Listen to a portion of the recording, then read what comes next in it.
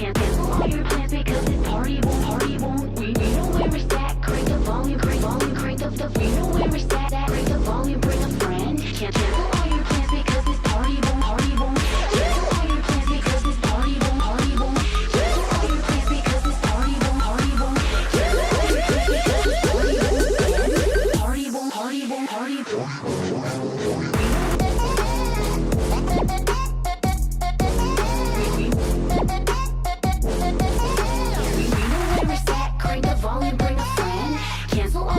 Because this party won't end. We know where we're at. Crank the volume, bring a friend. Cancel all your plans because this party won't end. We know where we're at. Crank the volume, bring a friend.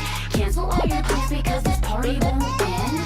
We know where we're at. Crank the volume, bring a friend. Cancel all your plans because this party won't end.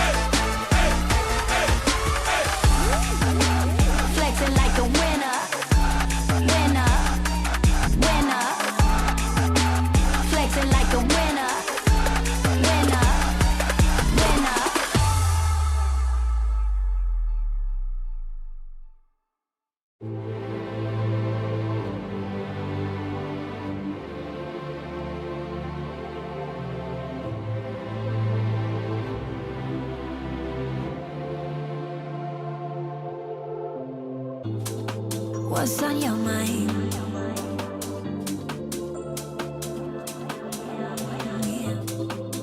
Can I read it from your eyes?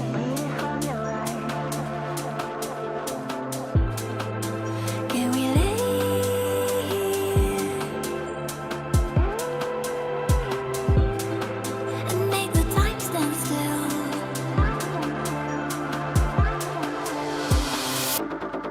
I wanna love you like nobody.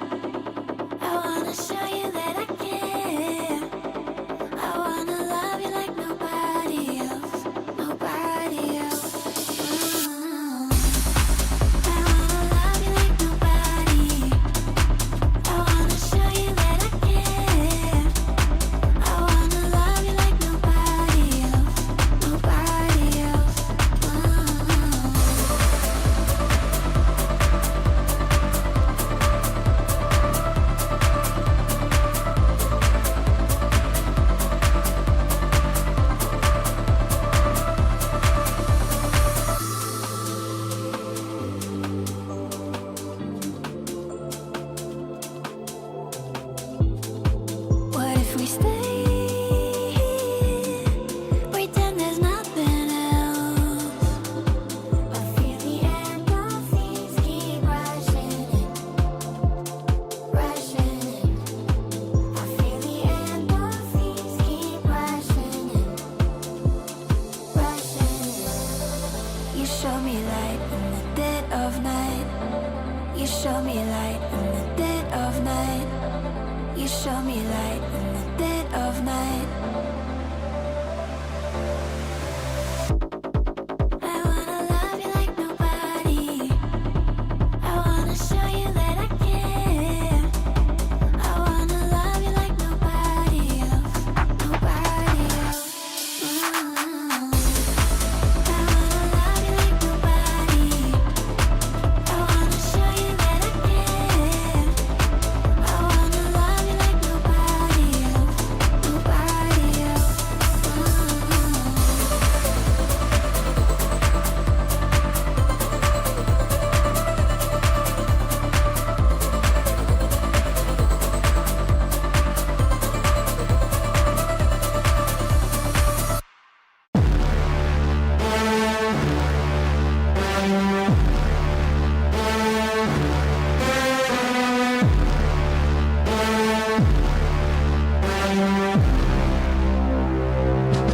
Yeah, my mind's at a different place. Hot trends don't make me chase.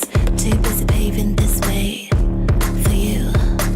My words have a different price. Exclusive, you can't subscribe. Save up if you want advice. You do. If you come at me, you better bring your A game. Step it up, step it up. If you think you got this, don't you hesitate. Run it up. You can't compete with someone who doesn't play your game. You can't compete. Can't you see we're not the same? My eyes get a different view. Big dreams you cannot subdue. Watch and learn a thing or two. You do. Climb into a higher plane. Get smaller with every aim. Watch me as I take that reign. You do. If you come at me, you better bring your A game. Step it up, step it up. If you think you got this, don't you hesitate. Run it up, yeah. You can't compete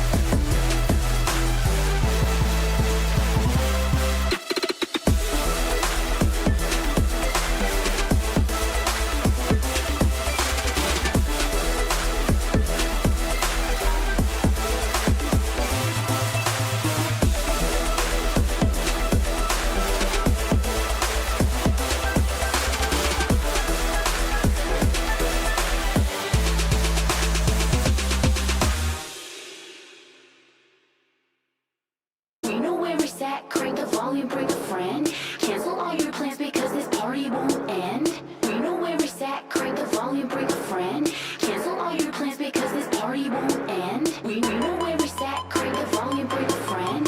Cancel all your plans because this party won't end. We know.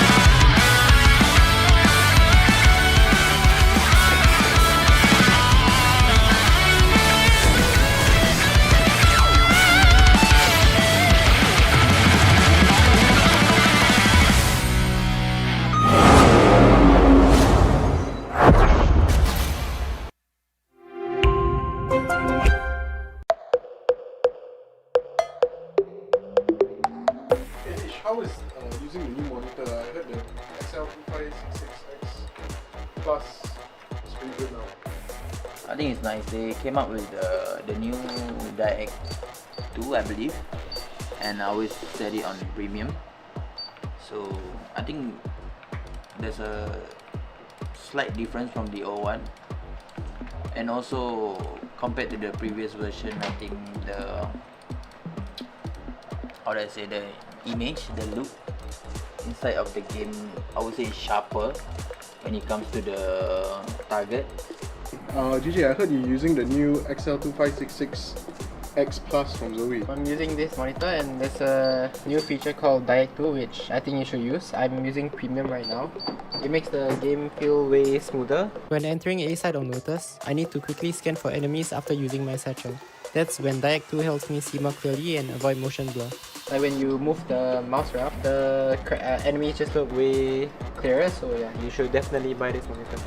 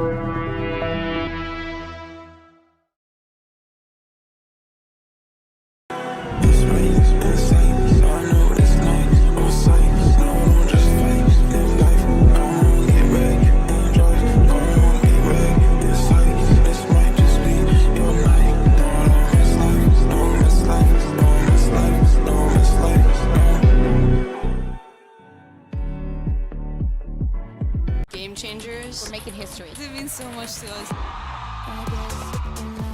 The beauty of gaming is it doesn't matter who you are, but as long as I'm good enough, I can go as far as I want. 全世界都会知道我们的厉害。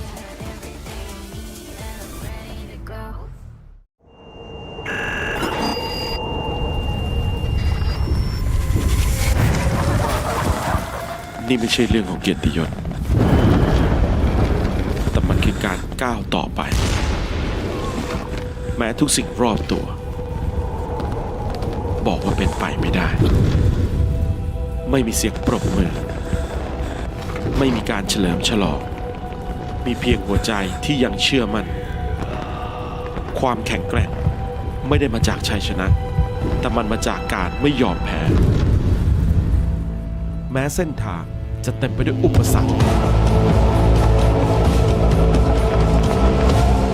บาดแผลไม่ใช่ร่องรอยของความพ่ายแพ้แต่เป็นเครื่องยืนยันว่าเราก้าวข้ามมันมาได้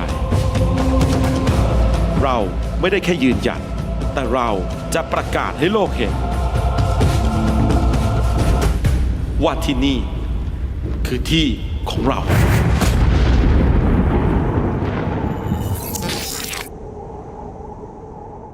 Today is episode 2 and we're going to be talking all about fakes in Valorant.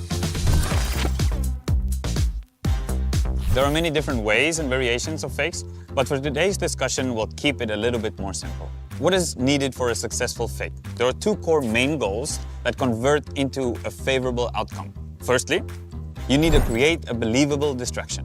Secondly, within the distraction period, you need to make it closer into the opposite spike site by beating the rotation. And all culminates into an ultimate goal is to have as little defenders on the intended site as possible and as many on the faked site as possible. We're going to take a look at E-King and one of the rounds they faked against Motive on Ascent and what they did wrong, what they did right. To create a believable distraction, creating conditions and showing real executes beforehand really add to the legitimacy of your fake execute later on. For E-King, they did create that condition the two prior rounds in round 7 and 8, and then on round 9, they tried to go for their fake. E-King show heavy utility into the main as well as the site and make it look as similar to previous real A-site executions as possible. They even add the Sova ult to sell their story. They end up not being able to pull off their master heist of getting into the B site, and let's take a look at why. So, to break it down, there's a couple of reasons why. Cypher is playing A and his tripwires weren't broken, and neither his camera, because no one actually went into the A side, and Sova did not shock dart the traps in front, and his ultimate also did not angle towards the trips to try and break them at the choke point. This takes away from the credibility of the A execute E-King is trying to create, invalidating goal 1. Because the traps are not broken, Wele here in B main has no reason to rotate over towards A and can keep his position and prepare for enemies coming his way. Yoru will now teleport right outside of B main, but the Wele is still close enough to hear the gate crash sound, which allows him to be ready for the push, getting 1 kill and having enough time to throw his saturate as well. The spacing between the teammates from E-King is also not as good because they're too far away and it's pretty hard for them to consistently trade, even though they do get the trade in this scenario. In this round, the defender Sova also has his ultimate online. Experienced Sova players will always position themselves in areas of the map to be able to use their ultimate early in case of a fast execute from the attackers. That was exactly the case here, where Styron starts on B main, ready for B main, and then moves to market once the A rush seems plausible. He rips his ult and doesn't tag anyone, most likely communicating to his teammates that there's a possibility of the fake A ongoing. The defending Omen also has a rotation cheat code available, his ultimate. That's something to always keep track of when you want to call a fake round. Often Omens could teleport to your intended site after they realize the original spike site, A in this example, was a facade, and that makes goal 2 of beating the defender rotation that much more difficult to achieve. There might be another thing that you actually noticed as well. E-King have the spike on Sova on A. He's way too far away to make it to the B side to not invalidate rule 2, which was to make it close or into the intended spike side while the defenders are still distracted by your fake execute. For this one, I'll give E-King the benefit of the doubt. There's a potential where they wanted to go for the double fake, so we're just using the round as a sample and just to talk about fakes. E-King was not successful in achieving the first 2 goals, which is needed for a successful fake, and therefore we see them not be able to convert this round. And to wrap things up, there's a lot of reasons why this particular fake round is extremely difficult to pull off successfully. We're looking at the Sova, Omen, and even Cypher ult, which could all potentially expose your fake. Thank you very much for watching. That is it for today's episode of Win or Why on fakes in Valorant. But I hope you guys could understand just a couple of the basics that we talked about today. We'll see you again in another episode shortly.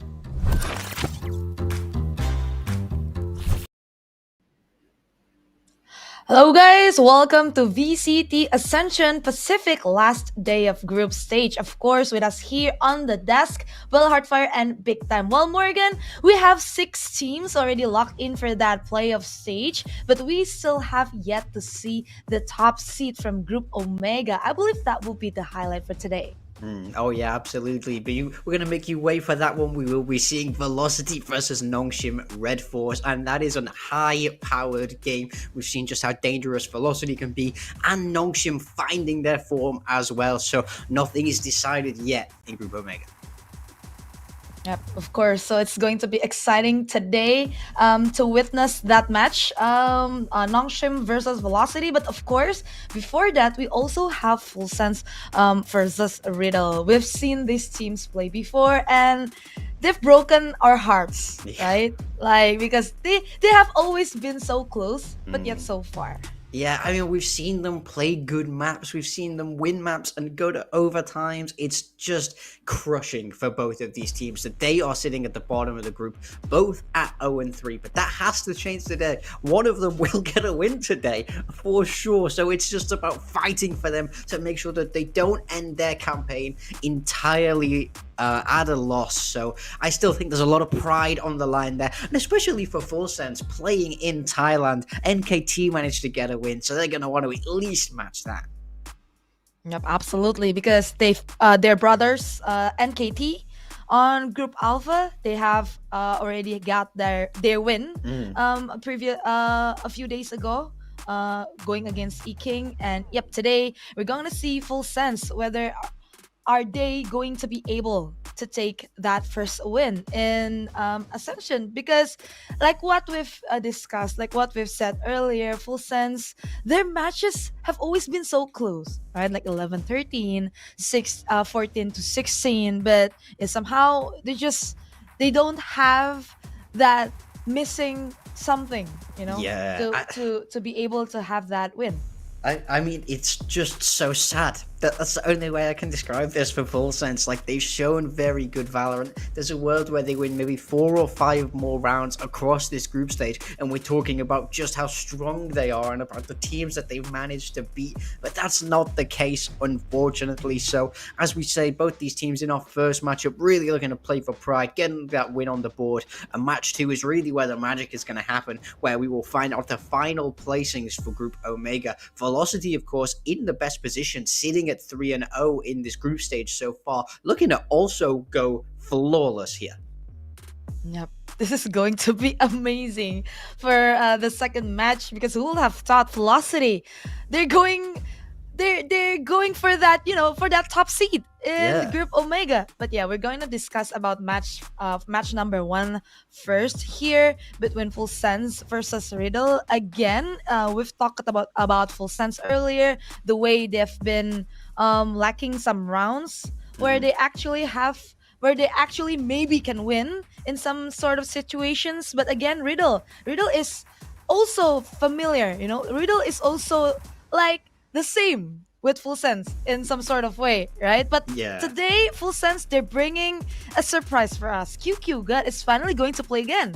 Yeah, I mean, look, I like it when, you got that 6th guy on the roster. We've seen QQ be playing through all of Challenger's SEA, so now when this game, there isn't the stakes on the line in the same way. They're giving him a chance, going, hey, you deserve a shot to play on this Ascension stage. He's stepping in for Sephiroth here, so I really like this move. I think it's a good way to sort of spread the ball around in a way and just let everybody have their own chance to shine before we move into the kind of off-season and ultimately into next year. So I think that tells us a little bit about their mentality, where they want to have fun this game. They just want to play without that pressure, and ultimately they're still going to be trying to find a win, but it's not at that same cost as we've seen for them earlier on in the group stage. Yep, absolutely. And we have the map's history for Full Sense here, even though it's 0% for Haven, or for one more map earlier just now. But we need to see like inside the match, right? Inside the map during the games, it's different. It's like what you said earlier. Maybe other day Full Sense can get the win. And yeah, we have Potter here as the main duelist for Full Sense.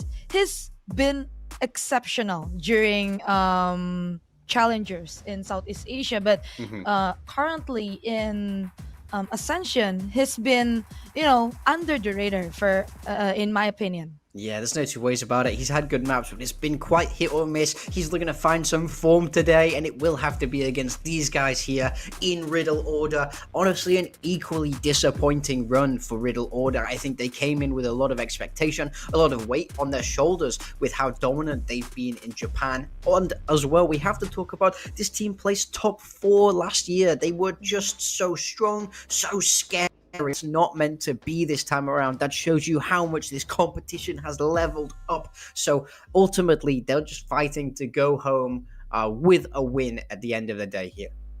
Yep, absolutely. We have Minty as well here for Riddle. I like how this guy play. He's very mischievous with his Omen plays in some of the maps, but yeah, like what you said earlier, it's just not enough for Riddle Order. And same here for the map's history. We're seeing a 0% in Haven, but when we saw them play like some days before, when they're going against Velocity, it's going the extra mile, right? It's going like 13-16. So actually Riddle Order is quite a strong team, but they just lacked something important to win a map. Yeah, absolutely. I mean, I think these two teams are incredibly similar in this respect, where they've managed to go so close to being strong teams. If they're able to get those rounds, like you say, if they're able to close out these overtimes, they get the wins on the board. And then we're saying very different things about them here on the desk. We're talking about how optimistic they can be as they move towards playoffs, but it's not meant to be. I do think Yatsuka here is a real bright spark for this Japanese team. We saw Ewok put him in the scouting report, and I think especially on this deadlock, I really did enjoy watching him play it. And I think this is a player with a lot more potential that I would love to see move up to the Japanese scene, and who knows, maybe even have a shot over DFM or Zeta Division in that top level. I think he could definitely be ready to go there, but ultimately it's just not enough this Ascension. The level is just too tough. The competition is insane here, so despite Yatsuka's best efforts, they're still sat down at the bottom and winless, unfortunately. Yeah, I have to agree there. This Ascension, somehow it's been a lot of surprises. It's been a lot of exciting games, close matches, and just like the title of Ascension this year, right? Come take it. If you want it, you have to take it for your own. Yeah. So like I got a feel for both of these teams. I got a feel for Riddle, for Full Sense. Riddle especially, they've, like what you said, they've had a good record last year. They have a good record in Japan, but in Ascension, they're just gonna get hard treat by some of the teams going in here Yeah. with extra preparations. But of course, we have to see the map veto for both of these teams. Riddle. Ascend is one of the maps they don't really like. Corrode as well for Full Sense. So yeah, it's just natural for both of these maps to be banned. Yeah, I think that's very expected. We do see Riddle Order pick up Haven, as we were just talking about. They are 0-2 on this map here in Ascension, but both games incredibly close, and we've not seen it yet from Full Sense. Full Sense deciding to pick Abyss. Now, this is a map we do not see from Riddle Order. I think we last saw it back in February. So they're just kind of throwing a curveball here, trying to catch Riddle off guard there. So it's hard to know which way that map's going to go. Yeah, absolutely. And Haven, of course. Talking about Haven, Full Sense. I feel like this is going to be a double duelist as well for Full Sense, because the last time we've seen them during the Southeast Asia Challengers, if I'm not mistaken, they've been using that double duelist. So yeah, this is going to be a very aggressive map for both of these teams, because Riddle have been going with that double duelist as well, Waylay and Neon from Soldom. So the thing is, the thing that I'm most excited about for this match is which team will be able to break through that curse, right? Yeah, will 'cause- be able to break through their difficulties on winning a map. Yeah, you're totally right. Because, I mean, that's the thing, is one team does have to win at the end of the day. So I do think it's just going to be about who has fixed that issue, or being able to close those late round scenarios, about being able to close those rounds towards the end of the game, especially. I think composure is really the name of the game in this first series. And I think both teams just want to show that this is something that they are able to do. And as individuals and players moving towards the offseason of 2026, you want to know that you did have the capacity to close, even if it was, at the end of the tournament and it wasn't meant to be moving forward, but just to prove to yourselves that, hey, we're not massive chokers, like we can get these wins. It is so important for the own mentality, just to kind of keep them confident and believing in themselves as they move towards probably the most difficult period of the year in the off season. But like you say, I'm really, really excited to see who's going to come out swinging the most, because also when there's nothing left to play for, we've been speaking about this for the last few days, but some teams can really bury their head in the sand and fall apart. Some teams really come alive, like we've already seen that from NKT. So for me, it's just about who really wants this win more at the end of the day, who wants to prove to themselves that they have that capability, and that will be the team that takes this W. Absolutely, because we've seen, like what you said earlier, we've seen Eking going against NKT, and Eking with that much pressure, they'll just look like a different team, right? Well, NKT on the other hand, when they have no pressure, they were just cruising all their way. So I believe both of these teams, they will have a fun time, of course, in this first match, right? Well, where there is no stakes, so they can just play their hearts out in this first match. But of course, before we start everything, we want to thank all of our sponsors. We have Acer Predator, Intel, Zoe, Imperial World, TT Racing, as well as Syndome. Thank you so much for making this event possible. And back to our discussion. Yeah, we've talked about pressure. We've talked about cracking under that pressure, tension even. So who do you think have more pressure here between Full Sense and Riddle? I think Full Sense definitely carry a little bit more pressure. No, because there was two Thai representatives, two full Thai teams here in Ascension, and we saw how NKT they did manage to get a win over in Group Alpha. So I do think they see themselves as rivals. I don't think that Full Sense would be happy going winless, especially knowing that NKT did manage to get a win. And also, they're playing on their home turf. I do think that is very important. You don't want to disappoint all the people that came out to see you. I think a similar thing is true for Riddle Order. They're also a very, very popular organization over in Japan, so they don't want to disappoint the fans, but it is a little bit different because we are in Thailand. These teams are sat there in Bangkok right now, and for Full Sense, the chance to play in front of home supporters is so massive. I think if you use that crowd properly, it can be a real boost, and ultimately, these are people that really have been supporting the whole way through, even through the difficult parts of their journey. So just to get those fans a win at the end of the tournament means that they can all go home feeling a little bit happier, the fans included. So I do think Full Sense probably have a little bit more stress knowing where they're at and knowing that the fans are there for them than Riddle do. I think Riddle can be a little bit more relaxed. I think the thing about Riddle is they're just trying to prove to themselves that they are capable of much more than they've been able to show because of that expectation that they had coming in. But yeah, ultimately it's Full Sense that I want to see step up the most because I do feel like they don't want to disappoint everybody who's been supporting them here in Thailand. Yeah, absolutely. It's been heartbreaking, of course, for Thailand. But I have this. I'm just curious. In your opinion, what is the most effective way to handle, stress, pressure? Because we've seen teams unable to cope with that. I mean, I think the biggest thing is you got to be in the present in these games. I think the moment you start thinking about winning or losing is the time when you really start to get ahead of yourself. So I just want to see these players take it round by round, really be in the moment, and just enjoy playing some good Valorant. Yep, enjoy playing some good Valorant, of course. So we are ready for match number 1. It is Full Sense versus Riddle. Here you go.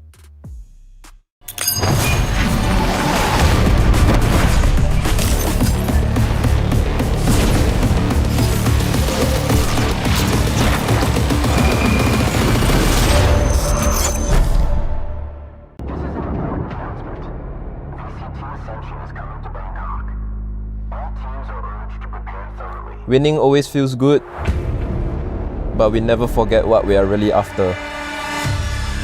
And here, we found what we've been looking for. 過去にとらわれずに、今この瞬間に集中する。戦いで負った痛みも傷も。だから俺たちは強くなれた. 아무도 우리를 막을 수 없습니다. 수많은 시험들이 있었지만 우린 늘 앞으로 나아갔습니다. 이제 우리의 시간이 왔기 때문입니다.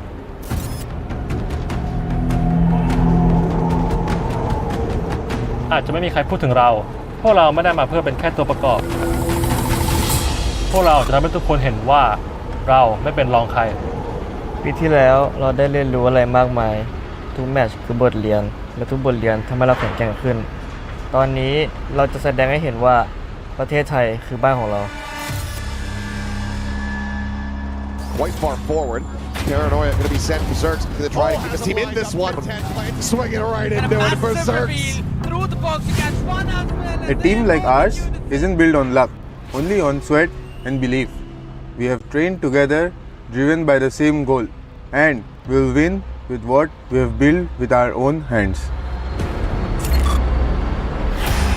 ผมมาที่นี่เพื่อไล่ตามเป้าหมายที่ผมไม่มีทางทำสำเร็จได้คนเดียวนี่คือบ้านของผมและเราจะร่วมมือกันเพื่อสร้างประวัติศาสตร์ We're not the favorites, but we're not afraid of anyone. Underdogs like us don't wait for chances. We create them ourselves. Our team is ready to climb back to the top. This is the path we've chosen, and we'll take it all the way. 우린 이 대회를 이미 제패해봤습니다. 그러니까 이번에도 못할 이유가 없죠.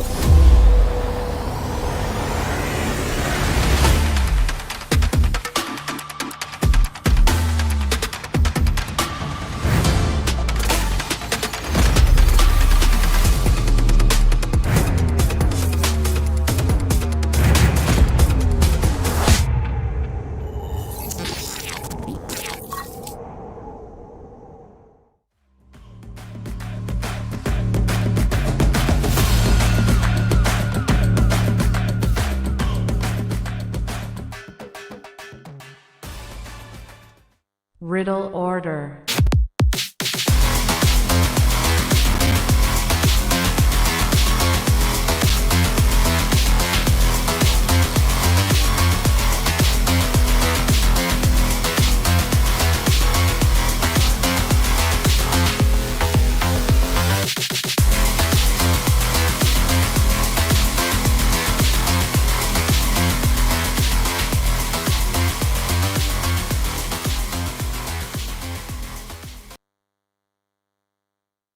Full Sense.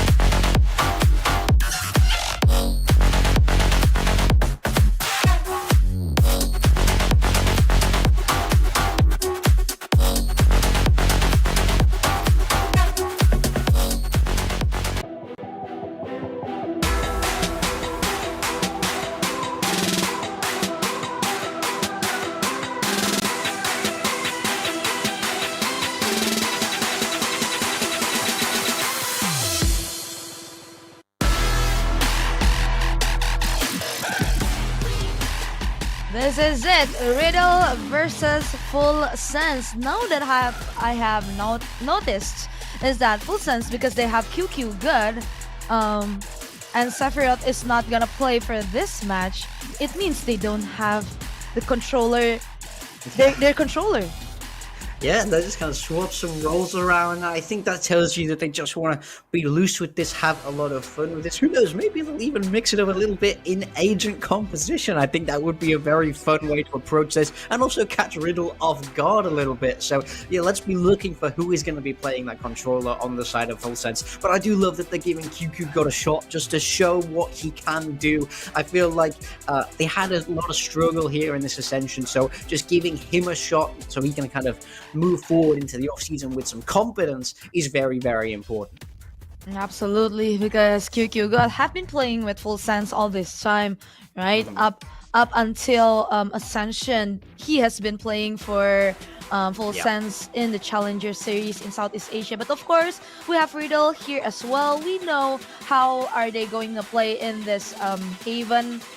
The way with that double duelist Waylay from Kaide, as well as Neon from Soldum. I believe we will see the same agent select again from them, but we never know. We never know. There might be also some changes from them. I mean, maybe. I feel like if you're okay with making changes here, like that is a perfectly fine thing to do. I think people can just try different agents, or mostly just pick what they find to be fun. I wouldn't be against that at all. I think there is definitely something to be said for that. Now we have the agent select coming in here, and on the side of Full Sense, they're playing this Viper comp that we're seeing around absolutely everywhere. QQ God will be the one on that Viper, with Leviathan taking up that Smokes role. Oh. Yeah, for Full Sense here, they're going to stick to their last Haven agent with that Viper going in, like the Genji comp. And for Riddle, no changes as well. Still with that Waylay and comp from them, because they have been good with this comp, right? Like the problem is not on their gameplay, but it's just how they're facing some of the rounds, unable to to close out the rounds. Yeah, I have to agree. I think Riddle's Haven has looked perfectly fine. They've played such close games. It's just these key big swing rounds, or they get ecoed, or they just takes one round to go wrong, and then things can really spiral out of control. So I just want to see some more consistency for Riddle and have them settle into the game. Absolutely, this is going to be fun between Riddle and Full Sense. So without any further ado, let's get to see who will get their win today. Is it Riddle Order or Full Sense? Of course, with our casters, Dax and Aserai. Thank you so much there to the panel. Here we are, folks. Final day of the group stage. The sun is shining. I didn't expect that to happen here. But, Aserai, it's all about getting that dub on the board, right? Unfortunately, for Full Sense as well as Riddle Order, their journey ends here today. But you want to bring home a win, right? And in the case of Full Sense, you want to at least show off that you can win on the tie stage here. We're gonna start things off on Haven. Yeah, absolutely, man. Again, you want to have that strong finish, I guess, just to make sure that you know, ending this Ascension tournament, you still have your heads held high. Yeah, I mean, you just want to stay strong here, my friend, and Riddle Order. As the panel has mentioned on the double duelist, Yatsuka into the backside here. Quick tap from Full Sense to try and fake things out. Kikuga though on the board. Yatsuka still holding steady. Great patience for him. And on Full Sense find the entry into A. They also put the lurk towards the spawn here and into the spike plant. So far it's just, again, great control from Riddle that you can see here. Seems nothing out of the ordinary, but there is Potter that is kind of far away from his teammates. So this might give a bit more leeway for Riddle to start retaking the site. Yatsuka will be taken down, but again, pressure is on from the defenders. Yeah, Leviathan is hanging back. Now Full Sense have the pinch, and QQ God, his first game on the stage. He's gotten 3 already. Kaide trying to, at the very least, bait up a few more isolated fights. He's gotten 2, 3 on the board, but Potter swings in, and Full Sense will win the pistol. Ooh, okay. That's a strong start for Full Sense. I was a little bit apprehensive about, you know, how it kind of panned out for them, but that kills that we saw here from QQ God, again, proving himself at the very start of this pistol, man. This is what we wanted to see. This was the team. This was the complete roster, I believe, that played in the finals, that had that 3-1 against Mode, if I'm not mistaken. And that's one of the things that, you know, I think maybe bring back, but we'll see. Again, just a strong start for the tie. Yeah, to be fair to Full Sense, right, this is the first time we're gonna see Apinia and QQ God together in their rotation, and QQ God filling in for the role of Sephiroth, when usually back in SEA, Leviathan would play the Omen on this map. So far, so good here for Full Sense.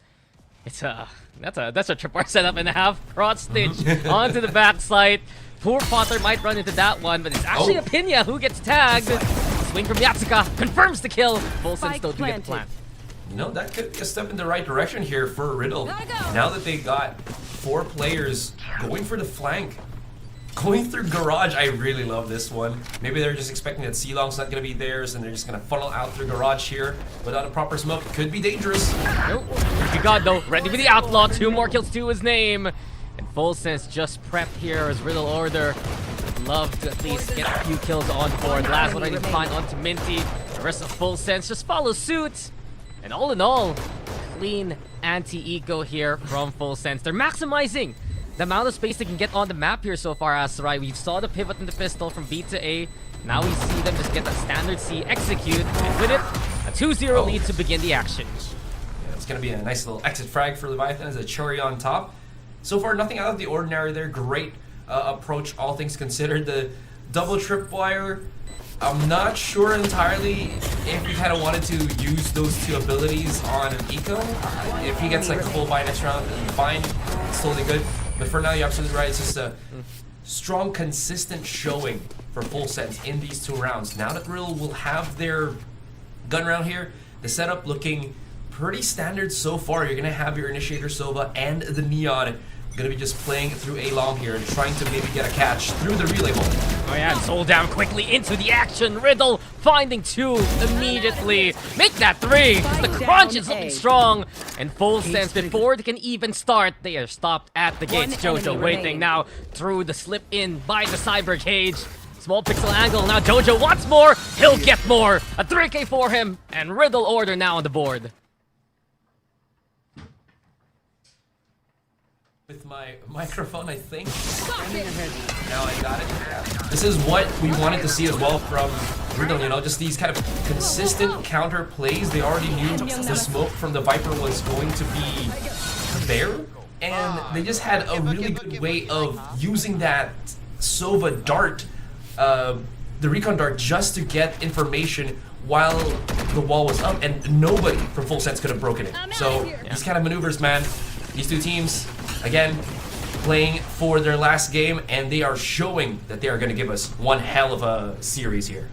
Yeah, I mean, they want to make a showcase happen at the very least. You want to bring home the dub. You don't want to be at the bottom of your own group. And I think for Full Sense, it also would be a little bit of a laugh if they have the same record as their fellow team, Team NKT, right, on the other in Group Alpha. So as it stands, Full Sense Now with the buys, Kyukugado left on the lurk and left alone, and fended off by Kaide. Trigger's gonna charge out. Okay. Okay, this is just absolute catch and touch and go from Full Sense here. And again, just having that propensity to just get the timing off of Riddle's rotation. Yeah, just suddenly a shooting gallery in middle. Targets show up. You have the Oile dashing in with the light speed. And as we go back into C, Tripwire broken camera, spots out Laz and Potter and their intentions. It's not too shabby for Riddle Order though. They do have that garage control here for Yatsuka. Timing's everything, but Laz has had a good tournament compared to his peers on this roster. Now Full Sense can get the plan. I'm out of here. So far, it is going to be a 1 versus 2 here, as JoJo has to, again, like you mentioned, play for that post plant. It is going to be quite difficult though because of that tripwire that we saw on long. It gives a lot of information for Full Sense that there is not going to be a flank from that direction. They're going to have to look onwards on garage here. JoJo though getting very close, not using the recon door just so that he doesn't give away his location. But Potter, very much prepared. Yeah, very quick there from Full Sense. And you said it, just the options limited for JoJo and where he can go was to slip one through towards garage. And this round got very scrappy here coming into the clash by B side. I think that's one thing I want to point out here coming into this one. Both teams have these similarities. Both teams get hot early on. They kind of fizzle off. They can play very aggressive. You can expect some of these duels to happen more often than not. And Full Sense and Riddle, it's all about that challenge. Whoever falls first in the series, whoever folds first rather, and starts playing passive, you gotta wonder if that could be a strength, a weakness. Right now, Full Sense playing into window again.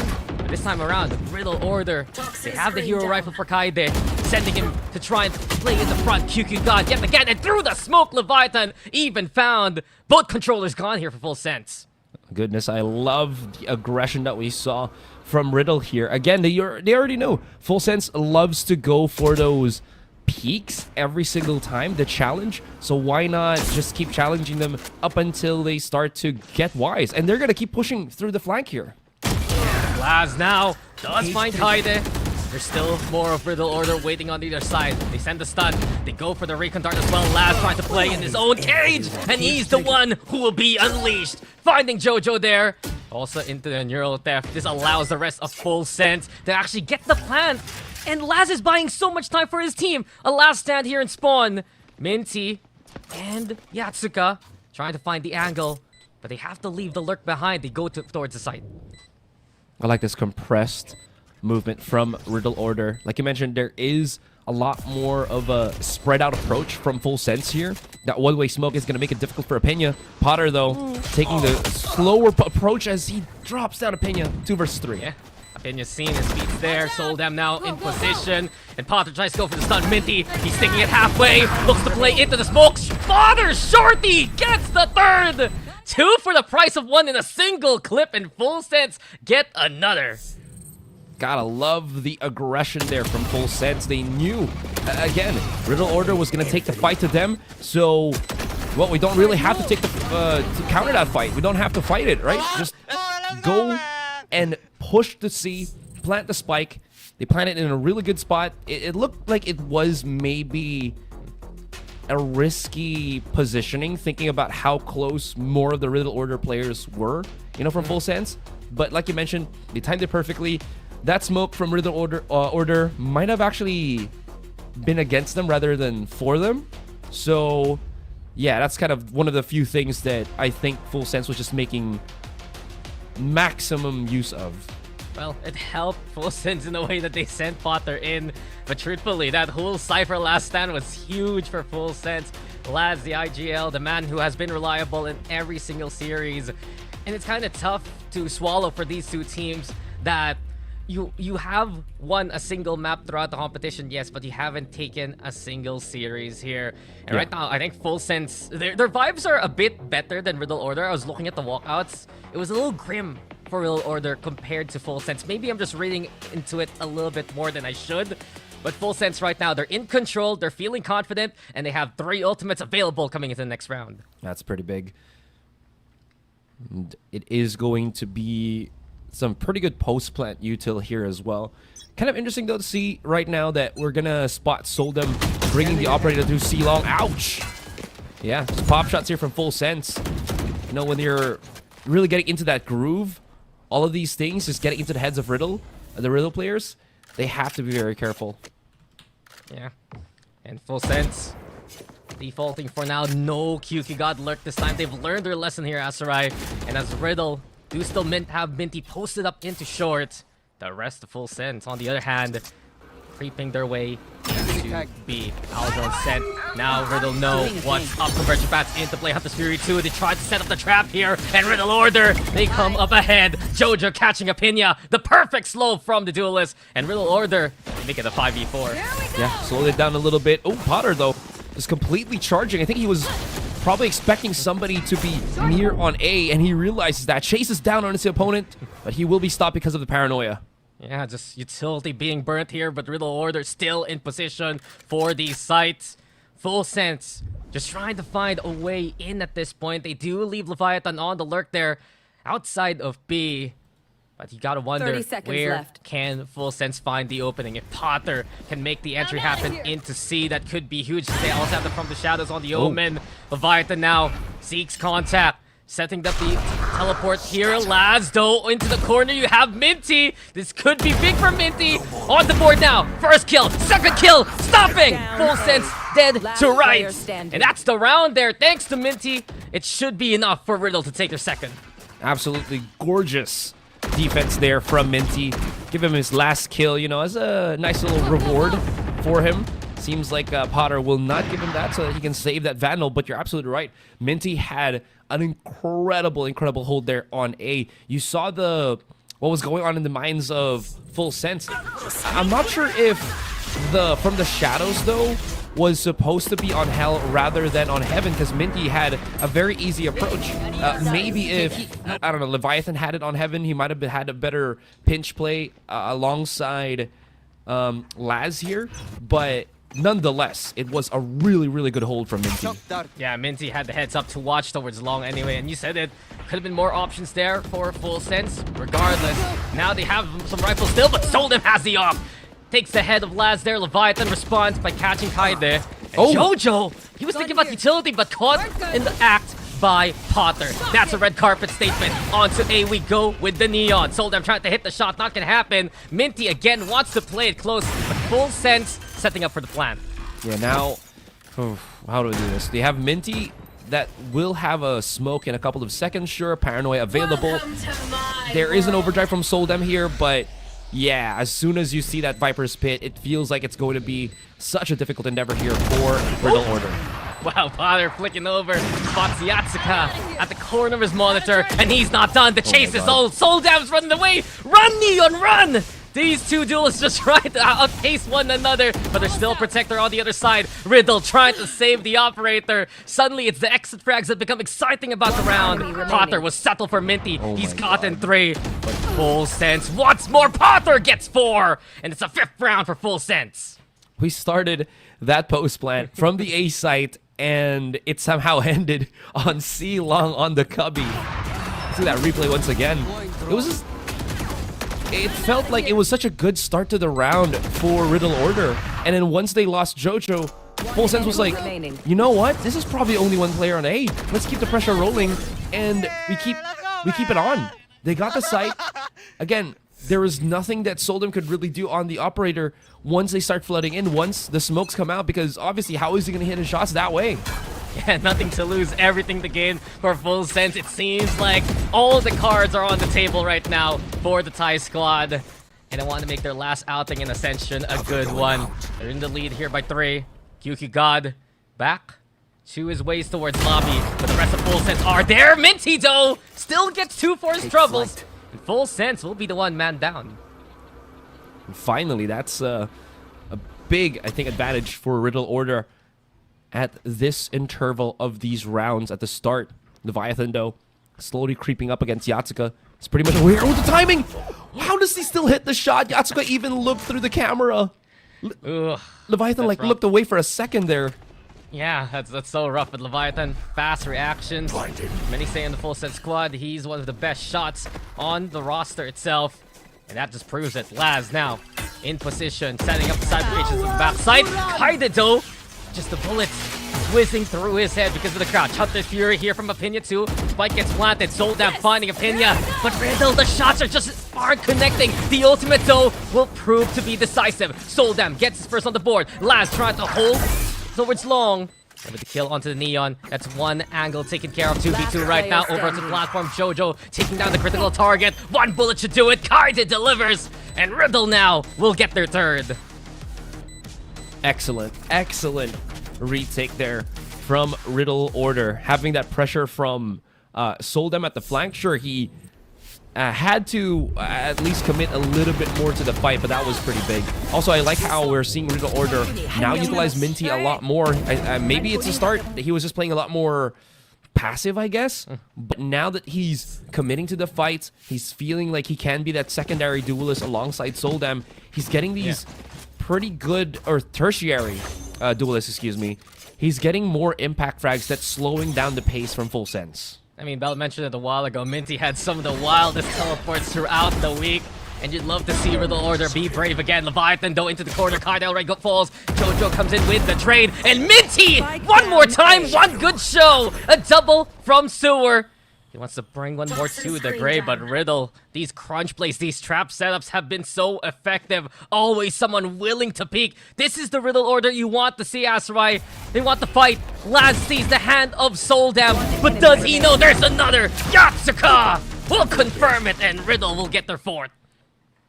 Man, I have no words, man. It just seems like Riddle Order are starting to get that steam up, and the one that is serving the dish has got to be again Minty here. Like you mentioned, like he's 4 kills just a while ago. Now he's like 6, nearing, I think that was Kaide and Soldam's overall knockouts. In any case, this kind of approach is what Riddle Order want right now. Full Sense, I think they're kind of on a sensory overload, maybe overcommitting to the fights here. They're like, oh, we gotta kill, maybe we can rampage through this, but because they're frantically trying to regroup or something of that make, Riddle Order are able to find something in the middle just to get those kills.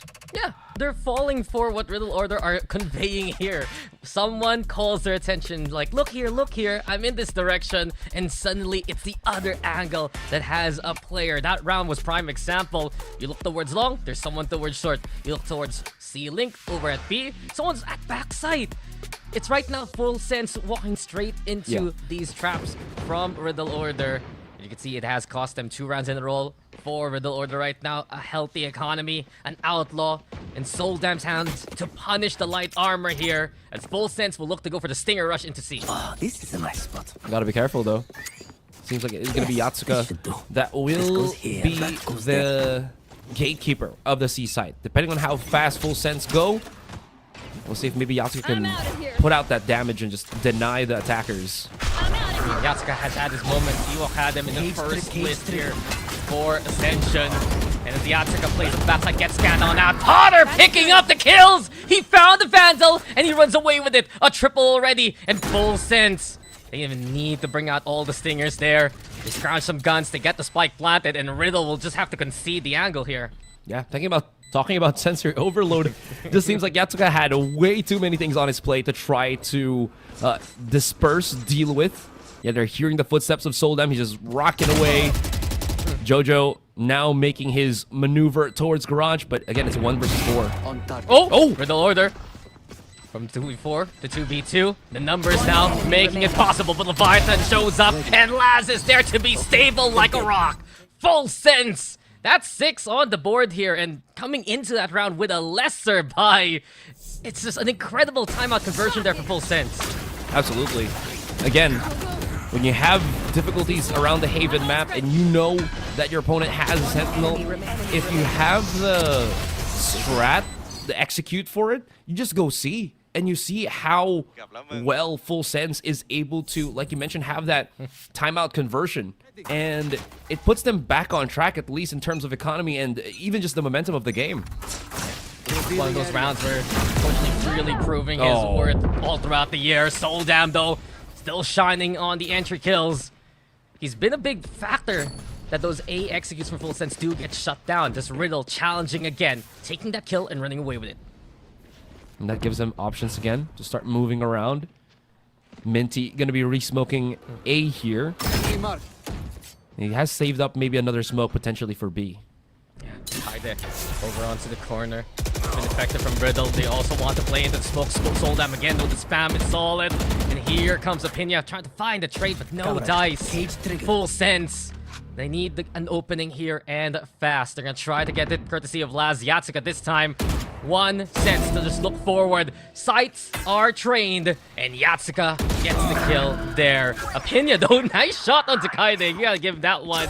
But at this point, Full Sense, they're hobbled here, and their positions, it's known. Minty in position, can't find the kill onto QQ. But nonetheless, Riddle are all over the map, and eventually they will choke the life out of Full Sense. Yeah, there was no comfortable positioning there from the last two players of Full Sense. Like you saw, Minty was still on short. They were pretty much aware that that is a possibility.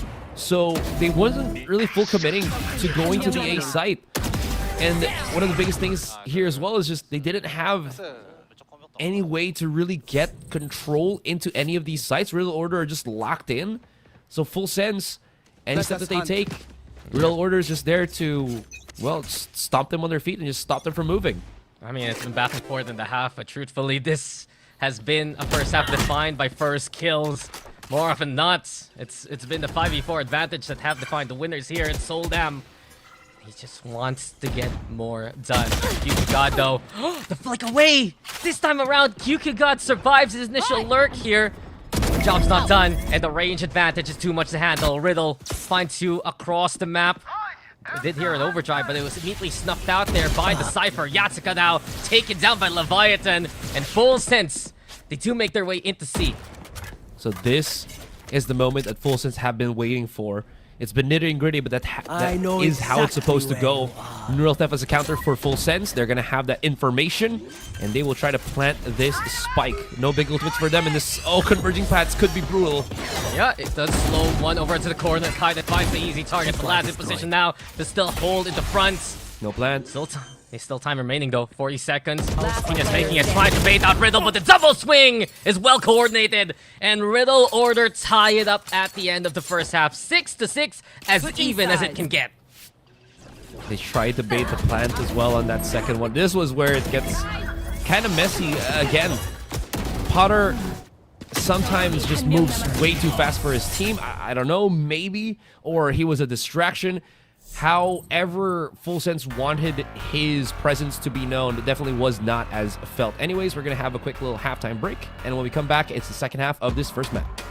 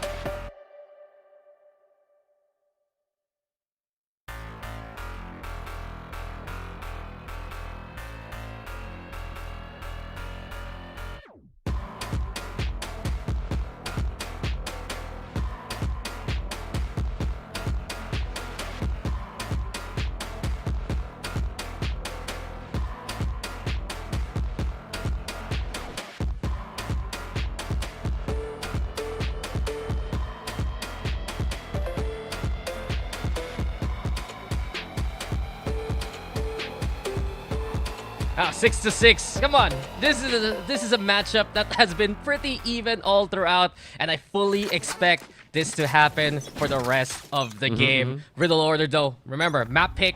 They're on the attacking side now, and immediately from the get-go, pressure's on from the window. And Potter's the one who has to receive Kaide, trying to find the angle, the light speed, over onto the corner. And Riddle trying to set up a quick plant here, but there's the fight. Refract away. Riddle will have to give it up. Yeah, they just pushed him back. Seeing that wall as well from the Viper, they can't really play a farther angle as well on the fight here as Kaide gets the kill. Kaide gets killed by Potter on middle as he was transitioning. Still, this has allowed Riddle to enter this A site. Gotta go. Not too much damage. Oh, and immediately Potter comes in, making over onto the corner. Riddle Order still fighting. Jojo cancels the plant, decides to help out the team to a good degree. But no one's looking! No one's looking! Leviathan and QQ cross the lines, and that should be enough to X out Riddle Order. It's full sense with the pistol. That was crazy. So much smoke separating the back of the A site. I love how Potter's just like, yeah, I'm not letting you get away from me. He charges out, still gets the kill. I didn't even realize that. But yeah, look at that smoke that we saw on Graffiti. Just made it very difficult for Riddle to have a nice hold on the A site. And then inside the dark cover of Leviathan here, they just decided we gotta push through on this. No more rotations. Let's just keep this simple. Let's see if we can win our fights, which we have been doing the past rounds, and it just did not work, Dax. Yeah, Fearless full sense is a strong full sense. Potter 15 all throughout the game so far. He's gonna want to farm up those kills, get that overdrive as soon as possible. Brings out the Outlaw over at the anti-eco. But one thing I noticed from Riddle Order a while ago, they did play that lurk just to get into A. They were selling that fake over onto B. Just hedged their bets in that way. Concerning though. They sent out a shock dart into garage. You also have Laz tucked away at the corner of C Long.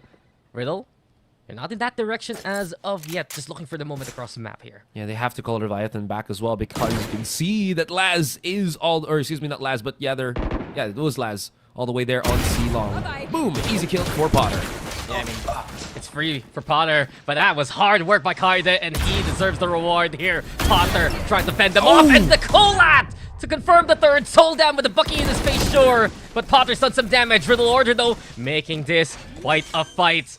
And actually, Riddle have the guns now. A Bulldog and a Bucky. But Leviathan, what was that shot?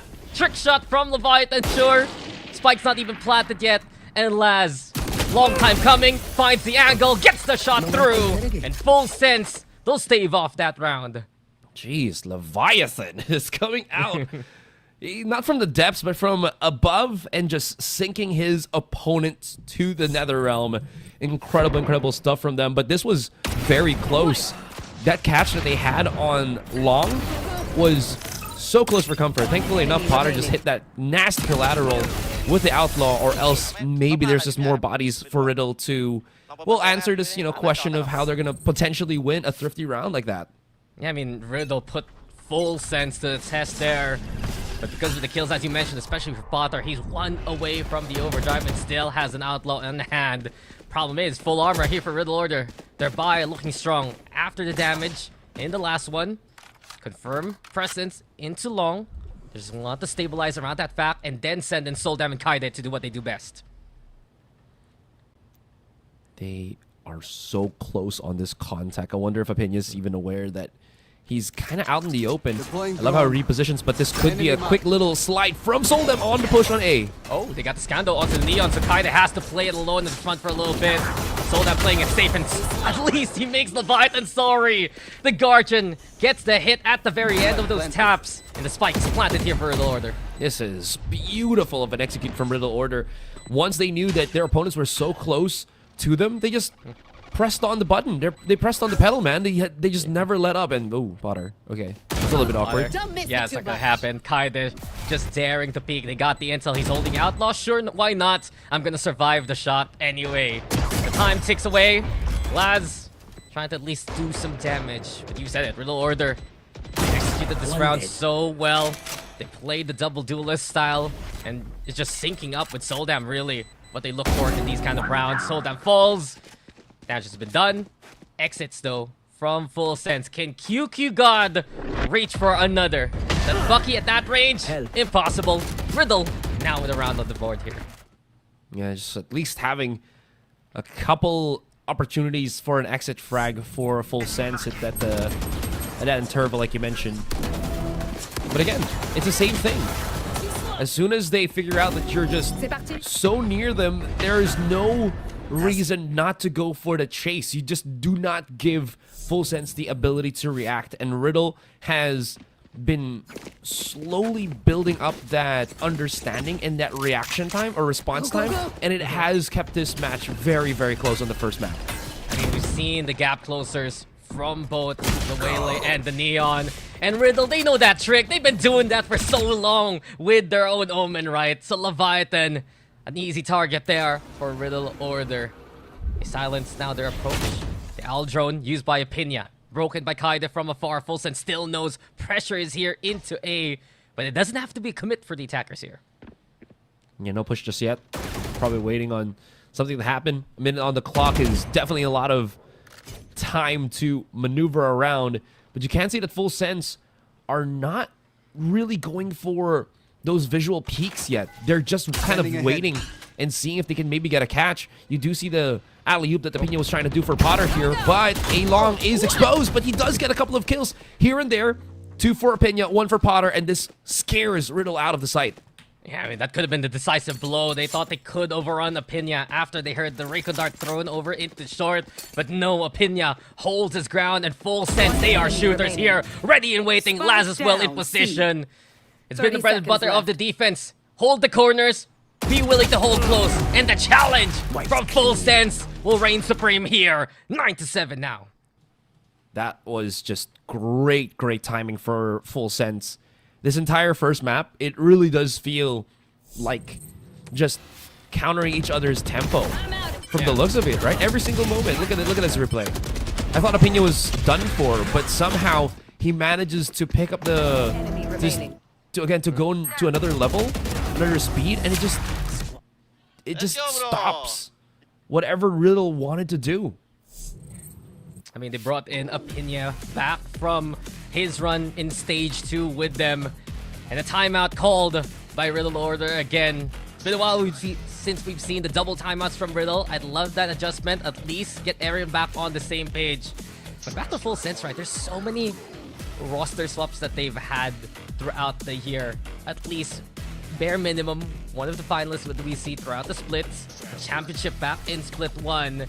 And they had Killua for a while, then they had Apinia, then they had QQ God. Now they have QQ God and Apinia together without Sephiroth.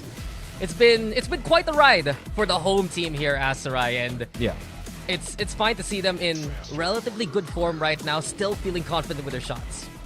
Absolutely. After what was a very, I guess, non-stop, taking L's against other teams. It is very good to see that they have that consistency locked down, and it's something to always keep looking forward to when you hear a team such as, Full Sense compete. I mean, the results have been slipping throughout the year, but Full Sense, you still know they're a force to be reckoned with. In position now with the gun advantage. Riddle, though, seen them work with these scenarios before, and Laz, he knows that his side is under duress. Fast lane into play. Here we go with the dashes too. Laz, he can't hit the shot through, and finally Leviathan able to work off the reconnaissance, but Riddle Order, they do get the kills anyway. Onto the site. QQ God, though, in position. Spike finally reaching the objective, but QQ God, it's all a matter of timing here. Apinia will send out the Owl Drone as well. Now QQ has to fight Kaide, but Kaide hits a deadly shot, and this gives Riddle Order a chance to pull this off. Convergent Pats avoided by Apinia. Riddle, they want to go for the double up, but now Jojo goes back to the site here. He'll hear that though. Apinia might get the timing. Sees Jojo! A free target here! It's all up to Apinia and Kaide! You can't afford to miss those shots. Apinia, look to punish that now. Low HP for Kaide. Apinia still healthy. In position again to try and go for the spray, and Apinia, he will deliver with the Zowie clutch. How does Apinia win those? I don't know what was the read for Riddle Order when they just called, when they were planning to spike. Did they think that he was just gonna wrap around, or what? I kind of get this fight, though, where you just see an exchange between Riddle Order and Full Sense, but this one allowing Apena to go to the C site unchallenged when your spike planner is planning the spike out in the open. I mean, I kind of get that, you know, you'll have a stronger post plan because many angles, sure, but Apena just doesn't care about that. Yeah, he just takes the direct path. Riddle Order perhaps overthinking things, and right now under the pressure of Full Sense, we go again. Smoke's being lobbed onto the side. Apena here stays at the corner. We've seen Soldam clear this corner before. He does so again with impunity. Kaide in the front. Riddle gets the plant. Spike planted. Aggressive TP from the Omen as well. Denied by Leviathan. Or excuse me, by Yatsuko. Does get some information though, but they have to wait for the entire squad. It's gonna be a 5 versus 4 here. With Jojo still having his ultimate, so he can just delay for days, and having that Hunter's Fury just be so good for the post plant. Yeah, cheeky fast lane there for Potter, but into the smoke. Kaide has been willing to challenge, and here we go again. The spray comes through. Kaide is good for the one before he's felled. Now Potter in position, but Riddle have the crossfire set up, and this is looking impossible to penetrate through. Laz will give it up. Save the gun for the next round. Soldam though doesn't want to let that happen. He peeks, he tries, but will be denied. And Riddle will at least get the round back here. It's gonna be 8-10 now coming into the next round. Yeah, it's just, again, a very, very tight game of back and forth, push and pull, tugging of ropes. You love to see it. Anyways, this one, like you mentioned, it seems like Soldam, as long as they can isolate that short position, he can always win that fight. And Riddle knows this, and they are making very much use of it. As long as they know that the front of the A site can be theirs with little to no effort, they're gonna keep pressuring this particular site, and you're seeing Full Sense want to counter that. Yeah, and Full Sense adjusts the toxic screen. Soldam has been using that against the opposition to get those forced 1v1s. And now, Full Sense, they do have to deal with the push into B. Scout here from Kaide. Now, uses a refract to get back into mid. Fury though gets the tag in the bag over onto Jojo. Soldam still in the front, wants the target. Apena! How does he survive these moments? Well, Full Sense, they'd be thanking their lucky stars, but the job's not done. Yatsuka has crawled his way into C. This could be a moment here for Yatsuka. Lazdo crossing through. Neither Cypher sees each other. How awkward this can be. And Laz the one to get the jump on. Job's not done. Laz will back away, but this is so many angles now here for Full Sense. Kaida's even scanned, challenging, denied by Potter. Up to Minty, but it just all falls apart for Riddle Order there. What? Just happened. Right? Yeah, between Yatsuka and Laz. Laz, he was opening his camera multiple times. I think he knew where Yatsuka was, and Yatsuka just had no catch, no idea how to catch him. And then Laz is just like, freebie kill, backs away, and then that. And then, of course, the thing that we just cannot, or we should mention, is how does Apena keep surviving? It looked like Potter was just giving up his teammate to the wolves. Yeah. It seems like Apena was the the K9 himself, the alpha. You know, there's full armor and there's Apena armor. Okay, the plot armor. The plot thickens. The hometown buff may be here for Full Sense at the last moment. And with it, Full Sense have really just gotten the jump onto Riddle. Hunter's Fury though here from Jojo. Trying to barely suss something out. Laz didn't expect the second peek there. Brings at least a neural theft with him to get the intel. But here comes Riddle now. Kaide looking to prime the dashes. Potter actually already leading the front end. No one's looking. No one knows that Potter's here despite the sound cues. Jojo and Widow. Jojo, where are you looking? He's right behind you. And Full Sense just dismantling Riddle Order again. Oh man, the mystery of how these rounds are going into Full Sense's favor. Well, Kaide's trying to solve it here, Asarai, but at this point, the 1v3 is looking tough. True, but at least he will get to plant the spike before anything else, realizing that his opponents are all the way right in front of him. Okay. I want to just keep looking at this minimap, what the rotation will be for Full Sense, and it's just to go straight to the spawn. There is a world where, okay, I think Kaide is Yeah, just timed out. I'm about to say, there was a world that maybe he lines up like 3 kills if he can hear them coming through spawn here, but he is unaware of this rotation. I mean, there is a possibility. Tied in now with the saturated. Oh! Wow! QQ God with the statement. Welcome me back to the server because despite the hinder, I will not slow down. It's full sense on map points. What? Okay. How are full sense getting away with these rounds? I would never know, man. Yeah, where was full sense? Where was this full sense? This is insane. Look at the fights. They just kept flanking, and then Riddle Order's like look at this. Just like, is someone beside me? I'm gonna check, and then bam, goes down, falls down. I'm surprised Jojo didn't even hear the sprinting Neon on the other side of the wall there. Yeah. Nonetheless, it's tough for Riddle Order. You know they want to try and bring a win back at least home to Japan, and they picked Haven despite some of the struggles they've had in Ascension. But this is also a playground for full sense in the sea region. They're accustomed to this map. They're ready for whatever Riddle throws their way. And now you get the standard A execute into the convergent path. Paranoia also gonna be played here. Apina still with a miracle kill, but Soldem finally with the overrun. QQ God though just dodging bullets. At this point, what can stop full sense? Riddle Order onto the A site. No plant as of yet because QQ God is lurking, lying in wait. Finally, the kill comes in. It's 3v3 here. Okay, I was about to say that maybe full sense just cannot do any wrong.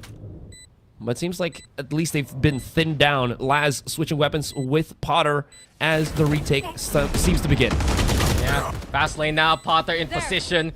And with Potter's movement, they get backside control. Leviathan with him. Full sense, they're doing it here. A spectacle to be made, and that's the show, folks. Courtesy of Potter. Take a bow, full sense. You're taking your opponent's map pick. 13-8 to kick off the series. What a show of force from Full Sense. The sensory overload definitely is felt here. Dax says it just seems like Full Sense were everywhere. Riddle Order, where were they supposed to look when their opponents were coming from all avenues? That was just there, right? It just felt like we saw how good of how good Full Sense can be when they have their setups work for them, and it works so well, especially in that second half. I mean, they're just slipping by at this point. First half, quite contested. 6-6, back and forth. Good counterplays there. Good traps, really, from Riddle Order, and them also shutting out QQ God's lurks towards A, right? But once it comes to the second half, I don't know, Chief. Everything was just Full Sense. The Valorant gods were smiling on Full Sense. They were getting away with things that you could debate they shouldn't be. Shots ringing faster, of course, the quick reactions from players like Potter. And this is the Potter you want to see on Full Sense, right? No fear at all, no hesitation, because you know they can get away with it. And that's exactly what Full Sense did throughout that second half. Yeah. I'll say, though, Riddle Order made a very good they've done throughout C challengers throughout the year, and a full sense looking comfortable on the home soil is a Full Sense to be feared. Great to see Apina doing well here as well. You know, those rotation changes in Full Sense has been a thing throughout the year, whether some players being picked up, whether themselves picking up players into split number 3. This is a Full Sense that is looking very happy to be here at Sarai, and I can't wait to see what we'll get into the second map. But because of that, we'll toss it over to our panel. Bella, Morgan, what you got? Full Sense finally able to show their true potential in this match. No stakes as well as no pressure. This is the Full Sense we've all been waiting for. They simply hit their shots, fluid with their adaptations, solid in their decisions and executions.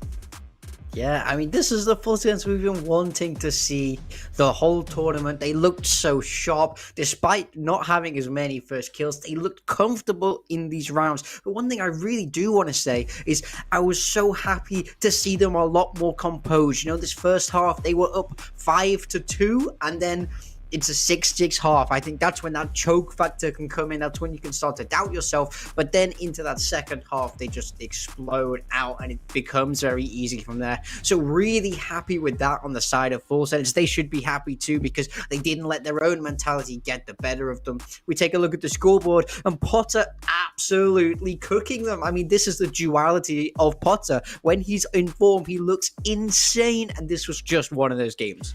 Yep, it means like our hypothesis, right, in the pre-match proven in this match alone. Like what you said earlier about Potter, he's been electric in this map in Haven. Meanwhile, Riddle, I feel like they showed another great gameplay in Haven, especially in the first half. But somehow, like the fighting spirit we saw in the first half no longer visible for them in the second half.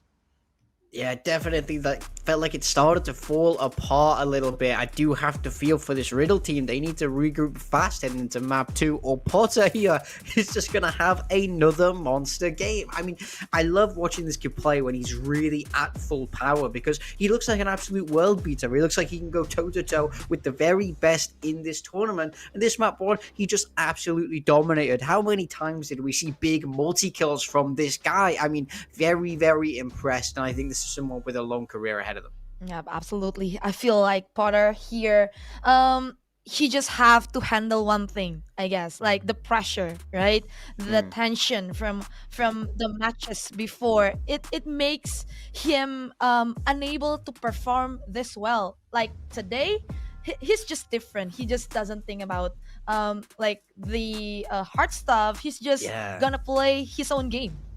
Yeah, I love that. I mean, especially on the duelist, it should be so freeing when you can cut loose. You can take your jewels, you can just start fighting the opponents. And especially if you're someone like Potter, who has the capability to just win so many of them. So very, very impressed with Potter there. And I'd love to see him continue this really sharp form into map 2 of Abyss. Of course, this is not the end for Riddle, as we still have map 2 Abyss coming up after this short break.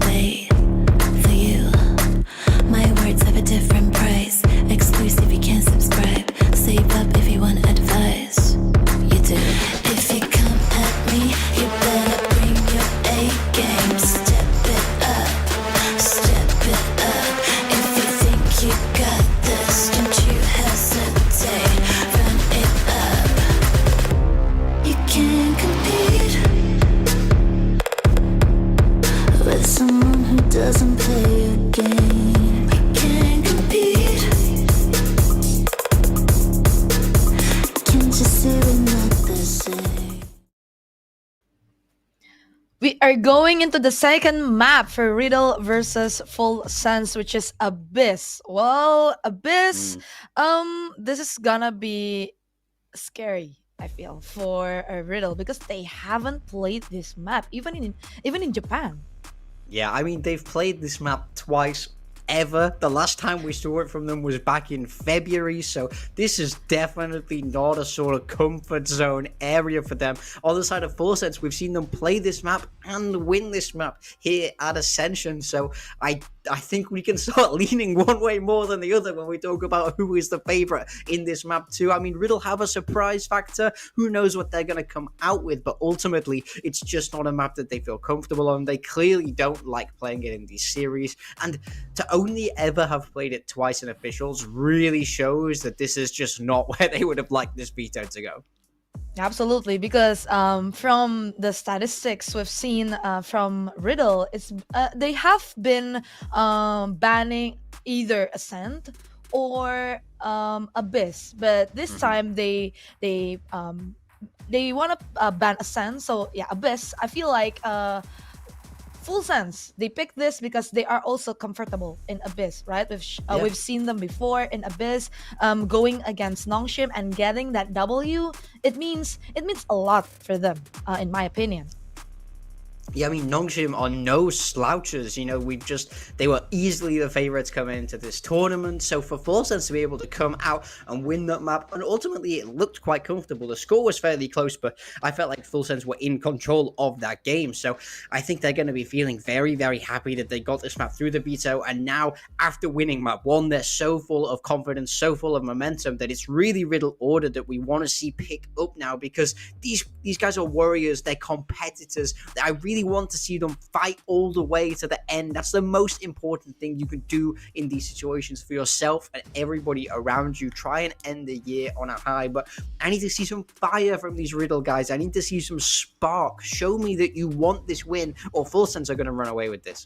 Yeah, because we've discussed it. We've discussed this on the first map, right? Like from Riddle, they've shown fighting spirit in the first half, but starting from the second half feels like they're slowing down, feels like they're losing their grip on this match, going against Full Sense. But on the side of Full Sense, I feel like what you've mentioned in the pre-match is that Full Sense, they are playing in front of the home crowd, right? They're playing in their own home turf. Feels like they have this feeling like they have to win, same as their brothers from Group Alpha, NKT.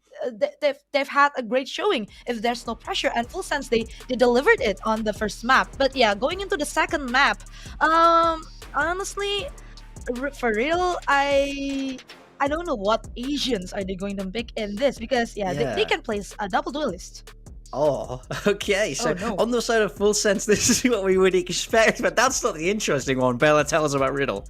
Yeah, Riddle, they're going to still with that waylay breach for Jojo. This is a standard Fnatic comp from Riddle. Yeah. This is an all-rounder comp from Riddle. Yeah, I mean, this kind of double initiator is not something we see too much these days, of course, unless you're Velocity. So nice to see them sort of adopt a little bit of a different style here. We got to look at this breach, of course. That is by far the most interesting agent here. So we got to look for it to use those stuns effectively, set up the waylay, and really just find some pace in this game. Absolutely. And so without any further ado, this is the second map from Riddle versus Full Sense. Whether Riddle, will they be able to get their win here and bring us the extra mile, or Full Sense will just close it out in a 2-0? Of course, with our casters, Dax and Azurai. Thank you there to our panel. We go into map number 2, and I guess for Riddle Order here, Azurai, if you can't beat the breach like Velocity has brought to the table for so many times this group, well, join them, right? Yeah. Jojo on that breach, Yatsuka with the Sova. Double initiator here for Riddle. Full Sense still sticking around with the Harbor pick that we saw them use against Nongshim and beat Nongshim with this composition. But the thing is, of course, with Kyukugod in the roster, he's the one playing the Harbor now here. You know what? Maybe, at least for Riddle's side, right? Having that breach allows Soldum to potentially have a farther way to have those easy chase to kills. So, I'm looking forward to High, that. mid, low. Okay. They got the full vertical spectrum there. Yeah, man, that's a tower and a half being built here, and it's good to see for Full Sense that flexibility for GQ God, because we were talking about coming into this roster, right? Both initiative players. He's the one picking up the controller role. And as of now, it's Laz who falls first. Riddle, good picks over onto that mid push. Also lurking Minty. That could be good. That could be great. Doesn't find the shots, does the damage though. So Riddle bit by bit chipping away. There you have it, Minty with confirmation. Yeah. Two of the remaining players here from Full Sense now coming through Link through the B site. Problem here is just that way too many opponents, and Soul's gonna be on the first contact here, and he's just gonna make quick work of them. Oh, okay, Leviathan fighting back. Yeah, crispy aim here from Riddle all throughout. And Leviathan, it's not just tough, it's looking quite impossible. Jojo, okay? You missed the stun, you don't miss the shots. And Riddle Order will get this pistol now.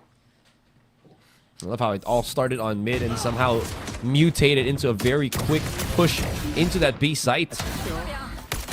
It seems like, yeah, Riddle had the great read to just pressure on the middle position, knowing that there's really not a lot of utility that you can use while you're on that pistol round, right? So yeah, having more numbers, it just means that you can just overwhelm with that, and it works. And it's good to see Riddle at least standing up a little bit, trying to get that hype going here. That energy will bring him so much success into the series, and that scan too is utter perfection. Yatsuka catching up Potter, and Full Sense called for the we're done round. Yes. That's how it sounds when they're, yeah, falling. You're really good at sound effects, huh? Yeah, I know, right? I could be a Foley artist. You could be a soundboard? Yeah. That's what they're called. Anyways. I've been thinking, like, you have those little touch pads. And then there's your face with different emoticons, basically. And then, okay. Another easy for Kaide. So, I'm a little confused. Full Sense, half the team decided to bail out. The other half still wanted to play for some reason. And there's a calculation there, man.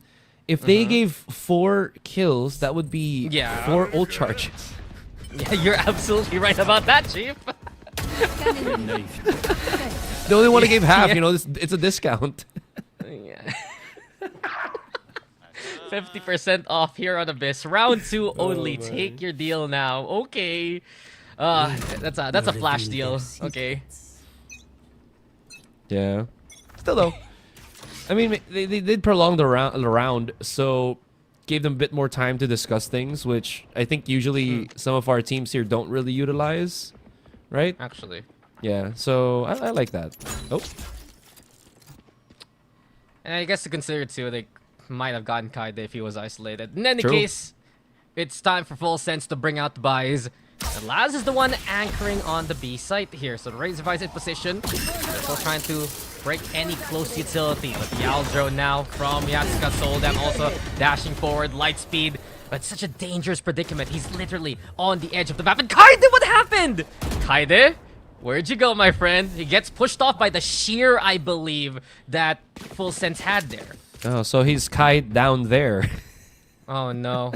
All right. You're getting your energy back, huh? You're making a your little funds, bit, a little bit. We're getting it. Oh, but Leviathan though is still Leviathan. Down, mid. He will get retraded though, but they're rather picked off for that revenge kill, but still pretty good in the end. Yeah, counter kill there from Riddle Order. Bit 30 by bit, seconds looking left. to work the middle of the map. Was successful a while ago during the pistol, but that has to hurt Riddle. They would be very suspicious of these next few rounds about that Vice setup. Potter though in position, and Potter pristine again with the aim. The double dare just sprays them down through the wall. Full Sense in control, and that's gonna be their first round on the board here. Yeah, pretty solid hold. All things considered, really have to see that replay on how what happened with Kaide. Where's the shear? It really is. Oh, there you have it. See, the shear just nudges him off. I think he nudged himself off. No? Am I crazy? Mid. I want the third person. It just looks like something got activated. Okay. All right. In any case, that was a very big blow to whatever Riddle Order were trying to do on the B site. They were probably waiting for the high tide to fall down, and then they have like a nice little pinch, right? Because he has a nice little pocket there. But I mean, all things considered, it happens. I mean, look at that. Still, the vice wall's there. So I'm just gonna chalk it up to that. I'd rather give credit than no credit to Full Sense. But in any case, that was just the Riddle bonus round. And despite them not getting much done, they do have the lay of the land now. Knowing about Laz's setup would be very important for the success here in the attacking side. Yatsuka, charge here, Leviathan, happy to hold close. The spray comes through box there. And with it, Riddle just getting that orb control. So they're looking to rack up as many ult points as they can. Try to farm it up for the Hunter's Fury into the next few rounds here. Yeah. I don't understand why some teams don't really do that often. Because especially when you're on these specific maps as the attacking side, there's very little chance for the defenders to counter you. And if they try to peek you, you have more numbers, you could probably just get a kill. And then, you know, you cascade that to a lead. A bigger lead, excuse me. Yeah, it does require a big investment from Full Sense to challenge those angles. And something Riddle Order has relied on for the round here. Soul Dam, though, struggling to find any kind of entry point. Now they have to do it the hard way. Kai's already been defined onto Apinya. Into the backside, though. Full Sense still having presence. Leviathan hindered, sure. Soul Dam can't find him. Minty does, though. And with it, it's now a scrap on the A site. No safe ground, though, for Riddle Order as of yet. Potter trying to spray through the smoke. Jojo repositions. And Potter even with another one on the board. Finally, spike planted. 2v2, goal comes through. Soul Dam, though, in position. And now, the Rolling Thunder. Does it bounce Laz off the map? No. Down to 1v1. Jojo thinking about the intercept here, but Laz with height. This could be a great angle. Jojo into the corner. Laz peeks, drops on down, and there's no escape from Jojo's wrath. It's Riddle with a third round now. Beautiful, beautiful use on that Rolling Thunder. I honestly thought that Laz would have just been booped off of the map, but it's not that, he's not that far off the edge. But still, there was an awkward, I think, moment here as well for Full Sense. Not this one, not the one versus one. You're absolutely right. Jojo deserves that W, that dub. But where it looked like Potter was not able to help out his team at all. I think he had a saturate which could have thrown and maybe have gone out because his teammate was just kind of caught at the back of the side with nothing to really fend off his opponents with. In either case was so awkward for Full Sense, but this is the challenge we've been talking about. And Full Sense, they do some damage traded here by Riddle. Immediately, squads cut in half. And with Kaide back into those ways towards mid, is Full Sense aware of it this time. Heard the door shatter, Apinya's pinging on through, and he gets the jump! He gets the jump onto Kaide! Sudden backstab when you don't expect it at all. Riddle, they do find an entry point into A, and that's why the rotation comes in from Yatsuka. Now, oh, his timing for Minty. Oh my goodness, Leviathan. These two have just great timings to just catch things. Yatsuka is going to be in such a dire situation here as he tries to approach through A main. Thankfully, he does have a recon dart and some time, but again, it's a 1 versus 3, and he has to try to get a first pick before anything else as he bumps up to the top. And of course, that's just going to be an easy win for Full Sense. Yeah.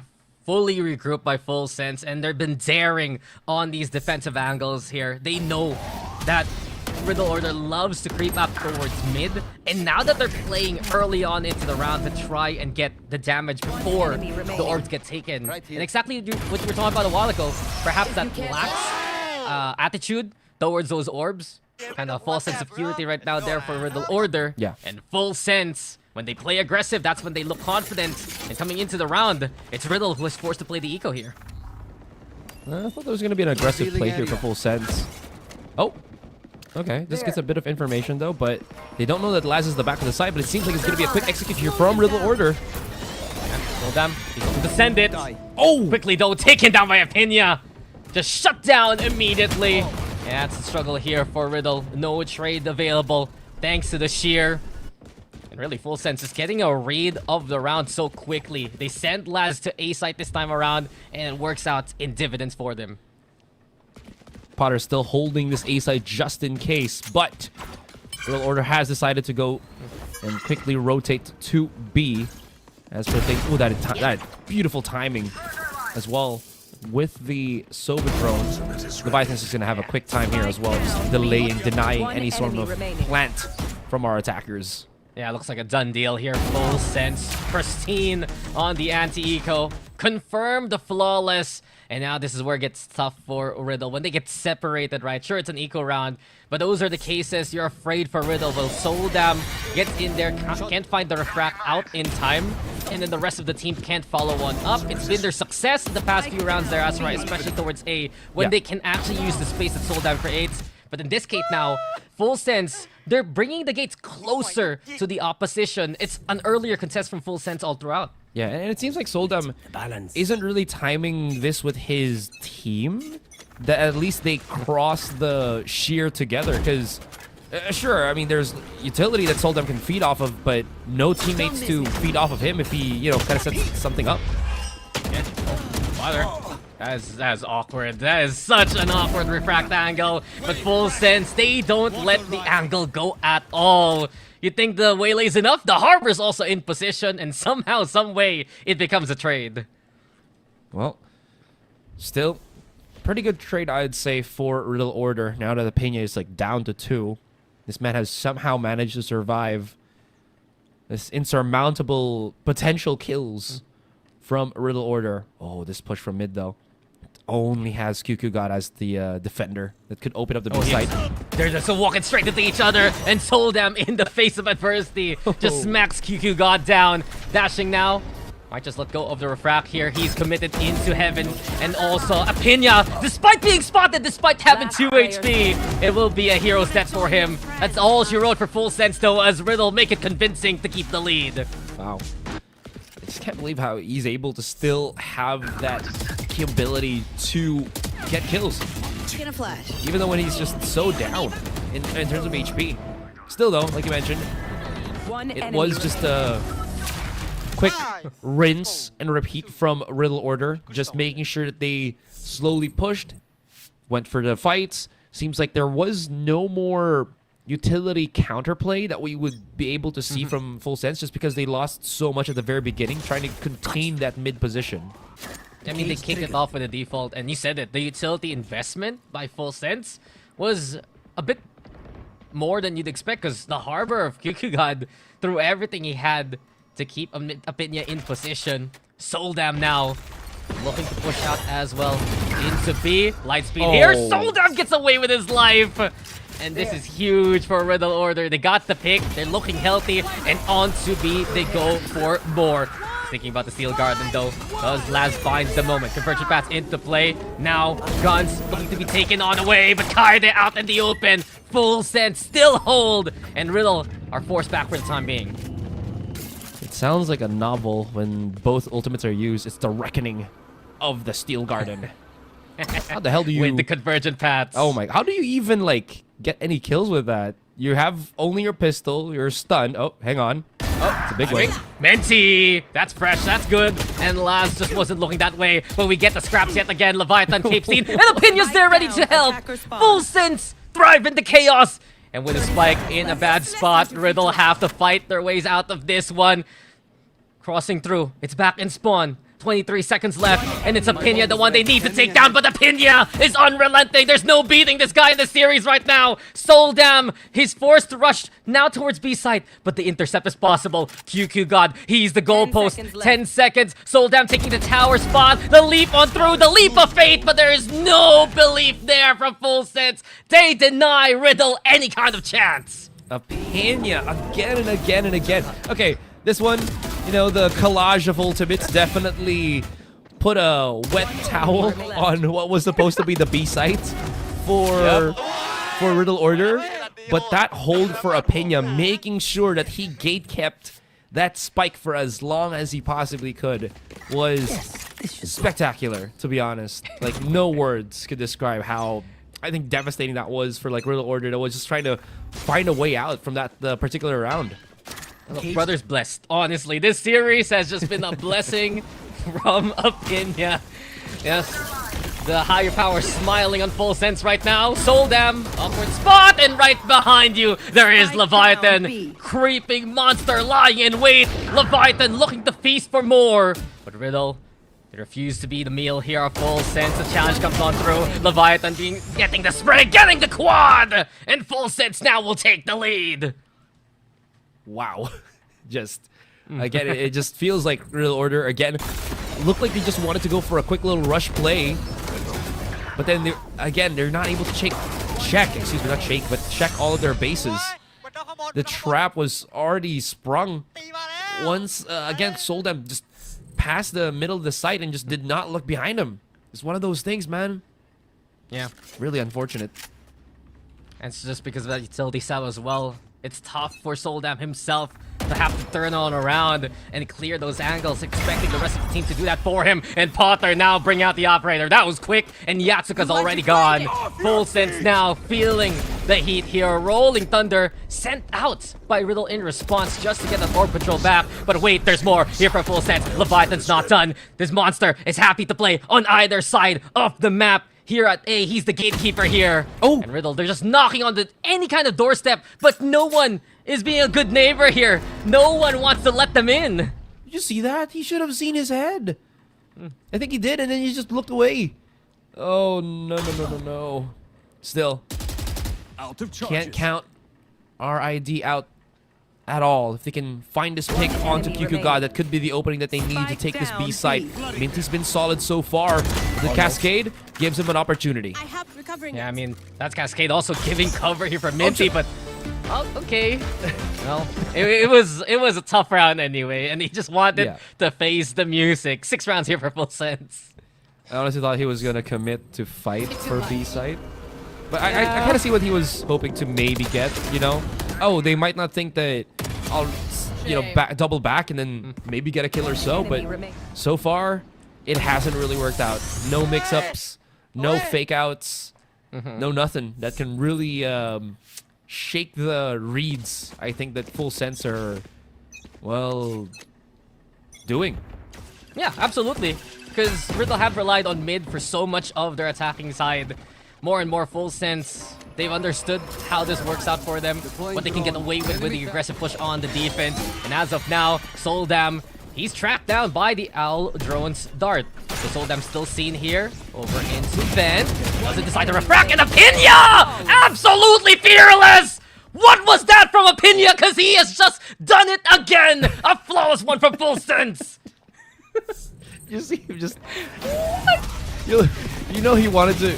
They're like, oh, you have your moment, but you can stand up now and do your thing, maybe shout, and he just like stands up and just sits down back. Dude, that's like humble king energy right there. It's like, yeah, I did that, but it's like, no big deal. Yeah, I love it. You love to see it. You love to see it.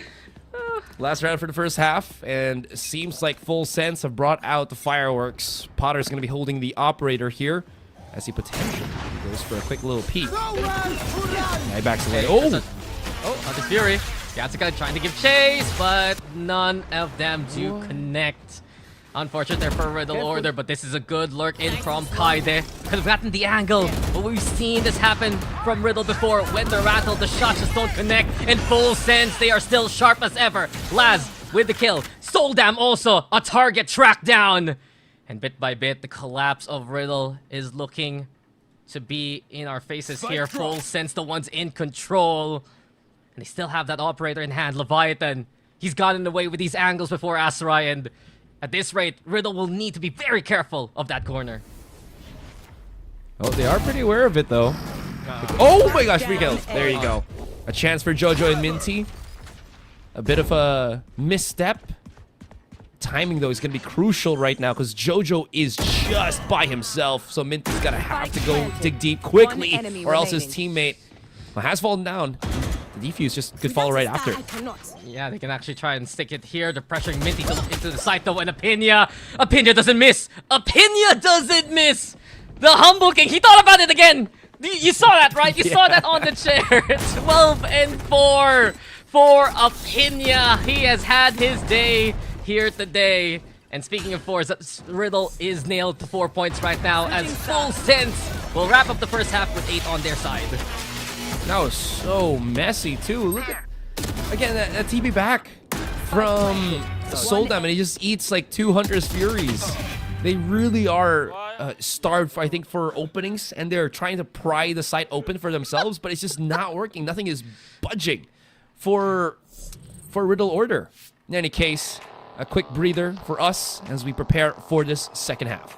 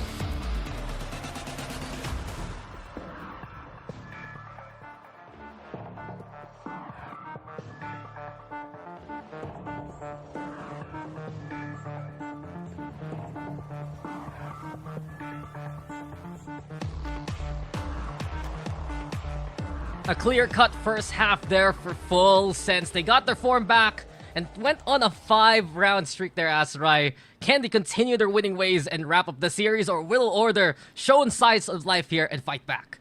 You know what? If Riddle can just have that mental reset and, like you mentioned, just have that pistol start, maybe. Oh my god. Wow, Sold out. Sold out. That's brave. That's brave. And Sold Out collects two. The collat comes in. Yatsuka as well in position. And Riddle, we've seen these plays even in the last map. Ready for the commit, ready for the trap. Leviathan though, slinking in, finds Jojo. And Leviathan's not done. Priming the paranoia. Gets the blind. Minty, a free target for Apinya. And Apinya, this is a bridge! Rename it at this point! He has done everything he can on that small bridge on A, whether on the attack and the defense. And Full Sense now. They have that backside, but then again, Riddle. Spike planted. Wait for the sound cue on the plant. Kaide, Yatsuka timing. Oh, Apinya getting away with the recon dart for now. Keep an eye out for CT as well, but Kaide finds the isolate find. Apinya with 15 HP, gets the kill there. Yatsuka on the other side. One bullet should do it. One bullet, that's all he needs. But Yatsuka feeling the pressure. Apinya still around the angles, but now just overreading the situation. Yatsuka confirms it. It's Riddle with his pistol. Gotta love Yatsuka and his ability to fake out. Like you mentioned, overreading situation for Apinya there. He heard the quote-unquote jump up, and then he just thought that his opponent was right above him. And Yatsuka's like, no, I'm right down here with you, bro. I'm grounded.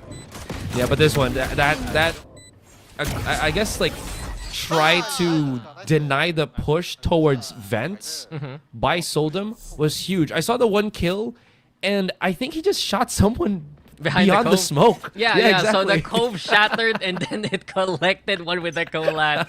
Crazy timing there for Riddle, but they'll take it. And speaking of taking rounds, so the first game, both pistol went Full Sense. This game, both pistol rounds have gone in Riddle Order's favor. Could that be a sign for Riddle's success? But for now, Soldam in position, holding the Outlaw steady. In Full Sense, actually, it's a full eco for them here. The Shorty and Potter, that's pretty much all they've really invested here. Wouldn't even be too surprised if they just forfeit the round if they can't find any kind of space to work with here. Well, they're gonna try to brute force their way regardless. There is a bajillion, like, utility available right now from Riddle Order. Yeah, Cyber Cages, perfect setup here from Kaide. And no one gets through his gaze, and no one gets through his maze. It's two for Kaide. He wants more. He does get overrun by Laz. Full Sense still in position. And wait, Full Sense? They're doing damage here. They're actually making this dicey. No one looking from height, though. It's Yatsuka in position. 2 bullets in the Sheriff, none in the Bulldog. He needs to make these shots count if he wants to get the kill now. They spot the target, Laz in the open. And Riddle Order get the anti-eco, but that was more damage done than Full Sense than anyone expected. Yeah, especially with, like you mentioned, it looked like they just had complete control of this. With Kaide just hitting every single shot. And then I think he, for a second, felt incredibly confident, which, you know, you can't really fault him. And then he just gets traded. And then everyone else from, I think, right behind him just lost bullets, and they couldn't really get the frags to go their way. So, well, that makes it expensive. But still, you know, a round win for Riddle Order is a round win nonetheless. Yeah, and coming into the bonus, they do have some guns to work with, especially in Soldam's hands. Quick push there from Soldam, but Laz expects it. Plays behind the boxes. Last scene is coming. Seems like he does. Device ready for the angle. Forces the refrap there. Apinya on the other hand, sending out the Owl drone already in full sense. Putting their pressure onto A. The numbers are here. The Cyber Cage in position. Kaide trying to activate any angle for Minty to work with. Opportunity knocks, but it's Leviathan who gets the door swinging his way yet again. They find the intel, but they can't hit the shot. Full sense also within the vents right now. It's getting so close between these two teams. They're just braiding distance with one another, but QQ God springs to action. Could be collected though here by Yatsuka, but Yatsuka, Sheriff only in his hands. The fault line too late, 2 assists. Full sense all across the board getting these kills, and QQ God! The stun is just a mindset, and he shakes it off with a spike planted. With the conclusion almost foregone, it's up to Jojo to change that fate, but Apinya will just get the nice shot in the end. 6-9 here for Full sense now. What just happened? The commitment to chase down QQ God from an easy kill to what the heck? Look at this. Okay, we'll see it here. And then, what was the POV for Kai? Yeah, exactly that. That was wild. He just held his position and he gets 3 kills. And like you mentioned, that fault line whiffing or not connecting in time was a huge upset for QQ God. Yeah, you can feel a hesitation from Riddle Order. Which angle will they check? And you could say, is it an overcommit to watch into mid? It feels like there's also an undercommit with the timing. That's the desync that Riddle Order have suffered through this whole Ascension run. And unfortunately for them, it is just hurting them in these games. Let's see now if Riddle can get this double buff to work their way. Aldrone just goes through Leviathan, 8 HP for Soldam, but we wins the fight. Now, the contest comes in from Riddle 2. They send out the utility from Jojo, who will respect the heaven position from Apinya there.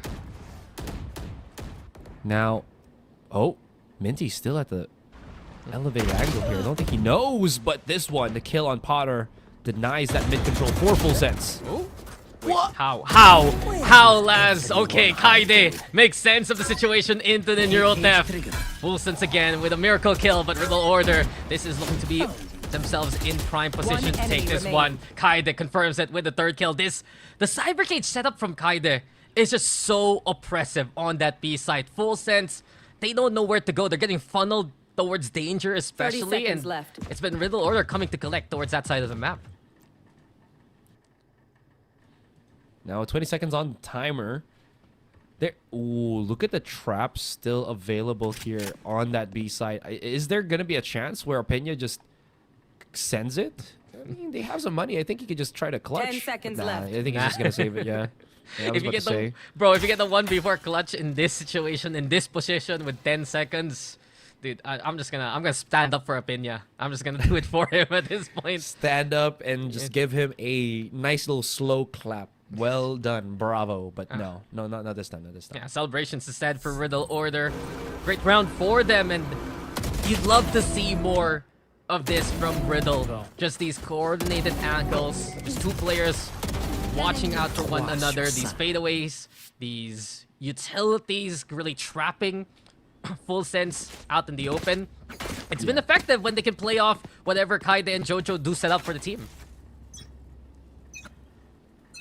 Now, let's see how Full sense still not giving up this mid control. You know, gotta give them props for that. I think they are very confident with the high tide plays. Yeah. But you can see that Riddle Order now are starting to really press their advantage. Oh no, being this close.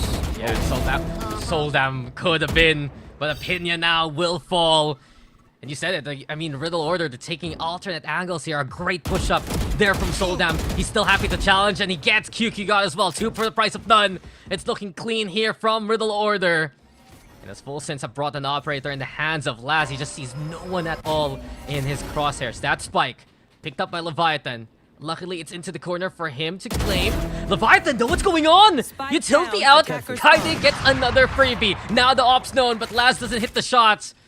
And this round, just a collapse for Full Sense. Does he just throw the operator away so that Soldem doesn't pick it up?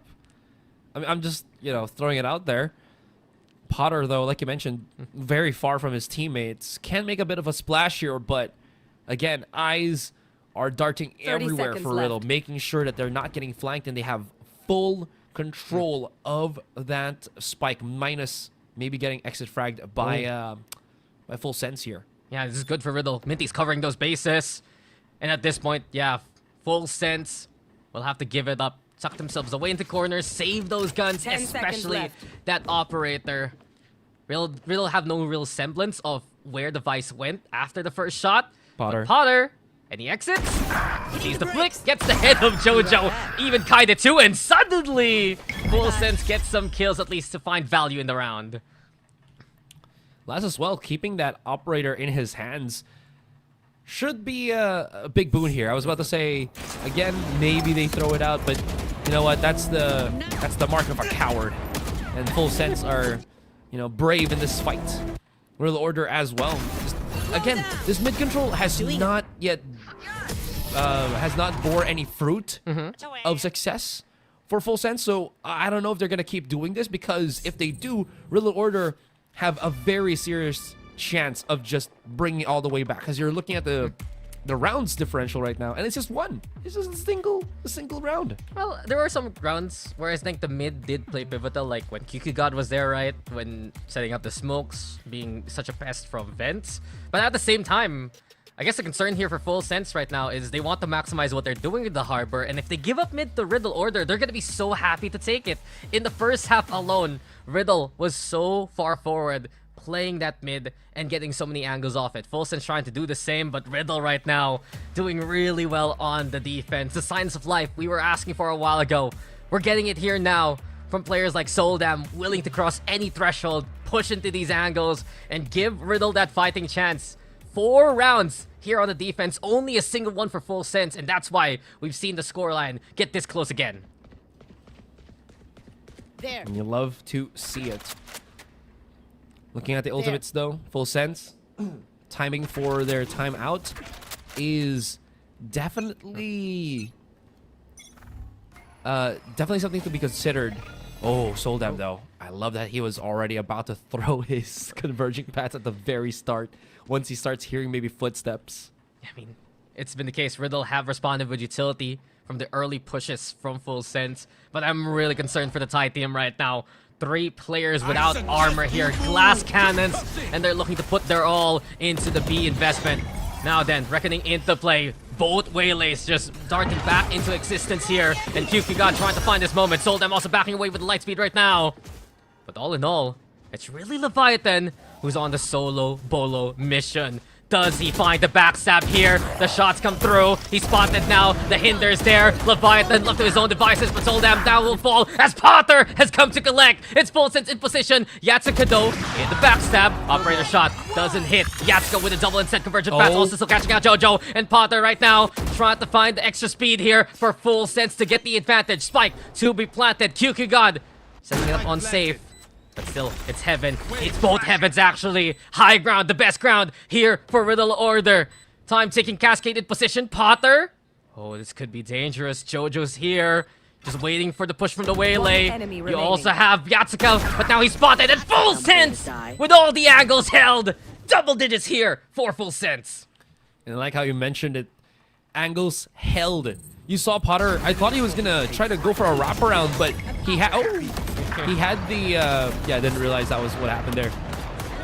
He realized he could just hold hands together with his teammate and just make sure with QQ God that they had all their angles, all their bases covered, because they knew that their opponent still had to get close to them and start defusing that spike. It's that kind of simple approach that, again, put a lot of pressure onto Riddle Order. Be right back. And Full Sense has just been so good at winning those isolated fights to begin with. Potter now, just still as daring as always, and doesn't even need to clear Soldam there. Full Sense watching the angles and the one-way setups. Setting the stars here. Riddle just want to slow things down. At this point, full sense, they've hit the turbo button, and Potter, he's ready to go again. Dip in and out, get the kill onto Yatsuka. Now the light speed into position, Hinder also onto Heaven.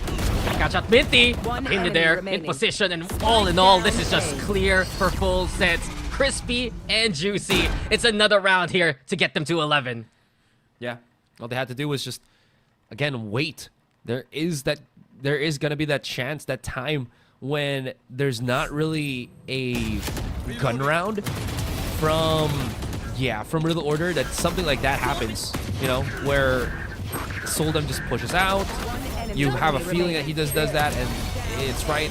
This is just one of the things that Soldem does, you know, tries to maybe bring back the team with a huge play, but it gets read very quickly by opponents. Yeah, and the confidence is here for full sense. You hear it from Leviathan himself. Let's go. Let's get our dub.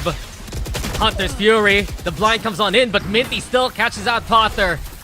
Great contest here from Riddle Order at the very least, but they're stuck in these angles, and Yatsuka finds one onto Leviathan. The response here from Riddle is a statement. The Rolling Thunder without Pinya. He's holding out to Heaven here. Kaide tries to play this angle. He's been getting away with this for so long. Laz though, Laz! Just destroying anyone in his path. Kaide still left unchecked. Here the spike to be planted. Now Laz gets to jump in here, and Laz wants to try and go for the repick. It's Capinion instead with the trade. Time taking Jojo, 20 HP. And full sense. They always think it happens through the hard fights, but Jojo, the sign, the shots, and the chance here. 1v1. And for the first game here for Kikuga, the first series, he's on this stage. The spotlight's on him, and he delivers the goods. Series point here for full sense. Yeah, like you mentioned, Kikuga not always having the spotlight, at least for this series and for this tournament, honestly, because again, that was the discussion right from the panel where he was just subbed in, but you're seeing how good of a support he really is for his team, able to just time things effectively to what Potter might want or anything else from the rest of the players of Full Sense. And you really feel that now we're here on series point where Full Sense, they've got everything to just get the dub. Their opponents, Riddle Order, 3 of their players, 4 are on Guardians here, Dax. 4. It's just a force buy from Riddle Order. And for Full Sense, everything to gain now coming into the round. Cosmic Divide, we've seen this set play for Full Sense before. Go for the blind over onto the backside. Riddle, they do have answers. Minty, hit the shot. Yatsuka still over in Heaven. He's been good playing from tower. But right now, it's only good for the double. Spike Hill hasn't been planted. Full Sense, they don't want to force the issue because they know Riddle are just lying between those walls. It's Kikuga in position now. Kaide catches him in the act. And Laz, what a shot! Laz versus Kaide is the battle of the Sentinels. And Laz, he can't hit the head. Kaide feels the wind, the breeze. Just that bullet whizzing through. And Riddle Order still alive here. They're alive. 3 rounds is not that far of a distance, of a gap. If they can have this kind of hold again and disrupt the flow from Full Sense, it would be absolutely stellar for them. Obviously, the one big thing that Riddle Order did have there was that Cosmic Divide to play around with. But all things considered, again, it's 3 rounds differential, and you're feeling again that want to keep the potential momentum of that 1-round win to get to overtime. Yeah, and signature very late timeout from Coach Vors. It was a win for Riddle Order, but at this point, just getting everyone on the same page. They're gonna have a better buy coming into the next round. They've understood some of the executes from Full Sense, especially towards the B side. And you don't want to go out of the competition without a win, right? Riddle Order, they've had an incredible domestic run, winning every single stage in Japan this year. But unfortunately, the competition has gotten tougher and tougher. And here, within Ascension Pacific, they have seen those struggles. There's still a chance, though, for them to tie it up. There's still a chance for overtime. And right now, Yatsuka with the Hunter's Fury here, Asteroid. 3 rounds is all Riddle Order needs to make it happen. Absolutely. They have the one ultimate, at least available already here with Yatsuka. I was about to say maybe sold them sort of close with the converging paths, excuse me. Look at Apena. Oh my goodness, Soldem could actually just spot him. Now he's in trouble. Tries to play it cheeky throughout the window, crawling through, finds the angle, but can't fight against the trio there. It's Riddle Ord now with first blood on the board, but Full Sense have decided for a different journey. Everyone coming in through mid. QQ gets his raid going. Now, the Reckoning onto the site, but it's empty here. Full Sense, they can get the plant going, but it's Riddle right now with all the angles of opportunity. Hunter's Fury, you're gonna have to play the electric boogaloo as you try to just dodge left and right. The hit onto Laz is gonna be tremendous though. And now, like you mentioned, this is going to be a very, very awkward position for Full Sense to hold on the post plant. Yeah, they're stuck here and they need to clear out Kaide if they want to even have a chance to succeed here. That Hunter's Fury bought some precious time for Riddle Order to reposition. But speaking of time, it's ticking now. The high tide recedes. It's Soldam trying to get up on height. Yatsuka, stellar shooting. Leviathan falls to a single bullet. Kaide waiting on the timing. And this is so well executed here by Riddle. The retake, utterly flawless there with the 4 still alive. And Riddle Order, they're gonna get to 10 now. Yeah, they came in crashing together as like a waterfall.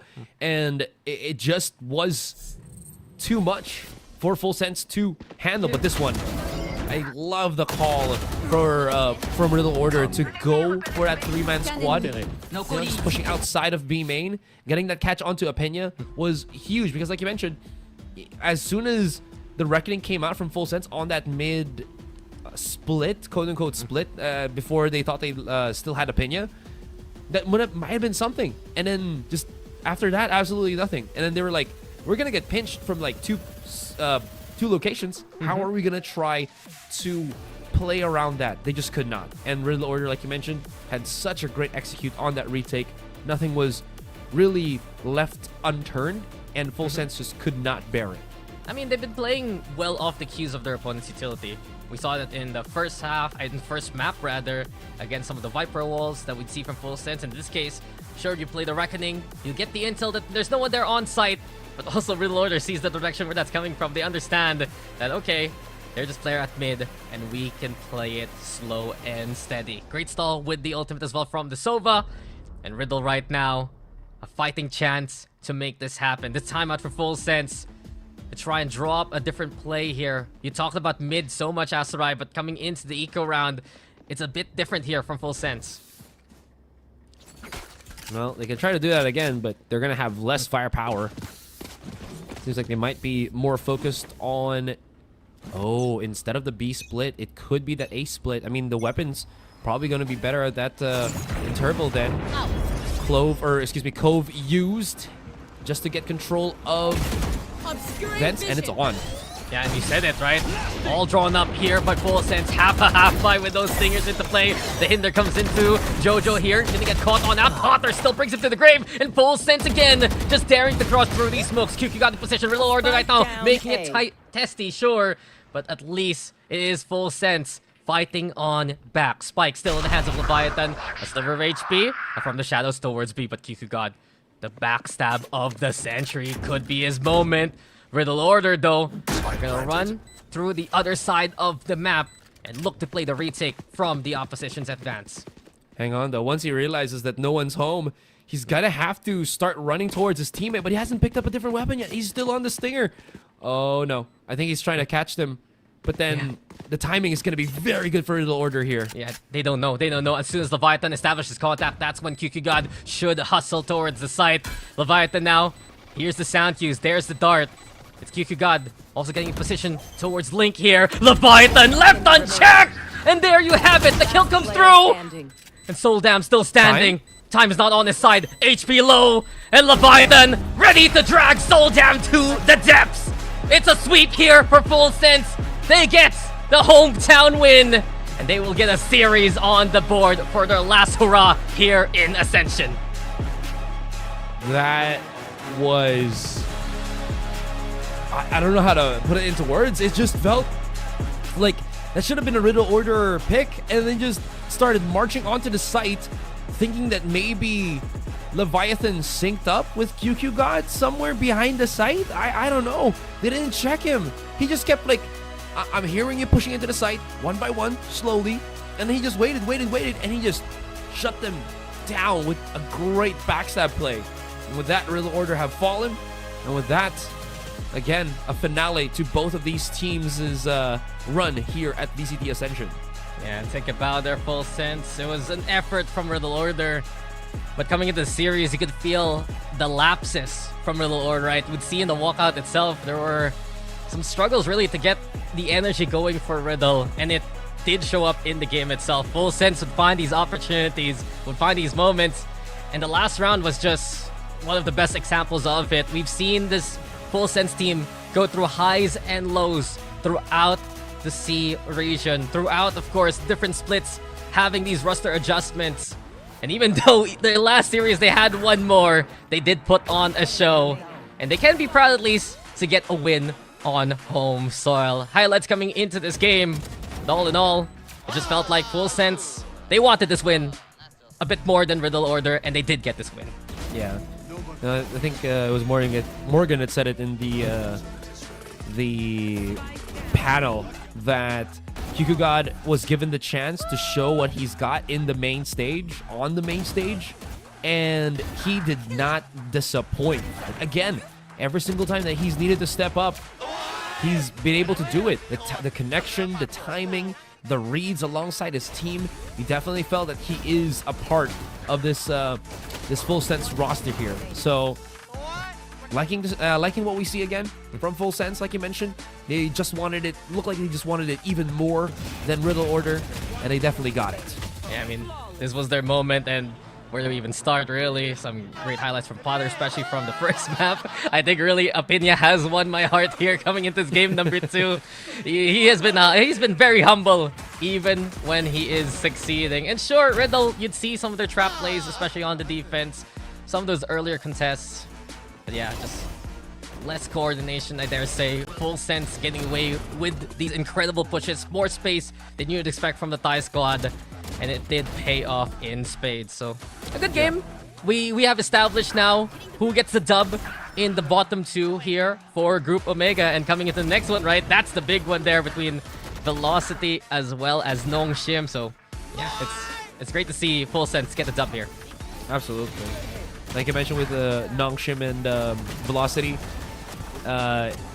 the power struggle between the top 3 teams can still mix up. There is so many outcomes or potential results from different outcomes, so I'm definitely excited to see that. But again, we're just gonna have to give it on as we look at the final fist bumps here. Yeah, we're just gonna pass it on to our panel to discuss this series. Yep, Full Sense. Just looking comfortable in Abyss once again, just being their true selves here in the second map, firing on all cylinders. We have always known Thailand, right? With their players having extra sharp aim, and that was showcased by Full Sense here in this matchup. Also, I'm happy that finally Full Sense are able to conquer their problems of not being able to win with this 2-0 in their last match. I got a little bit worried towards the end there. Riddle Order put a couple of rounds together back to back, and that had me thinking, oh no, not again for Riddle Order. But this time, they managed to make a change. They got this win over the line in a 2-0 fashion, and they got a win here for Thailand. That's what it's really all about. We take a look at our scoreboard here, and I think Apinia, somebody else I really want to highlight. He had a slow start in map 1, but throughout this series worked his way up. But we do see Leviathan up at the top there. We also heard the casters talk about QQ God. I mean, like I said, this is a guy who just got to come in for one game, really try and show what he's made of, and he had a great series here. So I think everyone on this Full Sense team should walk away with their heads held high. They got that win here in Thailand and look to move forward towards 2026. Absolutely. But again, Riddle, I mean, nice try for them, because they have been amazing this far in Ascension. But again, until the end, almost is always never enough. But of course, our MVP here, Leviathan. Oh wow, we have talked a lot about Leviathan, right? About the about the way he plays, about his aim, about his decisions inside of the game. This player showing it again today, going against Riddle, especially in the second map.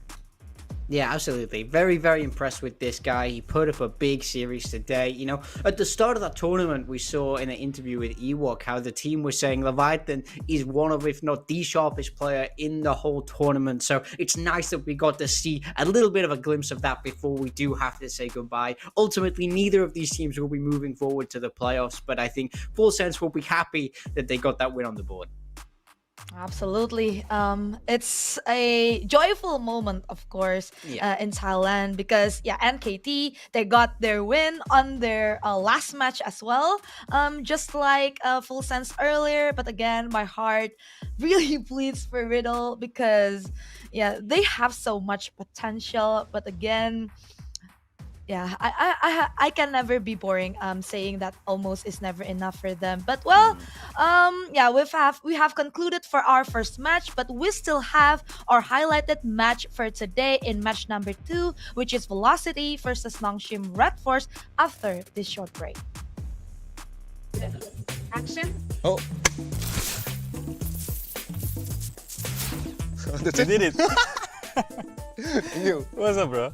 You guys are 3-0 now. Yeah. You guys have secured playoffs already, right? And now I've also just been told, if you guys win one map against Nongshim, you guys are secured top seed. Really? Because there's going to be a 3-way tie. Oh. I've just been updated right before this 3-way tie, which you, Naus, and Nongshim tie together, and you guys can go to the top. How's that feeling right now? To be honest, like for me, it doesn't feel like for the future, it doesn't feel anything like it's just the same. Like the next thing we have to do is we have to face Nongshim. So I don't really think about what's gonna happen, like who's gonna be placed like first, third, second, third. For now, I'm just happy with the present. Like I'm happy with the wins. It's just I'm feeling proud about myself and the team. So I don't wanna look like too far ahead. Yeah. It's only one game at a time, one map at a time. And then also, so far this tournament, you've only played Omen, right? Yeah. So I want to ask also, of course, you played a lot of smokers in the past, but Omen, you seem, of course, very comfortable. You played a lot of Omen games. But today you've had one of your best performances you've had in recent months, even in your challengers and everything. What felt like it clicks today? From the start of this year, like I've been playing really consistently, not having a very bad game. But this game also, it feels like just another performance. For me, it doesn't feel like, oh, I'm playing insane. Yeah. It's just another performance for me because if you look at my VLR stats, I feel like the whole year, I've been very consistent with my stats and all. This for me just feels just another game. I want to talk about in terms of with Russ calling, of course, you guys have some history together. How's that been? How would you describe his calling so far this tournament? So the thing is, I'm not really the mastermind or anything, right? I'm basically just, oh, Golu, do this, and just go shoot. Yeah. Right? That's how I am. And obviously with controller, you have to know what you're gonna do. Like I'm okay in my role, I think. But then whatever Russ says, I just trust him. There's just full-on faith. Because I've played with him since a long time now. It's been almost 2 years already. Yeah. So I know whatever he's gonna say. I just have to listen to him, right? I think it's not only about how good Russ calls, he's an excellent caller, right? It's also how much faith the whole team puts in our IGL. And also our second caller is Raven. He's also a very smart player, right? So if Russ, for example, says something and Raven heads up to it, all three of us as a player, we just have to shoot the focus. It's about the faith we put in, we believe in him. Yeah. That definitely also ties in with the comps that you guys are playing. A lot of Breach, a lot of Neon, right? And a lot of them you guys are sending it. You just mentioned in terms of you need a TP in with the Omen. So he'll just say, okay, we take this, and I can definitely see in terms of that there is a lot of trust because you guys really are just sending it. So Nongshim is next for you, right? In 2 days, if I'm correct? Day after tomorrow, Yeah, and you guys only need the one map, right? Okay. To get top spot. Of course you want to win. Right? Of course you want to win. Okay. So once the top spot, how do you feel like, is there anyone particular that you'd like to play against in playoffs? Any excitement for you for playoff? To be honest, I have not thought about it. Just as I said, right? It's just one step at a time. Yeah. So we play Nongshim, depends. We cannot think oh, okay, we want Boom, we want SLT, or whoever is qualifying the third, right? We can't really say, right? Like that. So it's just focus on what's next. Yeah. Like, focus So on Nongshim. no opponent specific. You guys just keep doing your own thing. Yeah. Ah. Like we can't think about winning the whole thing right now, Yeah. right? We just need to think about Nongshim. So we prepare ourselves today, tonight, tomorrow for Nongshim. That's all. Yeah. You guys came in with the roster with 2 Indonesians. Yeah. Right? You guys decided for this mixed roster. Yeah. And now you had to build the chemistry. Yeah. Right? What I can see now from the outside, the chemistry is looking really good. Yeah. Right? But how was that at the start? For It's us, weird? No. It was not at all weird for us. From the start itself, right? Like Raven, Damara, they're very good personalities, right? There are some people who, as import, they come and they start feeling homesick. They don't like the place, like they can't mix up with the people. But with Raven and Dam, it was very easy. Raven and Dam themselves, both of them are like younger brothers, older brother, because they've been playing together. So if our kid goes out of control, we already have an older brother to keep control. And so there's really nice chemistry between the 2 of them already. Yeah. Then you, Esker Rossi and Russ already have that chemistry together, right? So then just putting the 2 chemistries together. Some imports, right, they come in, they're like, oh, sorry, 2 Indonesians, stay with them, 3 Indians, stay with them. It was never like this in our team. We always used to stay together. We have insane chemistry, like just building up the team chemistry also. I know how important it is outside the game to go out and have fun, and then just not only playing the game. For me, this year, I've played the game least, then I do what is needed. I do what is needed, like going out with the team, having fun with the team, and all that stuff.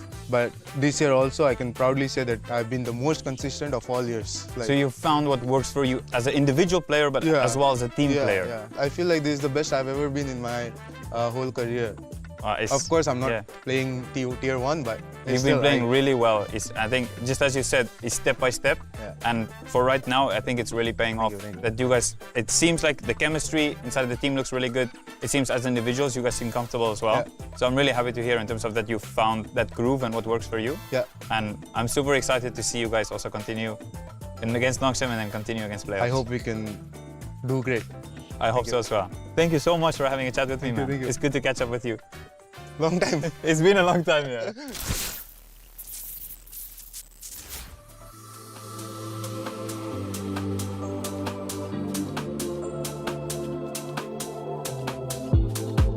What if we stay here, pretend there's nothing else? I feel the endorphins keep rushing in, rushing in. I feel the endorphins keep rushing in, rushing in. You show me light in the dead of night. You show me light in the dead of night. You show me light in the dead of night. I wanna love you like nobody. I wanna show you that I care. I wanna love you like nobody else, nobody else. I wanna love you like nobody. I wanna show you that I care. I wanna love you like nobody else, nobody else.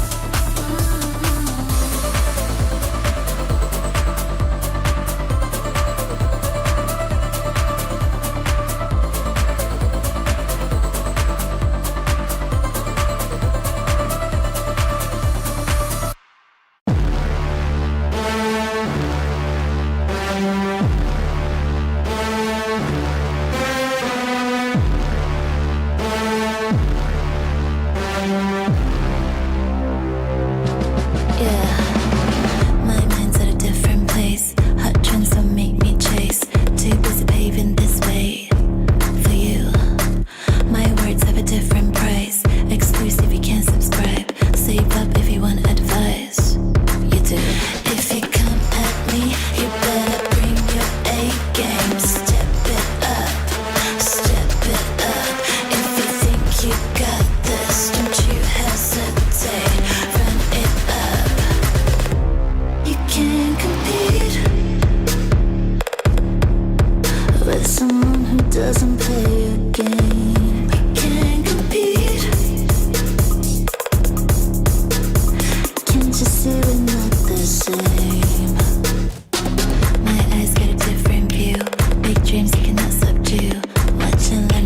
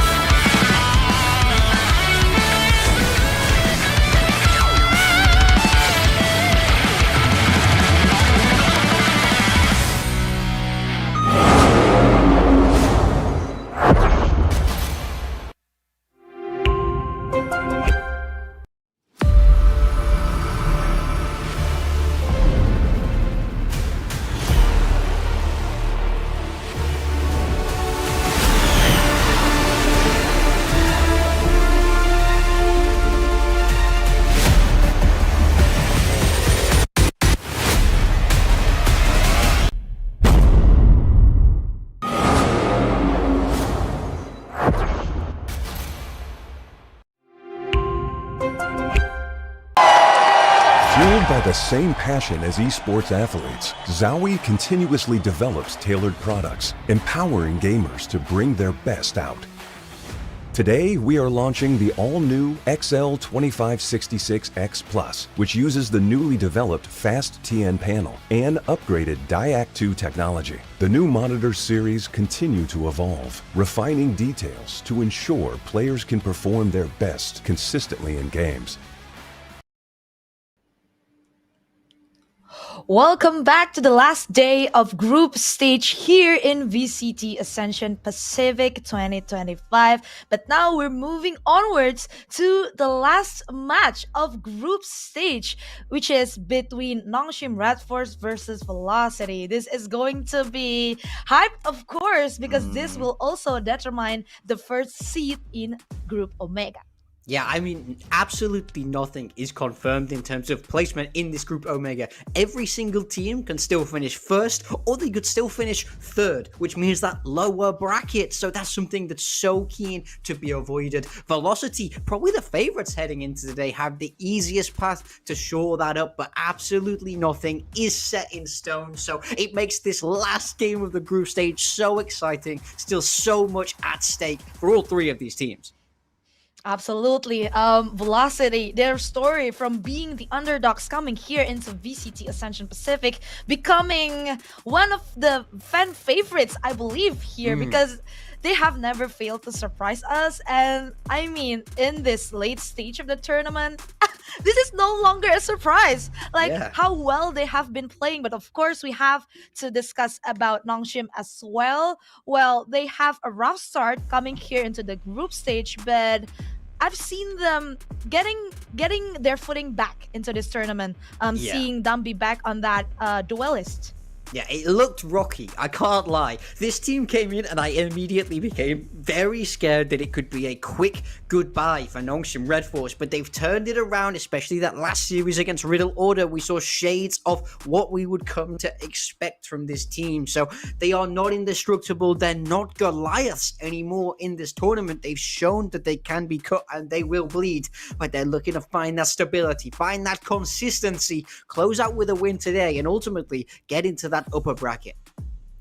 Yep, absolutely. And Nongshim Red Force, seeing their map selections or their maps history going this far in Ascension, I feel like they have to avoid the maps where they don't have Dumby in this duelist spot.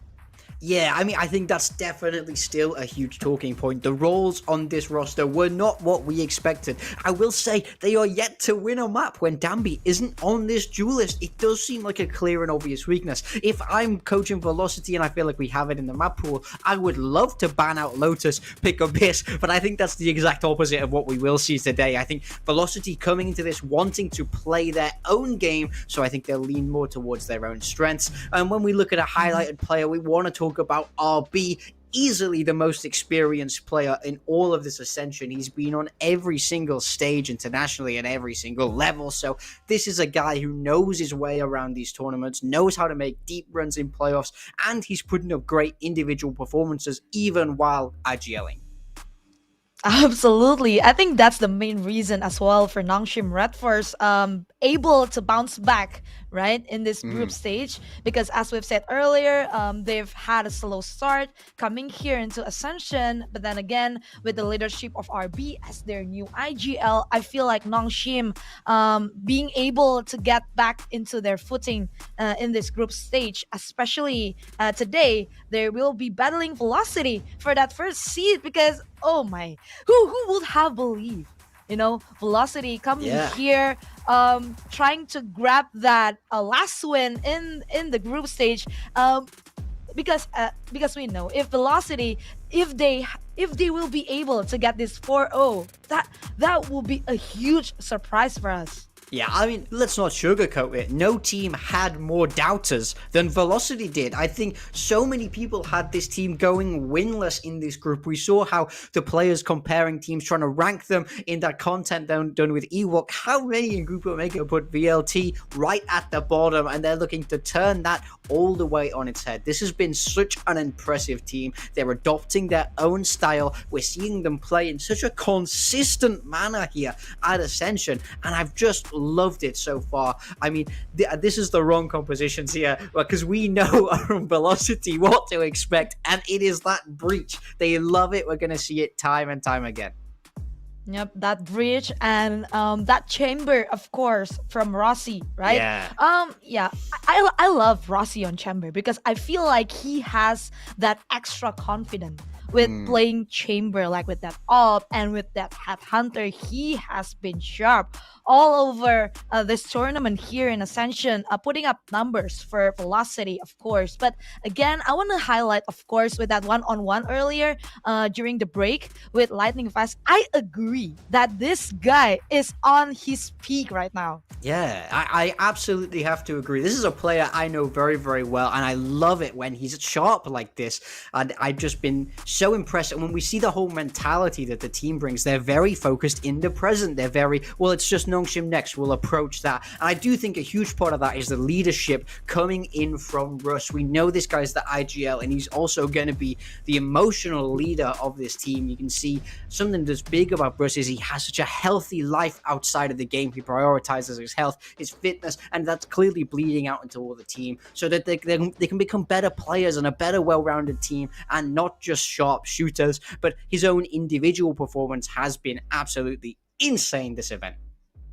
I can't agree more with your statement there. And we have to discuss about this map veto between Velocity versus Nongshim. Well, Velocity, they will be banning Abyss when we know that Nongshim is not really comfortable with this map, seeing that Dambi will be on that Astra. But yeah, I mean, this makes sense because Velocity, they have always perma-banning this map. I mean, Velocity not going to change really anything here. I think they feel like they're the favorites. They don't have to adapt to what Nongshim are doing. They're going to play their own game. They're going to come into this with their style. They don't care what maps Nongshim are good on, which is such a confident place to be in. I think both teams going to be pretty happy with the way this veto has gone. It's very straight down the middle as far as vetoes go. And how many times for Velocity have we seen them play Lotus, Ascent, and then Sunset? I mean, this is the veto they've been pushing for this whole group stage, so they're going to be feeling very good. I think if there's a highlight map here, Bella, it's gonna have to be Lotus. I think if all goes according to plan, we're gonna be seeing Dambi's Neon versus Damara's Neon, new school versus old school. It doesn't get more hype than that. Absolutely. I'm trying to keep on my chair now because I just want to jump out of my chair seeing this map video. I'm so hyped, honestly. Like what you said, map number 1, we will have that neon battle. Well, this is gonna be interesting. Like Lotus, we've seen both of these teams played in Lotus before. Velocity with their own style, like what you mentioned earlier, with that trio aggressive playstyle with that Breach, Fate, and Neon. Meanwhile, for Nongshim, they have always been comfortable as well, right? In Lotus, and they still have Dambi, which I feel like Dambi is a different person when he's playing Duelist. Like he's just being that confident that brings the team together. I mean, in that previous series against Riddle Order, he really came alive. We saw him topping the charts in both maps. He's looking like 2024 Dambi. He's looking like last year's Ascension Dambi, which is what this team so desperately need to get themselves motivated, to get that boost of confidence. I think the big question is, how do Nongshim deal with the textbook aggression and this? They do this. The way Velocity play, right, it is very aggressive, but they're not afraid to freeze and slow it down and then burst. It's definitely a little bit different, but I think if there's one team in the world that should be able to handle a Breach Neon and should be able to understand it, it should be Nongshim. Now, like they love this style. They played it for years, so it's all about a Nongshim ready for this. How do they counter what Russ is going to be bringing and calling in that server? Absolutely. with that reflection, like what we discussed earlier with that breach, neon, and the most important thing, the thing that I wanna highlight from Velocity is also how well they are able to sync everything together. Like what Lightning Fast said earlier in the one-on-one with Ewok, he said that this squad, this team, they have that team play. They have that chemistry going on inside and outside of the game. Yeah, absolutely. I mean, synergy is everything. It's so important, and you see how this Velocity roster have been able to put it together. As we heard Ewok say, they only need one map today. One map will get them that top seed. That's what they're really playing for. But they have to get through these guys. Last year's winners, Nongshim Red Force. Yes, Nongshim Red Force. But we've seen them bleed in this tournament. We've seen Nongshim difficult to take their win, to claim the victory. So of course, Velocity coming here with that confidence, being that underdogs, but now they're not underdogs anymore. I feel they're one of the favorites in Pacific. Exactly. I mean, if you came into this saying, oh yeah, the last map of the group stage is Nongshim Red Force versus Velocity Gaming, who do you think's the favorite there? Even the most die-hard South Asian Valorant Velocity fan would say, yeah, I think Nongshim would still be the favorites in that game, but absolutely not anymore with how this team are playing on the side of Velocity. I mean, they're just going from strength to strength. A win will get them that flawless group stage, but one map secures them that upper bracket, which is really the goal here, is to give themselves an extra life as you move into the playoffs. Absolutely, and it will all start in Lotus, a map where both teams are very familiar with, but it's going to be picked by Velocity. Seeing how they are very confident, seeing how that execution, that synced, team plan, game plan coming from them, as well as the adaptations being called by Russ. I feel like Velocity, they want to take this win right here, right now, in the first map to secure that first seed in Group Omega. But again, Nongshim, led by RB, they also have tremendous experience going into that setups. Yeah, I mean, experience is the name of the game for this Nongshim Red Force team. They've had a year in Pacific, really getting familiar with that top level of play. But of course, this core of Velocity, no stranger to Tier 1. 3 out of the 5 of them have been up there as well. This is truly a clash to watch out for. It's a big clash of styles. I think that IGL matchup of Russ versus RB is huge. In my mind, Russ has probably been the most impressive caller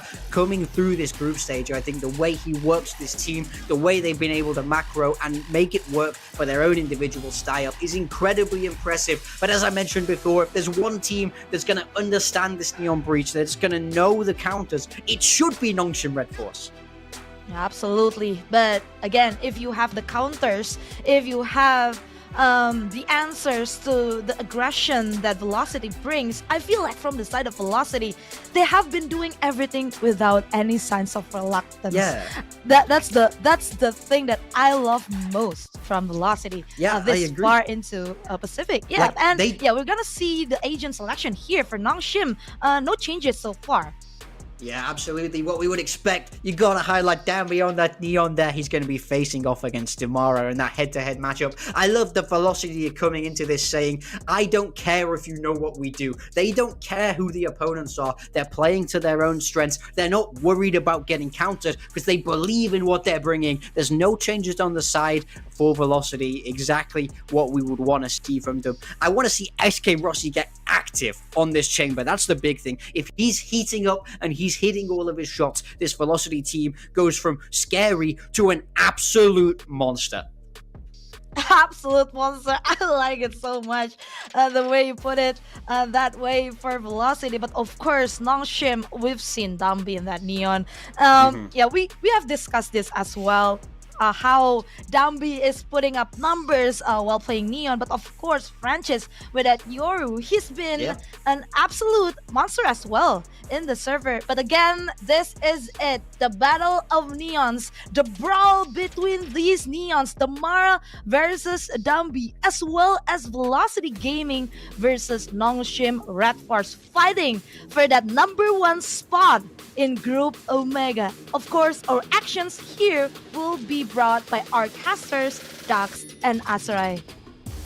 Hearts racing, and our panel is on fire here. They're making so many good points because you know that this is the matchup that absolutely matters. It's a battle for the top of Group Omega, and it's a battle between Velocity Gaming and Nongshim Red Force. Azurai, Bella was saying it right before we get into this game, right? Dambi versus Damara. Neons that have defined their years. They're gonna clash here on Velocity's map pick, and honestly, Velocity's home turf throughout the year. And again, I love that we're seeing that Nongshim did not put Dambi on the controller. Of course, we already know. We already know that. Excuse me. That Dambi does play controller from time to time, depending on the map. But I will say again, having them both on duelists is a much needed reprieve. I think, considering how okay, that baby door is still closed, but yeah, considering how aggressive Velocity is, and like Morgan mentioned, when SK Rossi is lighting up with the chamber, it is going to be very difficult, I think, as Nongshim to find more ways to break him down if Dambi's not on that duelist. And speaking of a duelist right now, Francis is on Yoru duty throughout this tournament. Catches out Madeline. Baby door now broken. Ross able to get the catch onto RB. So the IGL taking the other one down. But this Nongshim, we do get the plant on A side. Velocity, the bread and butter, playing that Neon and Breach together. Nongshim, no strangers to it, but there is no one who can handle a bullet from SK Rossi. Francis goes down. Paranoia coming in from Lightning Slash. Response is there from Nongshim though. And next Ross, he even has a smoke to work with here. Time taking Velocity. Still with the numbers though. Bursting through the smoke. Nongshim collect 2, but Velocity, they're in position, lightning fast! Off a hot game versus Naos, gets the double to end it on a high note. It's Velocity Gaming with the first pistol. There is nothing that is gonna stop. Again, just how electrifying I think these kind of retakes have been for the Velocity roster. Again, so quick, so fast, and they're just able to cascade so well into the site. The trades just smooth right after. Hey, we're getting very fun here, and we just off to the first round. But you said it, the retakes, the utility usage from Velocity on Lotus has been second to none. And you want something amazing, Azurai? They've played this map 22 times before throughout the year, only losing once. Perfect in Ascension so far. 23rd time right now with the same composition. It's tried, it's tested, and SK Rossi is in position. Dambi though sliding in with the Bucky, at least causing that chaos and giving Nongshim the seaside take. Yeah, Damara though, oh my god! A quick little slide and step though, but you can't really take out of the equation Ivy as well with the 2-stepper on the Sheriff, leaving SK Rossi in a 1 versus 2.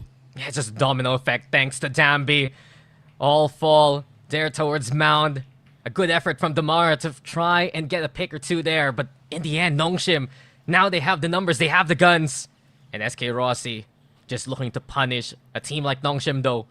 Very experienced, as Morgan has mentioned, been to VCT Pacific, know to cut this noise, play it slow, and right now just wait to see if SK Rossi comes their way. SK Rossi, so much on his shoulders here, not to lose any bit of momentum. He's trying to read that they're going to try to maybe wrap around on A. 30 seconds. It's not a bad read for sure. Spike. But of course, now that he's approaching there, he's like, yes, no beeping. I got to go back to C. Yeah, sound cues all the way on the other side of the map.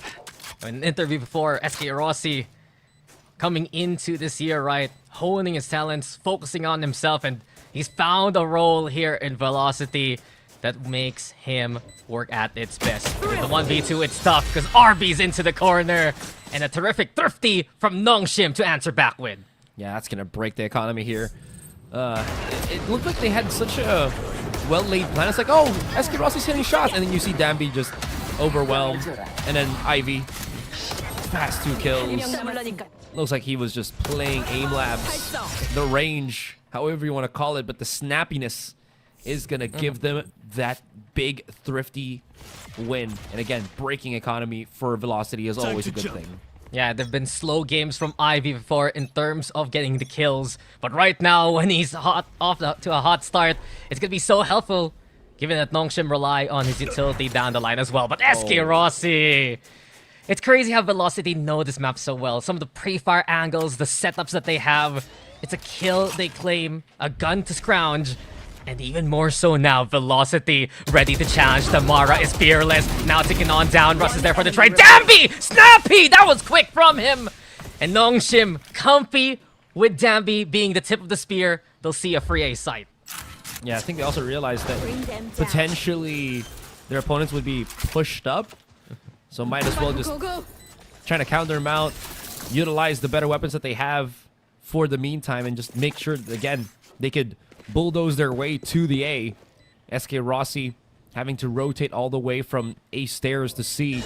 Not having his presence is going to be somewhat felt. Ooh. And now that he's here, there's a chance for him to pick up a weapon in a 1 versus 2. He's been getting some great shots all throughout. And does he have the confidence now to try and fight the 1v2? The setup though from Nongshim, solid on the other side. Crossfire looking relatively unbeatable here unless he isolates the angles. Arcros comes up through, no confirmation. Ivy with a third, and it's Nongshim to a second round. Yeah, slightly bit of a expensive round there, but I think considering their opponents, that is kind of what you would consider or what you would have to expect every single time. Still though, dropping down to SK Rossi that quickly on A main or A stairs, gotta be a bit of a point of concern here. Wonder if there's enough money. Yeah, there it is. He's gonna go for the glass cannon, of course, with the operator. If they can't catch you, you can just rendezvous out of there. Nongshim though, it's something Morgan mentioned also on the panel. Wins come from Dambi Duelist, not from Dambi Controller. Right now, is this the Nongshim that we saw from 2024 and in Pacific? We'll see as Dambi wants to do it all over again in the face of the chamber. Also gets the jump peek onto SK Rossi. They send the Prowler in to force the chamber away, but Tamara and Madeline, the two imports, happy to play together as one. And there you have it, Velocity just picking apart Nongshim one by one. Wow, it felt like they focused so much on Rossi that once that door started opening, Velocity was just, we're gonna keep the fight going, and we'll see how that goes. Aye! RB. Yeah. Happy to throw it away. Not like that, not like that. The IGL has to back away, sees it get thrown. Does it even catch RB? Yes, it does! It tethers Nongshim in the tough spot. The stun's there too, and it's RB who gets his first. Ivy also tracking good. Steel Garden out of desperation. Will it be enough to turn the tides here? Ivy right now, this is his domain, this is his home, and he is just unbeatable here! The garden grows in favor of Nongshim and it'll get their third round. Dang, the metal foliage blocking all of the chambers of the weapons of Velocity. That was huge. They were down to, that was what, 2 versus 5? Yeah. Yeah. A great kill for sure from what we saw from our Fade here. But that Steel Garden really just hampered the firepower, obviously, of our opponents. And at that point, they were just, again, throwing rocks to someone that has a gun. Yeah, this is what you should be fearful of when Ivy is this good this early on. Some great utility from Velocity. Just wasn't enough. Francis now challenging again. Sees the Mara. There's gonna be Russ in behind. And while the paranoia is lobbed here by Lightning Fast, Nongshim can still back away and take the kill from there. Fake teleport. All right, so far, a bit of a slowdown here for VLT. As again, they do want, from the looks of it, just to compress, or rather group up on that A side and just, again, use the numbers, which is, one of their stronger suits. Now that haunt is being thrown, they gotta be careful to just kind of hide themselves. And they're trying to give them as much space. Yeah. But no will be had. They caught Madeline. They got the scan a while ago. And as of now, Nongshim know they can go for the overrun. Beautiful blind into the spray. Dambi just letting it rip. The full clip to cut 2 down to shreds. And the spikes planted here by Nongshim. Swap of weapons. Francis now charging out. SK Rossi. Oh, he has ultimate too, and he will have no picks whatsoever. Just the amount of blinds going his way. Too much to handle. Yeah. Flawlessly done here by Nongshim. And I guess one concern for Velocity as the games have gone on, right? This has been the comp that they have mastered with the Neon Breach. This is a map that they're so good at. And while we came into Ascension Pacific with lots of local tape for them in South Asia, now you also have that regional tape as well. And Nongshim is a team that loves to do their homework. Even Goki Kamondo mentioned the other day that they could be that star pupil. Would love to see more tape, more extra work for the prep coming into the series. Aggressive approach on Rubble scares away the offense of Nongshim, or maybe just, forces them back. Look at how close SK Rossi plays with the operator. And it's all good measure when you hit shots like that. And SK Rossi, he doesn't miss those kind of shots. When he's confident he can get away, he's happy to look for that first pick. Stark difference when he used to just be that duelist years ago. Nightfall comes into play too. The Shadow is going to get utilized here. And all in all, SK Rossi! It's just the Guardian that cannot be beaten. He holds the angles, keeps it steady. And he's always on Overwatch duty here for Velocity. The other reason why Lightning Fast is looking on that A site, he doesn't know if X-Ross actually TP'd across. What is this? They're not checking! Lightning Fast with 2 kills. And that's what really put Naos to the test last time around. Cheeky corners from Lightning Fast into the rest of Velocity coming to collect. A second round here for the defenders, but now you're seeing the strengths of Velocity Gaming on the defense. No stone unturned. You have to check every single corner, every single angle when you're facing off against the 2 Indian players that have gone to Tier 1 and beyond. There you go, just having fun. Again, having that positive tone to the Velocity team. Looking at the kills, pretty well spread out from the defenders. But now they got to be careful. Nongshim, they have Francis with his ultimate ready to invade that C site.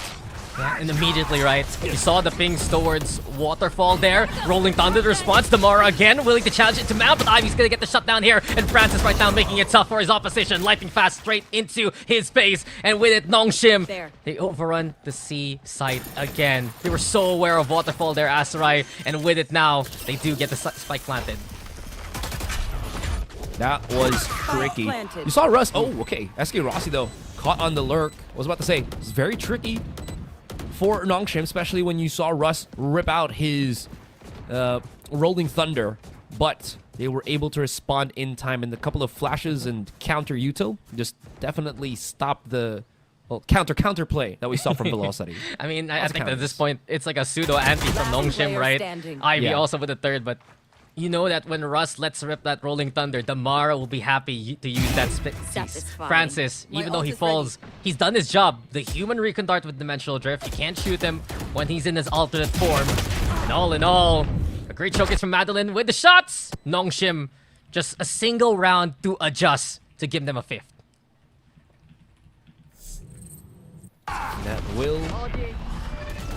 Let's just look at that replay again. I was about to say something, and then I just remembered, oh, it's replay. This is what I wanted to see. This where it got a little bit confusing. I think Lightning Fast might have also not had an idea where Francis was about to pop out. So he just went and TP'd back to just get out of harm's way, and then Francis was already right up in front of his face. One of those kind of situations. That being said, though, Velocity, lots of pressures on their shoulder. 3-round deficit and a call on a tactical timeout just to mull things over once again. So much is on the line here. The power struggle between the top 3 teams in this group lies in this first map. And, a timeout from Coach Godspeed, who has really helped this Velocity squad make their system, make this composition as fine-tuned as can be. Right now, their concern are just how Nongshim are playing against some of those strats right now. And sure, Damara has found moments from door into Mound, but coming into that last round, it was a bit more readable there from Nongshim. And at the same time, you were talking about how Lightning Fast had to TP back to the site. He was kind of stuck with Damara falling. There was no way to hold on to Mound. And immediately, right, Francis in position to catch him in the app. So a solid start here from Nongshim. Whenever we see Dambi on the Neon, it really just brings out the shades of Sinprisa that we saw from last year. I love how we're seeing highest skills coming out from our Sentinels here as well. Oh, that flash though. SK Rossi forced back, and I think this is one of the few times that we're actually seeing him not be on the operator.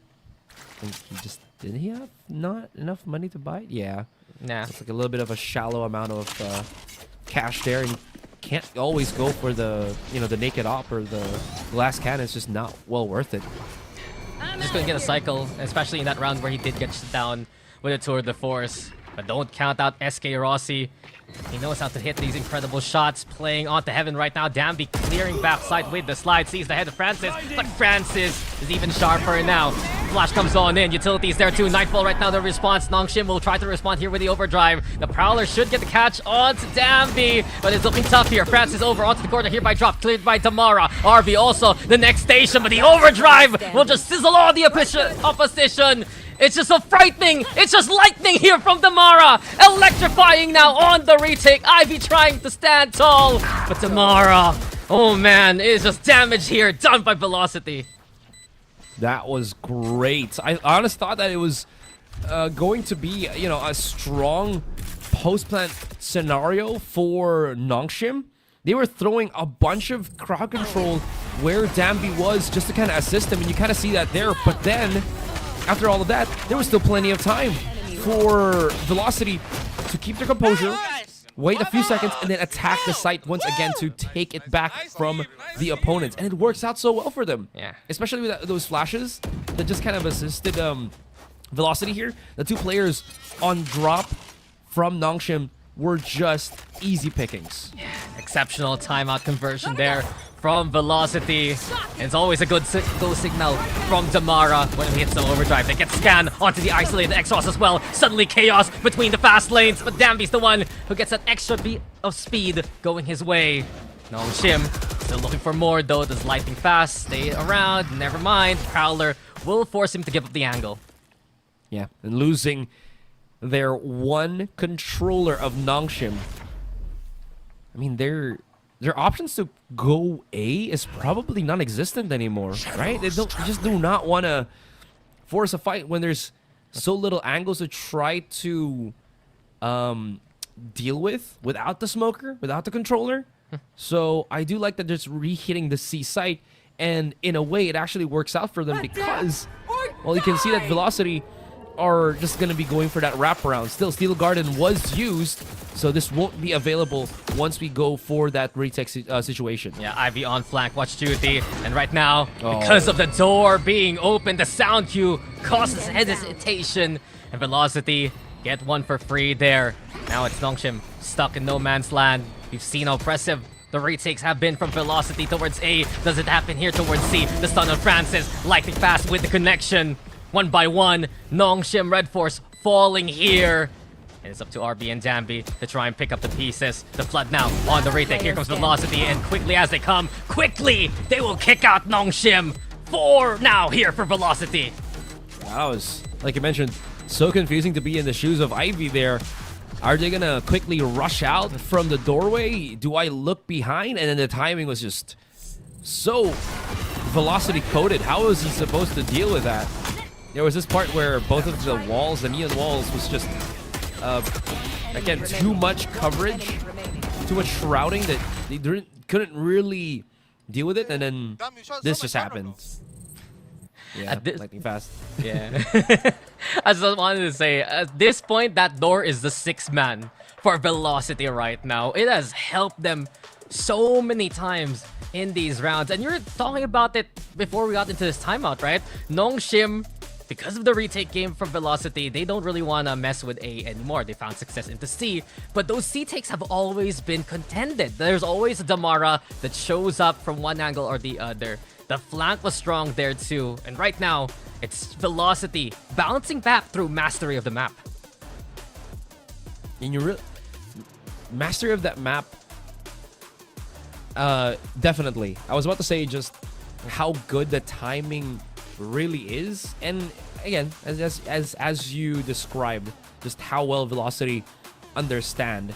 Now, I think one of the biggest issues that we're seeing here from Nongshim isn't really their ability to initiate, it's their ability to follow through, right? They have the capability to understand what Velocity does at the beginning of each of every one of these rounds, but it seems like they're having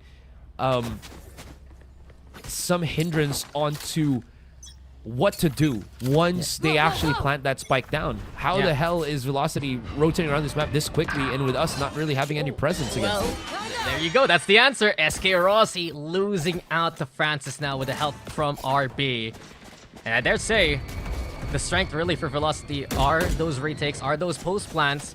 Because I think it's similar to what Niles ran last time around. Nongshim have no real utility to force someone off the spike besides what, the Ivy Razor Vines, and you still need to move anyway. Yeah. So that's what one thing Velocity has in their strengths here with the breach, of course.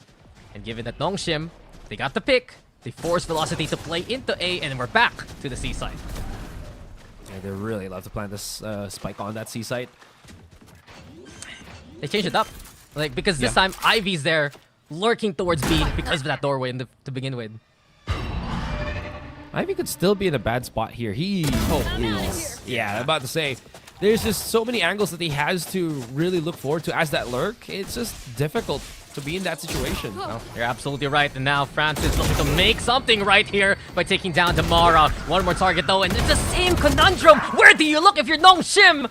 As Velocity look to flood from the door again. Another Rolling Thunder! Russ! Where are you getting these ultimates from? And like fast getting his position now, but he's spotted here by RB. 30 HP here for Russ.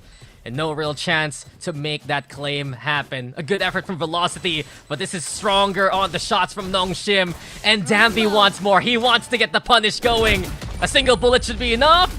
The spray, there you have it. Confirmation in a 6th round from Nongshim. That got awkward though. I thought, there was the Rolling Thunder. It's like, oh, this should be an easy win. And then you see RB throw out a well-timed haunt just so that no one could go through the Rolling Thunder or follow through from the Rolling Thunder as Velocity without being noticed. Yeah. And there you go. That kill onto Lightning Fast was just because of that one haunt, and that was enough to stop Velocity from feeding off of their own ultimate. I mean, RB, the most veteran player right now in this lobby. The leader here for Nongshim. And he started and finished that round effectively with a critical haunt. So Nongshim are back to sending Francis out for a journey. And they immediately converge onto the B side. They open it up. Dambi. I like how, again, he just immediately goes for the close contact as Francis gets overwhelmed. The beautiful flash, though. But there is an off-cam kill onto SK Rossi. Yeah, Nightfall also just silencing the intentions of Nongshim. Dambi, he needs the tracking. He finds Damara quickly there. From this point on, Nongshim just play the corners and play with the time. Velocity understand that, will give up the round just to have something to bring to the last round of their defense. Yeah, for sure. There's just so much heat, too many angles, not enough bodies to throw. Dambi's just, he has a judge. He can just keep doing this all the way. Oh, he upgraded. Well, you know what I mean. You can just hunt for weapons and take that out of their hands. This is a great angle. It's the first time I've ever seen this angle. Give the product raise real quick. Shout out to you observers. But yeah, in any case, that was quick decision making here from Nongshim. They sense weakness on the B side thanks to the intel provided by the Dimensional Drift, and they just took the site and called it a day. I like it. Again, it's very straightforward, simple in its essence, but it has such a big impact. And now, look, speaking of impact, they really did a number on the economy here for Velocity on this first round of the first half. Nongshim, yeah, they got basically what they need, I think, to get things started, especially with the overdrive available for Dambi. And you can see how Velocity has been affected by Dambi's presence again. Judge in hand, don't see much of the op or the sniper from SK Rossi. The shotgun, he's trying his best. Desperation there to look for a pick. A great rendezvous to at least survive. Nongshim will take the site. Yeah. Oh, that aftershock just barely missing RB there. And I like how RB not really planting it on the middle, of this site. It's just slightly elevated just in case maybe someone gets there. At least you can spot it from waterfall as well. Yeah. But here's the fight from the retake. The Mount 2. Perfect flash and Francis! What was that? Snappy again. Quick flicks to get 2. Overdrive as well here from Dambi, so he can play against any kind of range. SK Rossi trying to cross through the vines, but damage done here by Dambi. Damara getting in position. Dambi, Damara. They spot each other. It's Ivy and RB to come to collect. And Nongshim Red Force will stamp authority throughout this first half. 8-4 to end it here. Wow. Yeah. That flash from Francis, incredible. Look at that. And even through the... See the second kill? It was just a quick flick through the paranoia as well. Just had it memorized all in his head. How to go for the quick spray transfer there. And that was a big, big boon to just, you know, neuter the capabilities of this retake from Velocity. With that being said, we're going to go for a quick halftime break.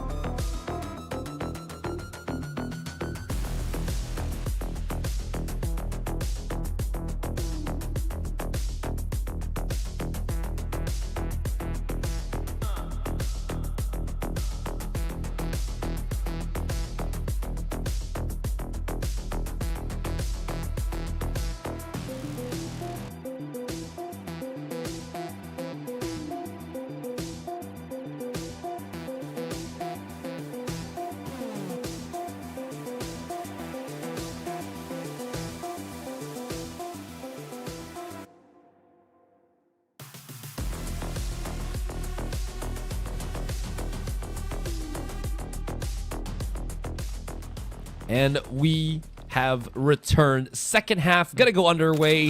8-4, Nongshim to Velocity. What is happening here? Feels like there's a lot of counterplay that we're seeing from Nongshim. It's non-stop. They came into this game more than prepared. Velocity, they're gonna have to claw their way back. We've seen them do that before. Damara quickly in position here. And B, looking free for the taking. So Nongshim will just go for the 5v5 retake. Yeah, they're gonna push through on Baby Door here, but you can see the Velocity just has other plans. Yeah, the blinds there, and here comes Francis immediately. Suddenly Damar, though, finding out Dambi. Velocity winning out the trades here. Good hold so far, and they're willing to peek on out Francis again. The Sheriff just rings through. Ivy winning fight there, and Francis, he does not miss. Nongshim with the pistol. What a contested mini door angle, but hey, it's a defense to claim. What? Yeah, that's just about as good of a reaction as I can do. It looks so good already for Velocity. I think one of maybe the biggest things is they overcommitted to the fight.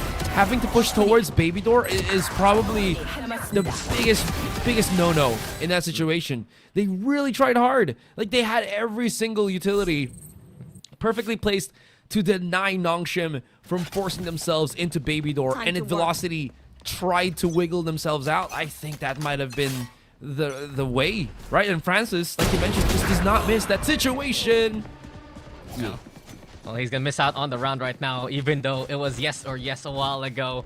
In any case, Velocity, an interesting call coming into this one, Asurai. A force buy here, despite losing the last round. 3 stingers to look for the rush down, and look at Damara if he can find any value here. High-low setup though, courtesy of Ivy and RB.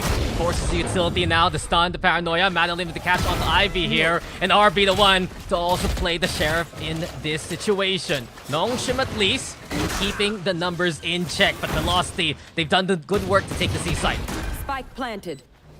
This will be definitely paid for. Oh, the push out from Lightning Fast. The bait out with the haunt. We take those. Yeah, it's been brilliant there from Velocity. Lightning Fast is not done though. Knows Dampy's low, and here comes Lightning Fast yet again. He's quick, and he makes sure 2 are dead. X-Ross now found on out. A sliver to work with. The Bulldog, sure. But against the Outlaw, against Russ as well, it is just too tough to handle. X-Ross, time's not on his side. Tries to go for the paranoia play. Also with the smoke. The tap comes in, but Madeline heard it. The Prowler too for confirmation. Velocity. They kept their cool there, Asarai, and they make the force buy work. Yeah, just giving Nongshim a taste of their own medicine, right? Seeing the eco from just a while ago. SK Rossi though with the Outlaw. Always getting value, never disappointing. That's always going to be a cause of concern for Nongshim here.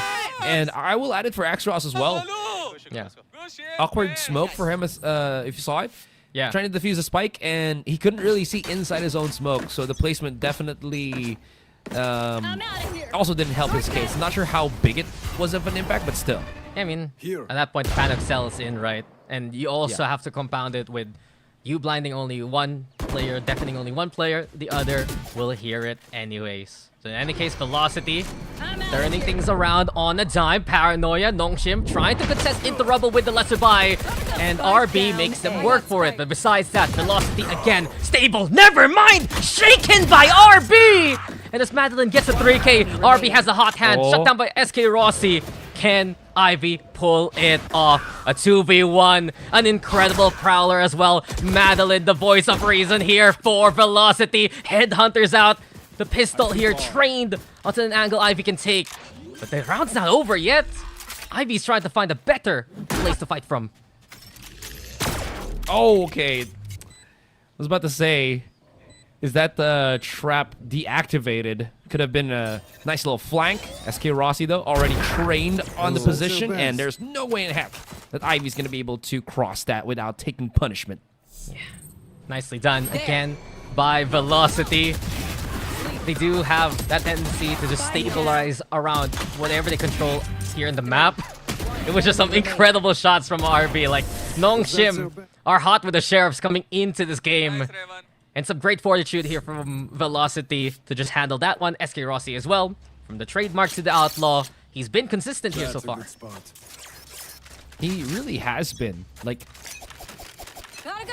even to the point that I think he just can keep using that weapon throughout the entirety of the game and still be such a threat. Anyways, moving on. I think it's a matter of debate based on the pace Nongshim has been playing. And speaking of Dambi, he's already breaking the trademark, causing all the eyes of Velocity to suddenly turn on the round. Prowler also notes once here by the pillars, and Madeline actually catching out Dambi. Nongshim taking a step too forward. Velocity are there to punish. Yeah. Thought it was going to be an easy kill for, or against SK Rossi. Absolutely not. X-Ross. Oh my god, that relay bolt. Where is he going to go? Nowhere. That hurts for X-Ross. Velocity. Stellar with the punish so far. While just waiting for Nongshim to barrel down their way. Discipline. So many players. You peek at the one? No, it's 4. And in whatever direction, you will be felled. RB learns that the hard way. Velocity just playing the clock. Knows they have so much time to work with. Now they're setting things up. Smoke over at the waterfall. Fault line as well, forcing Ivy to come on closer. Francis in position, and Ivy given a chance to whittle them down. 1v2. Ivy again in a scenario where he has to clutch. He's gotten 21 on the board. He's had a monster game. But will he bring fear here? So close! But Russ is fearless on the other side. Velocity handled that one. And they definitely did. Oh, it was so close, down to the wire. Let's just break down this incredibly hectic, I think that's the best word to describe it, round. First part, a big punish for Velocity as, again, Nongshim I mean, just saw Madeline's eyes like roll on the top of his head. It's like the sigh of relief. Like you heard it, insane, Russ, insane from the IGL. Nongshim though are making Velocity work for these rounds, and right now when they have the advantage, that's a concern here for Velocity. Damara though in position, Lightning Fast gonna be there as well. Damara still looking to continue the threat, and there he goes. The train never stops here. Damara has no brakes, and the damage has been done here by Velocity. When push comes to shove, seems like Nongshim are going to get just completely repositioned, shoved off. Ivy, always good on the aim. In 1 versus 3, he's got a chance. He's made us believers before. It's been close throughout this map. But there's the one, takes up the gun. Suddenly though, Velocity's there. And you know, we keep saying close, but not close enough. Velocity are one away from tying things up here, Asarai, and I wouldn't be surprised if Nongshim call a timeout soon. They kind of have to, right?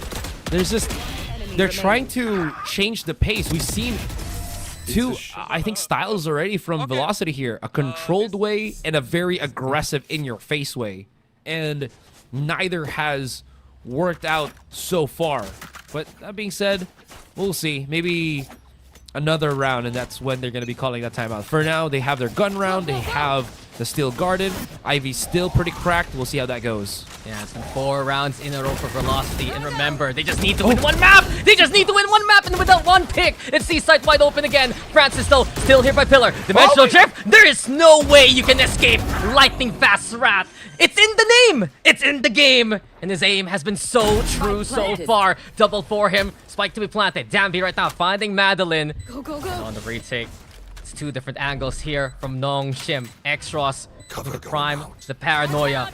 Velocity have decided to play offside here already, but look at that spike plant here into the Rolling Thunder. Disrupted ultimate courtesy of Velocity. Lightning Fast. He's done this before. I've seen this in the cards for Velocity. The off angle. Extros is wary of it. They go for the tap on the spike. Oh, this TP. It's a freebie. Oh, no. Lightning Fast commanding the round. And while Dambi tries to at least make something happen, it's just all Lightning Fast again. Godly from Golu. Velocity. Tie it up. That's so smart, too. I think that was like almost at the tail end, or I can't actually recall, but when you have that ultimate in a Rolling Thunder used alongside from the shadows, there's really nobody that's gonna check. Are we getting flanked by this Omen? Is that really happening? And then it just does. Like you mentioned, there is no way that Nongshim would have read that situation. They would have been just laser focused on C Long, and that risky wraparound just works out so well for Velocity. And again, those kind of plays is just incredibly Velocity coded. Oh, and there you have it. The timeout finally called by Nongshim, but I was like, I know Nongshim still has a timeout, even though the HUD didn't say so. And there you have it. It's like, what do you even do? Like, Lightning Fast. He stuck around the tier 1 scene for a great while. He has been impressive on the Omen from what we've seen from him. And he's so good at finding these off angles, whether it be on a map like Ascent versus Naos. Right now here on Lotus, we're getting the same shades. He has just been one of the stars of South Asia for such a long time, and it is so helpful to have such a smart player in the roster here. I agree. And again, that's one of the biggest things, right? Why he's such a force to be reckoned with is just how consistent he has been in the tumultuous amount roles that he's played in the teams that he's been with, right? I remember he was also known for his like Raze like 2 years back, and still being like this on an Omen is insane in the memory. You want to play? Let's play.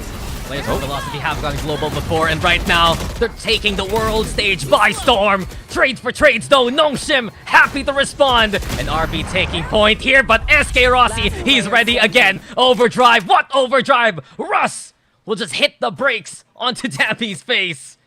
And Ivy, it's the same scenario for Ivy. Nongshim go for the full send onto Rubble. And Velocity, they feel the Tempest rising, they weather the storm. And Ivy has to do it all again for the defense. That's kind of awkward though too, right? As you mentioned it, Russ is so good at tempering his skill set as that breach, where he saved up the aftershock to just force out Dambi here, who wasn't even prepared to use his overdrive. He was just like, if I try to cross to the right, I'm gonna get shot. If I try to cross to the left, I'm still gonna get shot. So I just have to take an uncomfortable fight with the overdrive and just hope for the best. Yeah. And at this point, Nongshim are the ones falling for the tricks of velocity. But these isolated fights are always good for Ivy. Left. The score says it all with 24. Phantom picked on up. But this is a bit of deja vu. This is a very familiar scenario for Ivy. And you see him immediately double take and back off. Rotate towards spawn instead to try and contest into B. So Missy does have a nice little upgrade on the pistol and the steel garden. So there is a potential, but can't forget that SK Rossi is playing with no rifles or primary weapons. He does have the tour de force though. Oh, Ivy doesn't even look at it too. Madeline was trained on it. Probably heard the sound cues from spawn as soon as he planted that spike. And Velocity have truly rallied. What was this coming into the second half, right? 8-4 in favor of Nongshim. Yeah. Now it's 10-9 in favor of Velocity Gaming. Velocity make the impossible possible, man. Hey, I think that statement has defined our Ascension run so far. Yeah, for sure. Like, Morgan has been the truest believer since day one. We became believers the first time we watched them. I still remember we were together having a little watch party, but everyone's talking about Velocity Gaming right now. And even more so when you shut down Dambi just like that. He didn't even get to play the game here. Now Damara trying to come on through. The trade's immediate courtesy of Madeline. And it's Velocity putting their forces onto the A side. Wow. You try to take an inch, they'll take just a mile. Every single trade is net positive for Velocity. And you can just feel how thin Nongshim are stretched. Not just in the positioning, but I think in just how they're trying to maneuver against their opponents. Their positioning might be fine, but then again, it's just how they respond, react to it. It just hasn't looked comfortable from Nongshim at all on this defense, whether they have space on the site or not. Spike now planted here by Madeline, straight onto the center. We've seen Velocity play off site before, but they go for the Nightfall to just get that time going in their favor. Steel Garden, though, has been strong for Ivy. Nongshim, though, caught in the crossfire. Lightning Fast in position. The Shorty doing some damage. Ivy still decayed, looking to get a bit healthy here. Lightning Fast confirms the kill. It's all up to Francis now. The Yoru here of Nongshim. He's trying to do it all, but there's too much to handle. The pressure's on Nongshim now as Velocity are pulling away with the lead. Nothing that they're trying to do in the firefights is just hitting. Look at this. Lightning Fast is just playing around against them with a sheriff, mind you. I mean, he even has a Vandal in his hands. Yeah, Mad Lion. Oh, sorry. Yeah. Tamara. It's Damara, my bad. Yeah. I was looking at the others for a while. My bad. Damara. He's just been so solid at contesting Dambi. Scoreline isn't the best indicator for him. Nongshim on the other hand. Here we go again. Fast lanes cross. And Damara is the one bringing all the speeding tickets. The red light, green light. Damara's just showing them the door instead. This is one game Velocity loves to play. And Damara, he was hot there. He got 3, finally taken down by Francis. Where's the TP from Francis gonna go if he goes back? Or did it, okay, it's gonna go up back to A Heaven. So he can at least use that to reposition somewhat faster. But this call from Velocity is just gonna hurt. Again, Nongshim's shot to take at map control with their 2 players remaining. This is just gonna be, I mean, I don't think Ivy even heard it. Now he's gonna be hearing that fault line end as well as the haunt, and that's gonna be the signal for them to start rotating. But again, with the 2 versus 4, no smokes, no ultimates, no nothing, a few rifles and maybe a flash. How is it going to be enough against this monster of a Velocity team? Yeah, at this point the track is just on loop. It's been a broken record from Nongshim. But at least Francis and Ivy can make the contest happen. Ivy now creeping forward. They look to perhaps pinch onto Russ. I will clear it. The flash comes through. Get rid of the breach, but there's still more of Velocity on the site itself. Into the smoke. There is nowhere safe from Velocity Gaming. Can you feel it now? It's Velocity on map points. This is what they're looking for, man. The big wins. The one map. And then again, being able to face head-to-head against such a always strong team when they have Danby on that duelist Nongshim. And somehow, how many is this? 8. 3, 4, 5, 6, 7. Yeah, 8. Straight round. 8 rounds, man. From the force buy to the finesse. Velocity are looking for the finish. And remember, one map is all they need to be that top seed. One map to confirm their spots in Group Omega. And wouldn't be poetic to do it on the map they've called home. This time though, they take their first loss there. RB catching SK Rossi. Also Nongshim more than ready this time to receive them. Nightfall comes on through. Damara, too much decay, too little life. Danby, what are you doing? Not there through with some mount, sure. But Nongshim, they should have this one in the bag. Double digits here for the defense. Yeah, great stack on that C site. Able to just basically, again, somehow deny that contact that we saw from Velocity. Honestly, it felt way too fast, but these starting kills onto SK Rossi always is a measure, I think, that Nongshim knows that they have that pushback against their opponents. But still, 2 rounds of a deficit with 8 straight a while ago from Velocity. This isn't going to be easy if they want to get to that overtime. And with one more timeout from Velocity, this is the perfect time to use it from Coach Godspeed. Just because they suddenly see Nongshim getting some good confidence despite the early losses there. It's all about wrapping it up, right? Sometimes that pressure, you can feel it creeping in. Can you close out the map? That's really the talk here for Velocity Gaming. Well, I mean, they still have a buffer of, I think... No. Okay, they have this last round, I think. Last 2 rounds to try to figure that out. But honestly, so far it has been pretty good. One of the biggest struggles I think that their opponents, Nongshim on the other hand, have been making is them trying to overextend themselves to match the pace of Velocity. When Velocity is just, you can't really do that. So we saw the one successful round from Nongshim was them just wait for Velocity to come in and then just, you know, not take the full brunt of the utilities at the start of the contact. It's after that that they start moving against Velocity. I think just trying to match Velocity speed is always asking for trouble. And there we have it again. X-Ross, the first to fall. Velocity also clearing the corners despite the disengage from Nongshim. And so clear to be that C-plant, a 5v4 situation here for Velocity. The perfect chance to try and do it all. But then again, the utility from Nongshim to make it tough. Velocity will answer back. Now into the corner. Danby in the face of adversity. Straight on through. He makes the judge count. Avi also gets a little bit of attention away from himself. Finds his moment. 2v1. This headhunter. SK Rossi thinking about the wall bang here. Operator shot. He gets Ivy first. There's a chance. There you have it. The quick throw into the wall bang.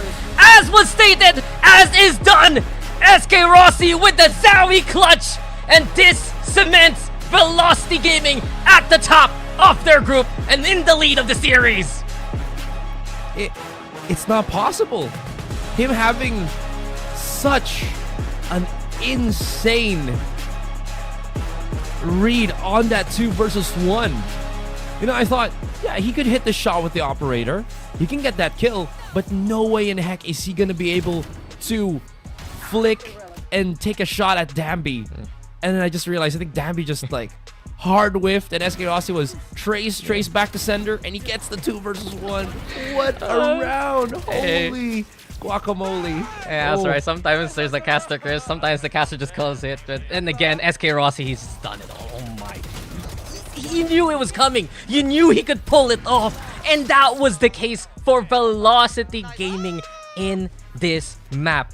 Lotus has been their claim throughout the year. They have been shining on this ever since the start of 2025. Whether it be in South Asia, whether it be here in Ascension Pacific, Velocity Gaming handled the pressure well, and I think really coming into that second half was the defining moment for Velocity. Nongshim would try to do it the hard way all the time, would always contest, especially towards Rumble. But we saw the streak there from Velocity, right? 8 in a row to get an incredible lead, and from that point on, they took it. There was no stopping them. Maybe just a hiccup of a round, but definitely not enough to quell the heat that was Velocity. Every single movement, no waste. It just looked very aggressive or chaotic, but everything had a reasoning for it. And look at that. It's just Nongshim just couldn't really take that next step. Again, it seems like they understood what was happening, but they couldn't react in time. It was just so fast. Velocity, to their namesake, was just too much to handle because they were just too quick every single time. Yeah, and they would throw everything they had there to try and make it happen. But Velocity, they were prepped on all fronts, and they truly look their best when they get to play on Lotus. So they get the map win they've been looking for. We'll toss it over to the panel to, of course, break down what just happened. One map is all they need, and they succeed. Feel the velocity, just like their name, dictated the speed and the tempo, especially in the second half. They proved themselves once again, this time to earn that top spot in Group Omega. I believe, Morgan, you have more to talk here, especially the comeback in the second half for Velocity. Yeah. Well, I'm so impressed by these guys. I mean, I think the attacker side is always going to be better with this composition, and you can see how Russ likes to call. He mixes in that pace, then those freezers to work the map. You saw them finding these gaps, finding the empty sites again and again. This style for Velocity has just been a joy to watch. You know, if we define Velocity, it's the speed of something in a given direction, and we can say that these guys are moving forward out of this group stage at full pace. Absolutely. Even though here Nongshim, they've had some great rounds, especially Ivy being on their top of the spare, but it's just not enough for them because, as what you mentioned earlier, Velocity, they know the objectives, they know what to call, they know what to do in some dire situations and turn it back and just, you know, take everything in their paths. Yeah, and I really do want to talk about Madeline. He's probably the only guy on this Velocity team that's not really been getting hype. I mean, his job is to be a support player alongside Russ to help set up Damara, but he doesn't have the kind of forward-facingness of being the IGL. But this guy has been so consistent the whole tournament. I feel like there is no player who is better at doing their job than Madeline. He's always in the right places. He's so consistent, and he's always finding this value. I mean, this map from him, very, very exceptional. He's landing the biggest impact frags and using his util to perfection. I mean, you should be so impressed with this guy. I mean, there's no weak spots on this Velocity team. Absolutely none. All 5 of these players firing on all cylinders. We know now that they will be at the top of Group Omega, but the question is, can they close out this match? Can they get that perfect 4-0 group stage? Because they're not going to be happy with stopping now. Absolutely. That's the $1 million question for today. And so we still have map number 2, which is Ascend, but we will have this short break, so don't go anywhere. We will be right back.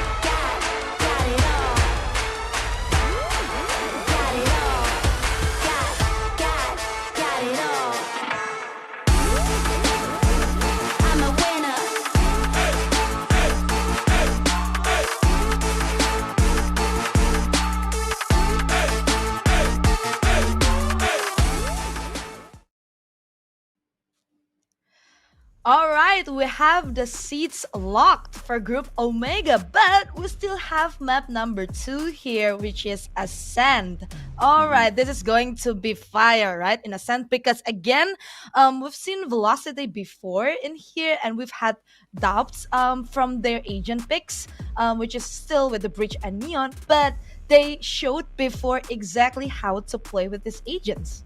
Yeah, exactly. I mean, it's always going to be sort of worrisome when you see a team go so far away from the meta, but they've really shown to us that they understand how to play this composition. They found ways for it to work the map, fit the map actually surprisingly well. So they're not going to be changing anything. I think they've made that very clear. They're not afraid of anybody. They don't want to adapt to what their opponents are doing. They want to play to their own strengths. You know, I was saying it before of like, do we see a world where they swap their ban Lotus to take out something that's strong for Nongshim? Absolutely not. They don't care about their opponents. They care about what's good for them. So I'm not going to expect any changes from that. And I love the confidence of that style. I mean, I think I really want to shout out Russ, but also the coach, Godspeed. I mean, he's done wonders for this team. You can see how well prepared they are heading into this tournament and how well defined this unique style is. So really, a lot of props go to all the support stack there, as well as the IGL, for making this fit into place so well. And even on maps where we don't expect it, like Ascent. Yes, absolutely. And talking about the IGL as well as the coach, I feel like every time out that Velocity had taken, it's very useful for them, right? They always know what to do after that timeouts, and it made them able to do that comeback earlier in map number 1 to secure their top seed in Group Omega, of course. But yeah, we're going to talk about Ascent now, between these teams, right? We've seen Nongshim before in Ascent as well, and their Ascent is kind of like DRX style, like with that double duelist, with that Whaley, with that Yoru. How do you think these agents will go with the likes of Velocity? Well, I do think it's tough. I think this style that Velocity are bringing, right, we're seeing so much double initiator and especially breach coming out from them. So what that means is you have so much utility to work with. So this double duelist that really wants you to kind of contact up, or like you see it with the up a lot, it's about having that kind of second life with the Waylay, with the Yoru. That's not a problem for double initiator because you have so much util to deal with those layers and the problems that the double duelist will cause. This is an anti-meta comp from Velocity, and we're going to see this Nongshim team play the meta. So I don't actually think stylistically it's going to be a good matchup at all for Nongshim. We saw how that played out, especially in that second half of Lotus, when this double initiator is able to move as a pack, set up Damara. You just don't have the util to stop them with this double duelist, and they can close that gap so fast when you have to move between those layers. So I think the question is, how do Nongshim find a way to adapt to this? Because their double duelist has to get value. They have to be able to consistently land a shot and stay alive. I think Ivy did a great job. He has a lot of pressure on him to counter this style, and he did manage it, but it's just not quite enough. They're not able to get it across the line.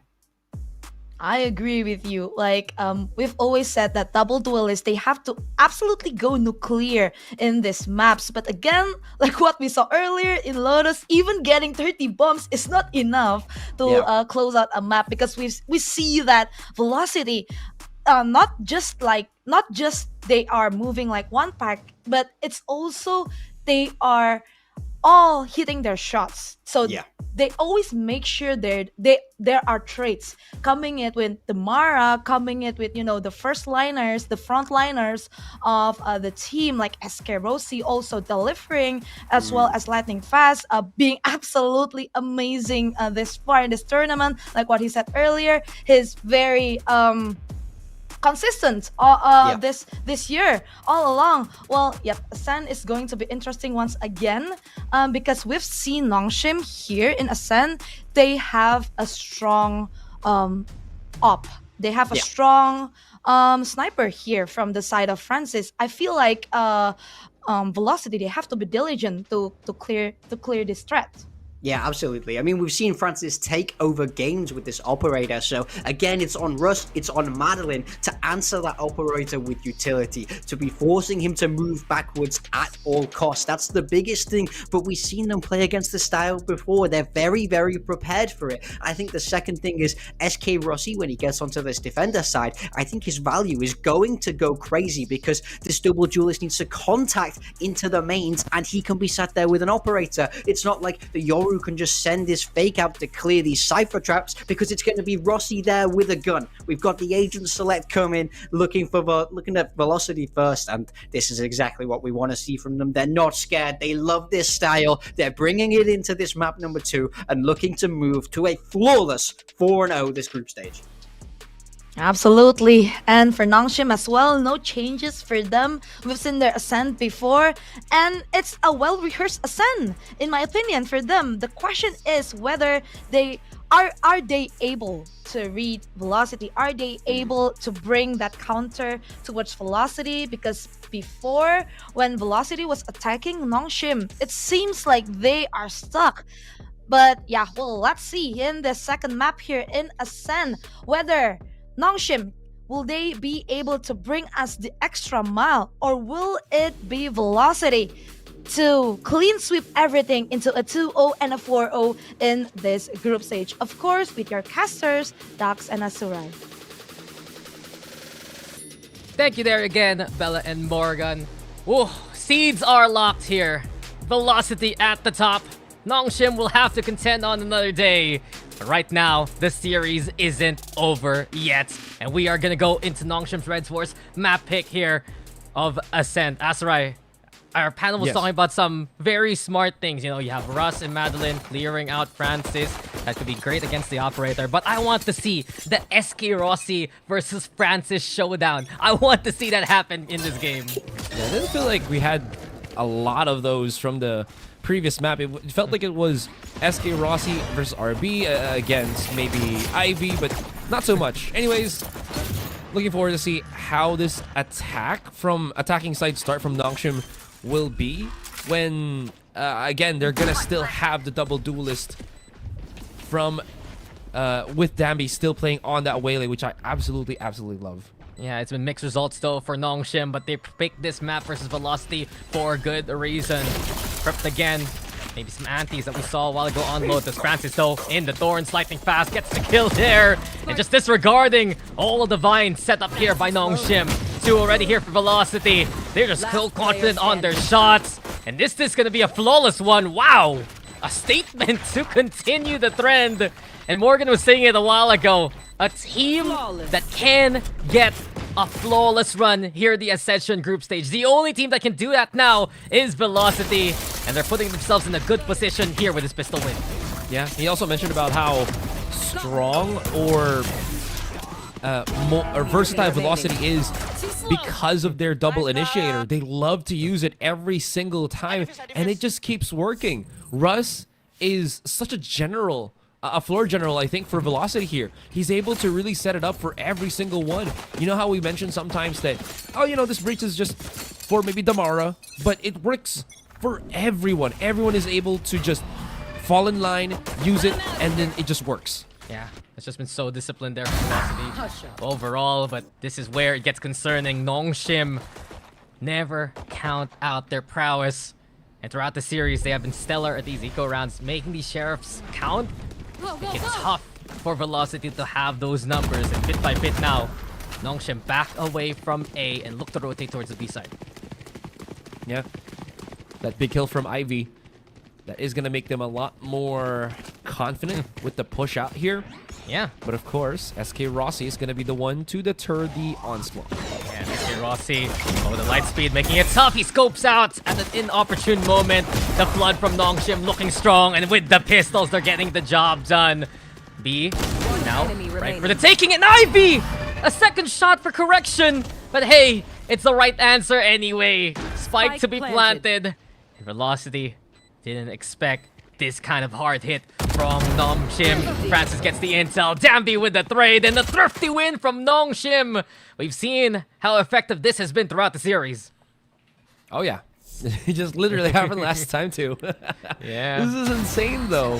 How does this keep happening for Nongshim? They're able to convert just these pistol rounds by slowly encroaching. Yeah, crazy stuff. You want a stat right now? Sure, If you win lay the it on me. pistol, you don't win the second round. It doesn't happen. Like That's so Velocity sad. round 1, then lost round 2 in the first map, and then Nongshim won the second pistol. Velocity made the force buy happen. What a trend for this series. But Yeah. hey, it makes it very wild coming into the game here. Yeah, absolutely. That being said, Nongshim, not wasting any time, starts to make their move onto short here with Damara. Ooh, he's got the shorty there. Dambi playing a quieter approach. I think he's waiting for Francis to maybe pop a flash, maybe the fake out. We'll see. Oop. Damara should not peek this. Just don't blink. He can. Damar? Oh, no. Does he get a kill? Not gonna happen. Dambi with the perfect saturate now straight onto the side. Dambi still not done. A third kill there to clear out the corner. And he's gonna be... Yeah, this is the perfect round for Dambi. Just rack up the kills. Get the convergent paths as soon as possible. 4 already. SK Rossi will shut down the highlight. But this should be... Wait. Oh my god. I can believe. I saw it before. I can believe again, but Ivy has the angle. The pinch is here, and Nongshim secure the second round. Yeah. I mean, Dambi did get another ult charge, you know, by dying, so that still helps. But yeah, like you mentioned, it is just going to be a very quick, I think, just bonus round for Nongshim here, especially with Damara getting caught out in the open like that. I thought he had like someone else to assist him to kind of give him the information, and then he's the one that feeds off of the kills with the shorty just because the 3-man push. But again, you know, no information, really hard to read that situation. Whoa, the push from SK Rossi. So brave and so bold. Works out well, knowing that Dambi was trying to line things up with the convergent path, and immediately Velocity right now. Madeline, SK Rossi, they're just prepped for it. The orb control was so important coming into the round when Dambi was 1 away from the ultimate, and literally SK Rossi catching him mid-utility. Enemy remaining. Spike down B. So I think it's 4 kills. It's like a while ago from Dambi. Potential ace, but no. Yeah, that's just going to bump up SK Rossi's ultimate. We're just talking about how both Dambi and SK Rossi ramping up to their tour de force and the converging paths. Yeah, I mean, they were thinking about it. Nongshim, if they can get the hinder, catch anyone, Dambi doesn't even need to get the orb. But Velocity, a step quicker. These calls have been just so solid. And they commit on them. We've seen teams fall to the wayside just because they hesitate, not Velocity Gaming. And that's what they have brought here into Ascension Pacific. Tied up now. The conversion path is available here, and Nongshim are playing it safe. The Arcro straight up into the Prowler. They know that that chamber could peek out into B main, and they're using utility. They send out Dambi, and now they're putting the pressure onto B side. Yeah, they know Madeline's going to be the back of the site because of that haunt. Wow. It gives so much information, though, but he's still stuck. The scan to try and fend them off. Madeline to the corner. SK Rossi actually killing Ivy, and Madeline making Nongshim work for it again. Down to a 3v3. And it isn't as clean as Nongshim Red Force would have liked. Spike planted now here. And Russ just waiting for the rest of the forces to be in position. Yeah. Probably also waiting for the fault line, too, to come out. Lightning Fast making sure that he's got smokes on B main. Everyone else from Nongshim is going to be at the back of this B site. So, yeah, converging path. No, look at Dambi. He's looking towards spawn. Now convergent paths will be cast. Does Velocity get affected by it? They're in the lane. SK Rossi will get taken down, sure. And now Russ out in the open. Russ wins the fight. Lightning fast though. No one seeing him coming. X-Ross will get them all in the end. The clutch up there from X-Ross to keep Nongshim in the lead. And there you have it, the third round for the Korean squad. Honestly thought it was going to go the Velocity way just because of, you know, it just looked like that converging patch should have just gotten every single connection, but I guess it went the other way, and X-Ross just holding and getting that wraparound is what Nongshim wanted, what they needed to win the round altogether. Yeah, just around so close again though, thanks to Velocity, but Nongshim They are a team that do not flinch in those situations. Tour de Force brought on out. Velocity again aggressing towards B main and even into A main. But Lightning Fast is caught in the crossfire. Francis X-Ross in position. Russ making the aftershock count from afar. But Velocity, they're banking on their IGL to do it all here towards the A side. Blinded, sure, or in this case, Decade, Def and okay, but Russ doesn't even need to hear where his opponents are coming from. He brings 2 to the grave with him, 3 overall. But the damage has been done here by Nongshim. Spike planted now by RB. Madeline needs to do it all in the 1v2. And with the C's, he avoids it for now. Madeline crossing through bit by bit here. RB. And now it's a battle scene. Madeline still wants to fight. Ivy gets the trade. And yet again, sweat there for Nongshim, but they get it done. I think we're seeing a pattern here as to some certain situations. Russ is a tank. He basically 1v4'd Nongshim before they got into the site. There was nobody from Nongshim. They got delayed enough that Ross was able to isolate fights when he should have been pressed by 4 players on the Nongshim roster. And then SK Rossi, I think the only one that has effectively won the 1v1 against him on the Nongshim roster has been Ivy. If Ivy gets shut down, the capability for Nongshim to potentially clutch around when SK Rossi is still alive, I feel like just drastically drops. Well, Nongshim are doing a really good job finding where to hit the sites. They stay away from the chamber who has the operator. And here for Velocity, it is their only real saving grace coming into the round. Francis now blindside straight into the market. Nongshim investing utility. Position here for Velocity to take mid. And Damar now with the takedown onto RB. Still SK Rossi alive. Forces Dambi to refract on out. This is dangerous though here for Nongshim because of the courtesy of Velocity. Dambi though with the double. Dambi's not done. Dambi's not done. He finishes the round on the high note there. A 3K for Dambi to give Nongshim the 3-round lead. Wow. Perfectly holding mid, not overly panicking once they heard the Rolling Thunder was thrown behind them. But to be fair, that Rolling Thunder hit nothing as well on short. It did allow the exit out for the Velocity players through short, but again, it just did not have the impact that they were kind of looking for because Nongshim was still holding mid. Yeah, I mean, they played off the refract so well. They knew they wouldn't just leave Dambi to his own devices, and that is the beauty of the Nongshim system. So aware of what could be their weakness coming into the round. The mid-rounds there from RB helping out too. Velocity. SK Rossi has gotten away with this before. Dambi. He expects it now. Arcro's broken.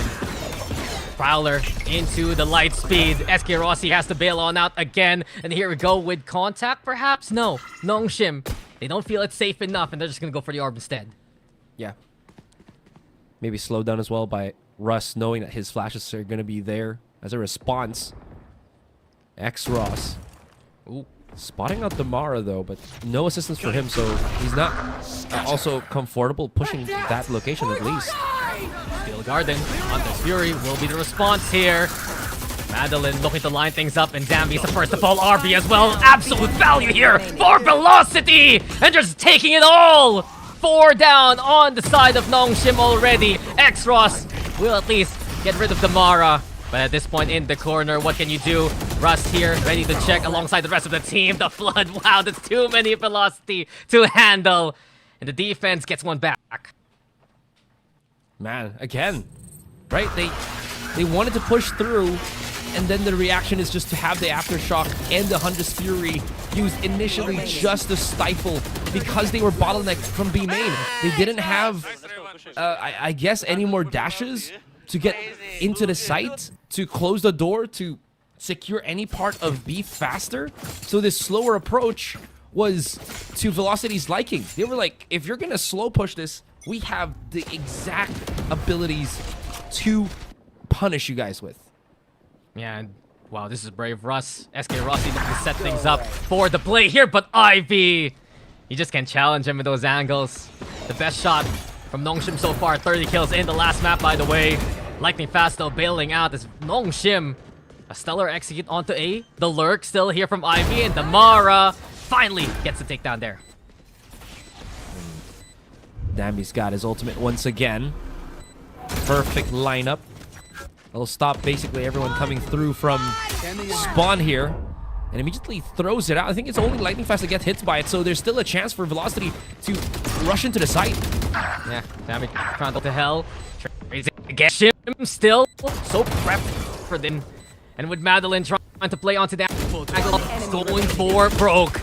Lightning Fast, looking for the push. Trade for trade again. It's just Nongshim who on the 1-up. So 6. And these post-plant positions from Nongshim looking stellar side. Yeah, allows them to delay things for as long as it possibly can go, and then they just keep it stretching for as long as they could as well, just so that they can survive longer. They don't have to fight Velocity for a longer time, and because they can isolate these positions with the smokes and everything, it's working out well. That's a beautiful a way to kind of dismantle this waterfall, this just absolute force, right? When Velocity comes in as a whole unit. Yeah, the retake is basically a utility salad given what the Sova and the Breach can do for the map, but a timeout now called here by Velocity. Their set plays have been read bit by bit here by Nongshim. We talked about how Nongshim really prepped coming into this game, right? And as of now, they have a firm understanding of where Velocity loves to peak. They've been stifled by angles like B-main before their Aserai, and this time, especially in that last round, the shutdown on the chamber was just so clear-cut.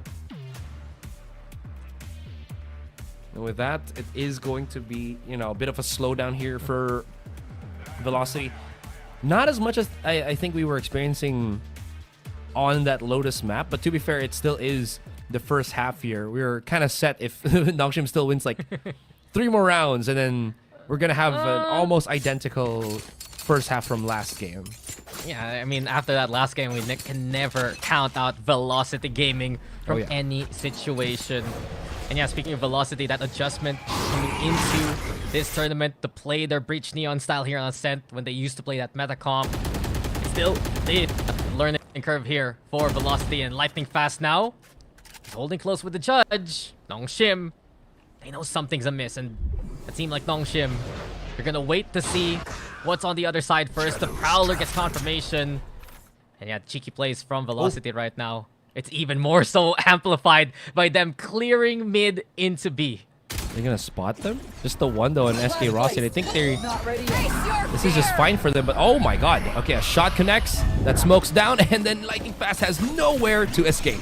Yeah, playing so disciplined right now here for Nongshim. Safe rather than sorry. They commit the Nightfall. They clear out Lightning Fast eventually, and at this point, it will have to be Velocity hitting shots like that to make this possible. Madeline does get rid of the smokes though from the Nongshim side.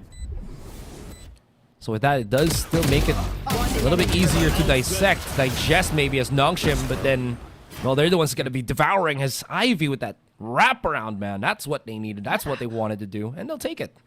Yeah, Ivy has just been having a series to remember for himself. To secure these kills, get these first frags on the board. Stat utterly on, you know, kills for him, and I guess that's for Nongshim. The kill distribution heavily on one so far. Yeah. A while ago for Velocity, it was a bit more spread out. It was actually losing to see the game, giving Madeline that at everyone. I'll handle this. Oh, Francis immediately uses his dimensional drift, gets quite a bit of information as he spots only the Sova at this point. Pop shot from Rescue Rossi will not connect, and as you can see, oh, actually did onto Dambi. Just realized, down to 30. Yeah, Dambi will still get the B side, yeah. Just trying to crawl onto the site now. The job done. The human recon bolt will back away to a safer angle. Nongshim, they're wary of any kind of mid-push from Velocity, but it's full retake now. Francis is ready to steady his hand to get 2. Velocity make the trades work at the very least, but keep an eye out on Ivy still lurking from mid. The trademark should spot Ivy though. He hears it, has to break it. Now Velocity knows there is another angle, but they don't expect Dambi to be this close. The double from Dambi. It's all up to Madeline now, and he can't handle all that pressure. It's Nongshim up to 8. Gosh, what a flank. What a B main push that we saw from Dambi there. Let's look at that replay once again. They start the push, and again, just the amount of timing, I think they might have understand the tempo right now for Velocity, because it seems like Nongshim are back on track once more. Still, at least in the first half. Last round we go. Velocity weaker in terms of the firepower, but we'll see how they're going to be able to make this happen, as Madeline has that ultimate of his, that Hunter's Fury. If they can just maybe stop them from getting into the site, that's something. Oof. Yeah, but no, there's just no shutting down Ivy. Go next for Velocity in terms of those initial set plays. There's still a chance, as you said, thanks to that Hunter's Fury. It's just so tough when you lose your Chamber, and now you lose Rust as well. Two heavy hitters from the Velocity side, taken down early on. Madeline trying to respond with the Hunter's Fury, but damn B, that was so daring! Scared off Velocity, actually. You did see Damara try to protect his teammate, but in any case, it's still Nongshim seeing an easier take towards his B side here. Yeah. Damara unsure of mid, so he's double checking it with his teammate. Since they did see a few players of Velocity, or Nongshim there, but now that they realize nothing's up, yeah, they're just gonna have to march their way back into this B side and try to retake it. Yeah, Stun comes out onto the corner. Dampy also in position here by Cubby. Francis already got the job done there. Lightning fast though, brings the judge, picks up the gun. No chance though. Francis, that was sharp! Quick execution onto the final member of Velocity. And we end the half with Nongshim having a 9-3 lead. What a statement though. Here the last few rounds of the first half, Asarai. From Ivy to Francis, Nongshim are just on it like a bullet. Absolutely. I mean, you're just seeing as well how good of an aiming type of players, you know, these two from Nongshim really have been. In any case, we're gonna go for a quick little halftime for a breather.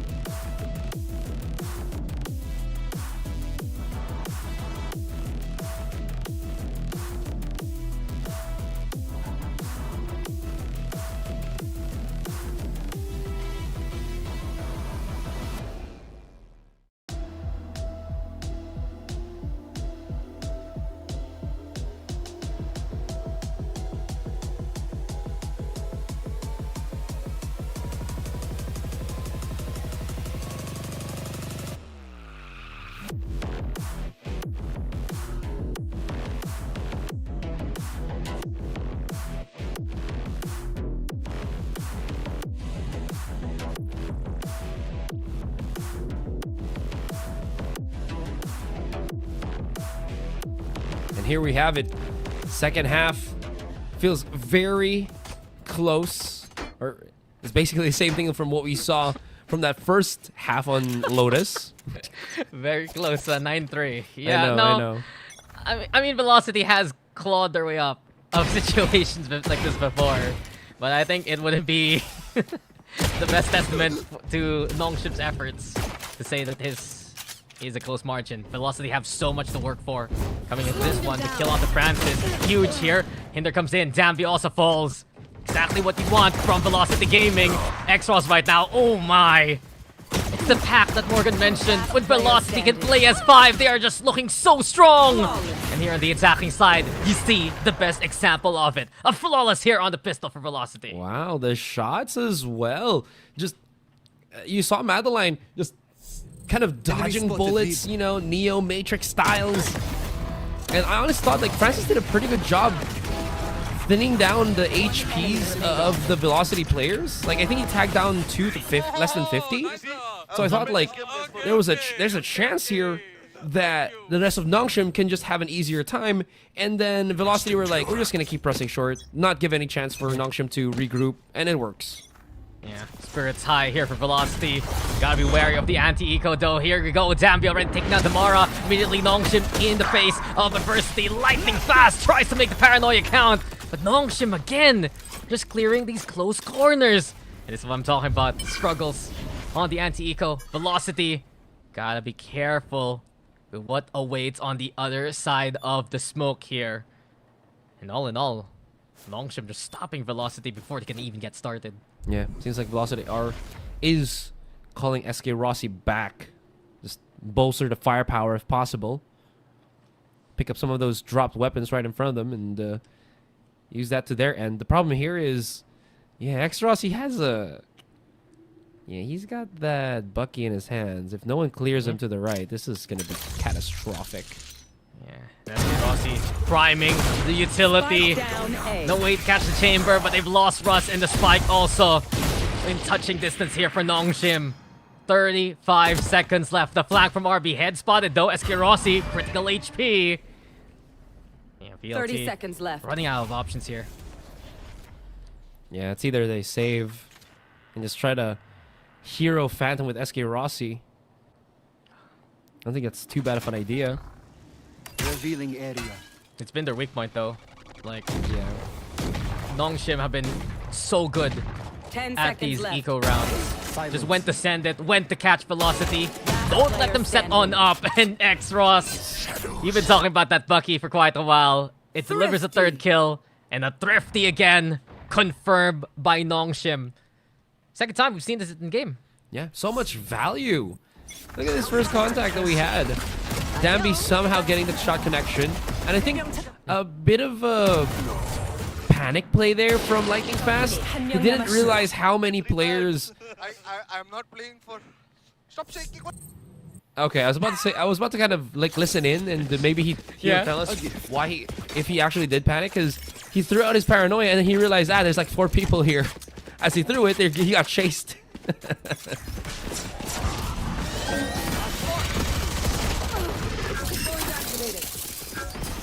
Alright, seems like they've realized how this is going to go.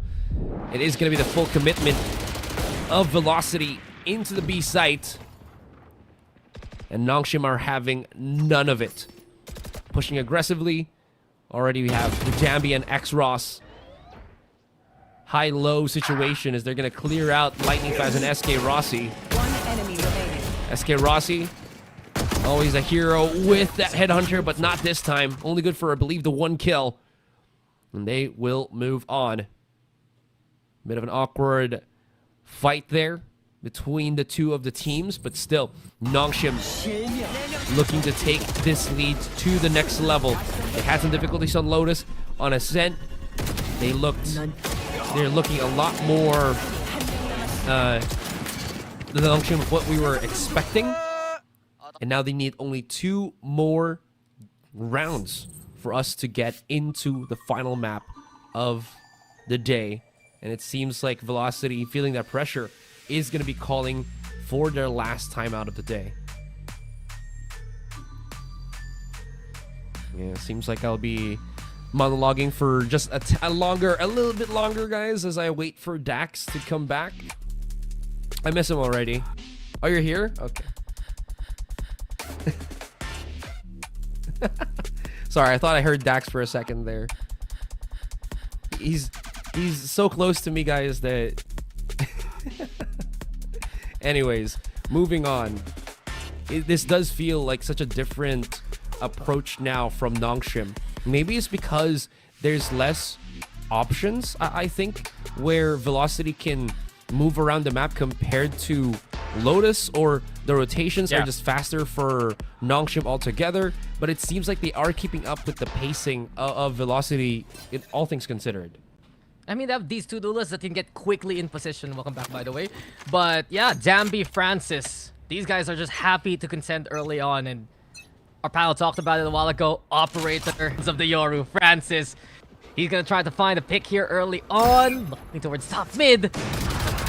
They go for the courtyard push anyway from the side. Jambi the one to watch out for. Refract on the way. Velocity still with the push. The fast lane. They keep going. But Francis right now gets 2 anyway. No matter what distance he close, Francis will take those kills there.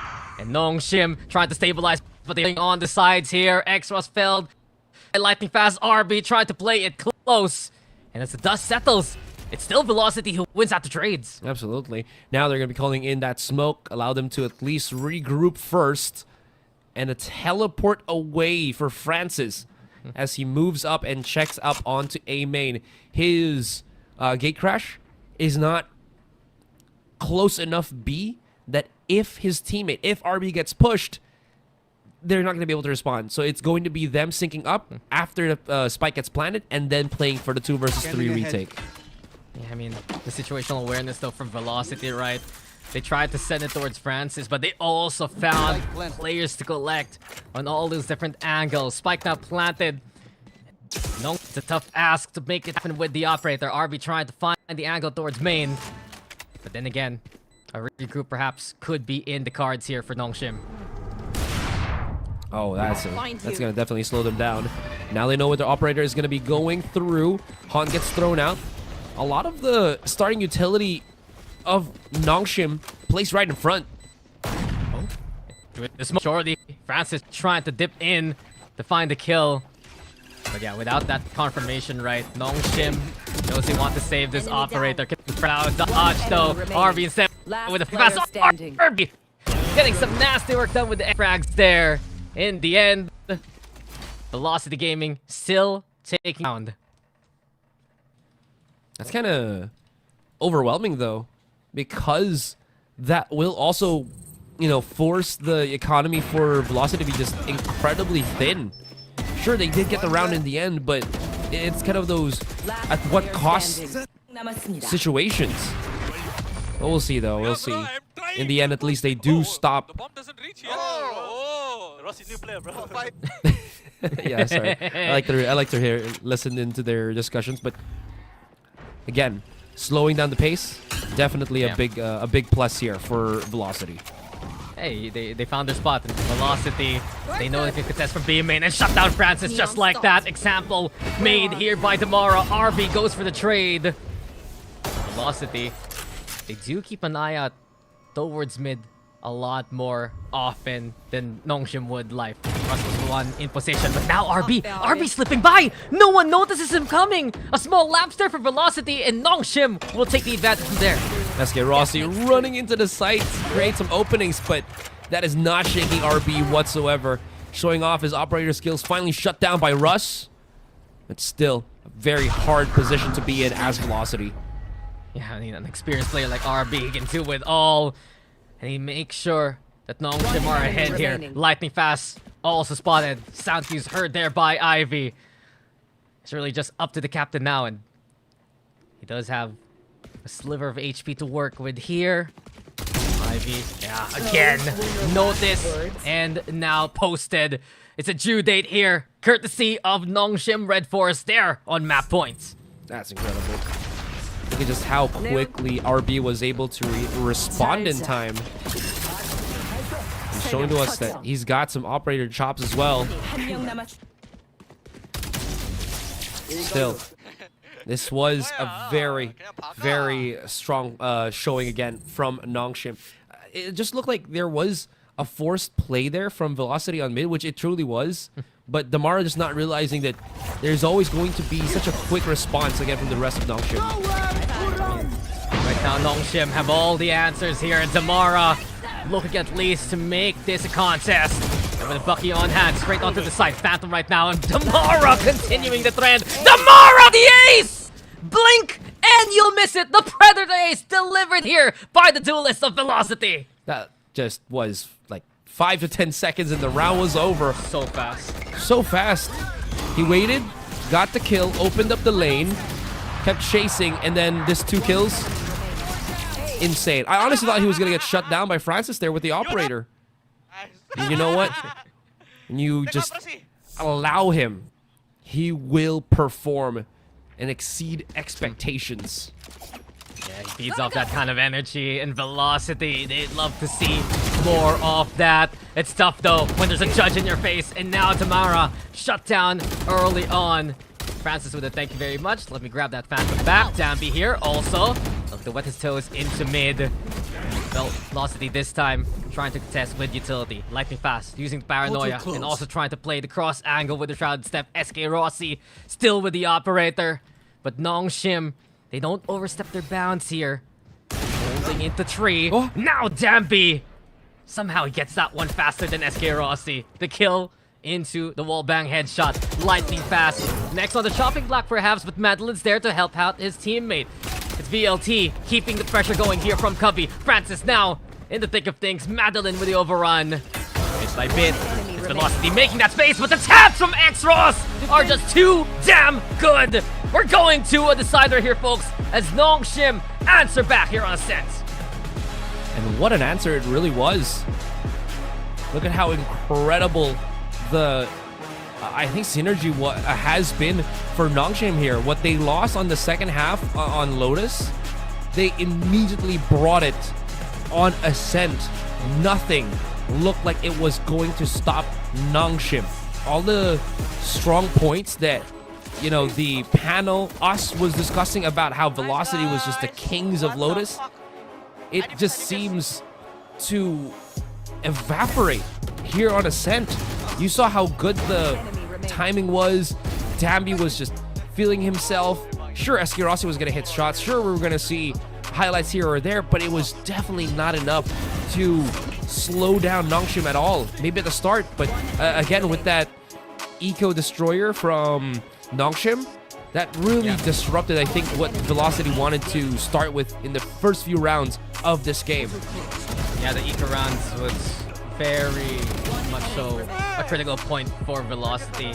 Losing out those rounds, losing out on that momentum, and instead, it's Nongshim who picks up from that good work. And just overall, it's the game plan from Nongshim amplified to a T. They picked the set for good reason. They were confident that this Yoru Wele would be enough to stop Velocity in their tracks. And we saw that even more on the defense. Yes, it was a great first half there, 9-3. But when you look at Nongshim as well, just the angles that they take, just the presence of Francis as well, the sharpness of Ivy, this is the form that they would love to see coming into this one. It's been a roller coaster ride when you follow Nongshim Red Force here in the Ascension Pacific, but these are the highs that you look from them. And this is why they're still one of our top seeds in Pacific Ascension. Dambi, just please never go back on the controller. We love you on this Neon of yours. It just feels like such a great role for you. Anyways, we're gonna leave it for our panel to discuss this second game.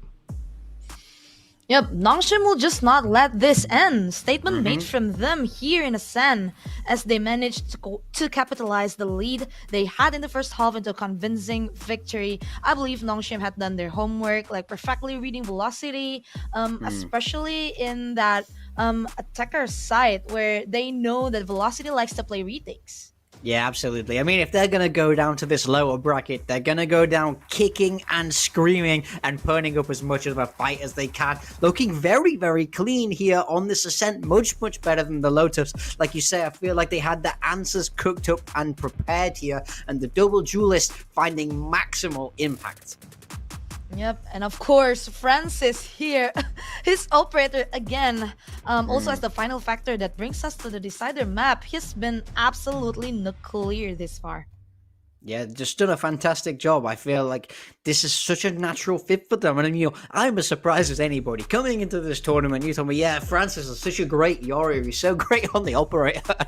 I would have thought you lost your mind. But he's really proving it now. He's doing an excellent job. So I got to say, I'm excited by this Nongshim team once again. They're trying to relight that fire inside themselves. They know that they're going to be starting in that lower bracket, but they want to send a message of, hey, look, we can beat the first seed. We can beat whoever you guys think we can't. And Francis is going to be the map MVP there.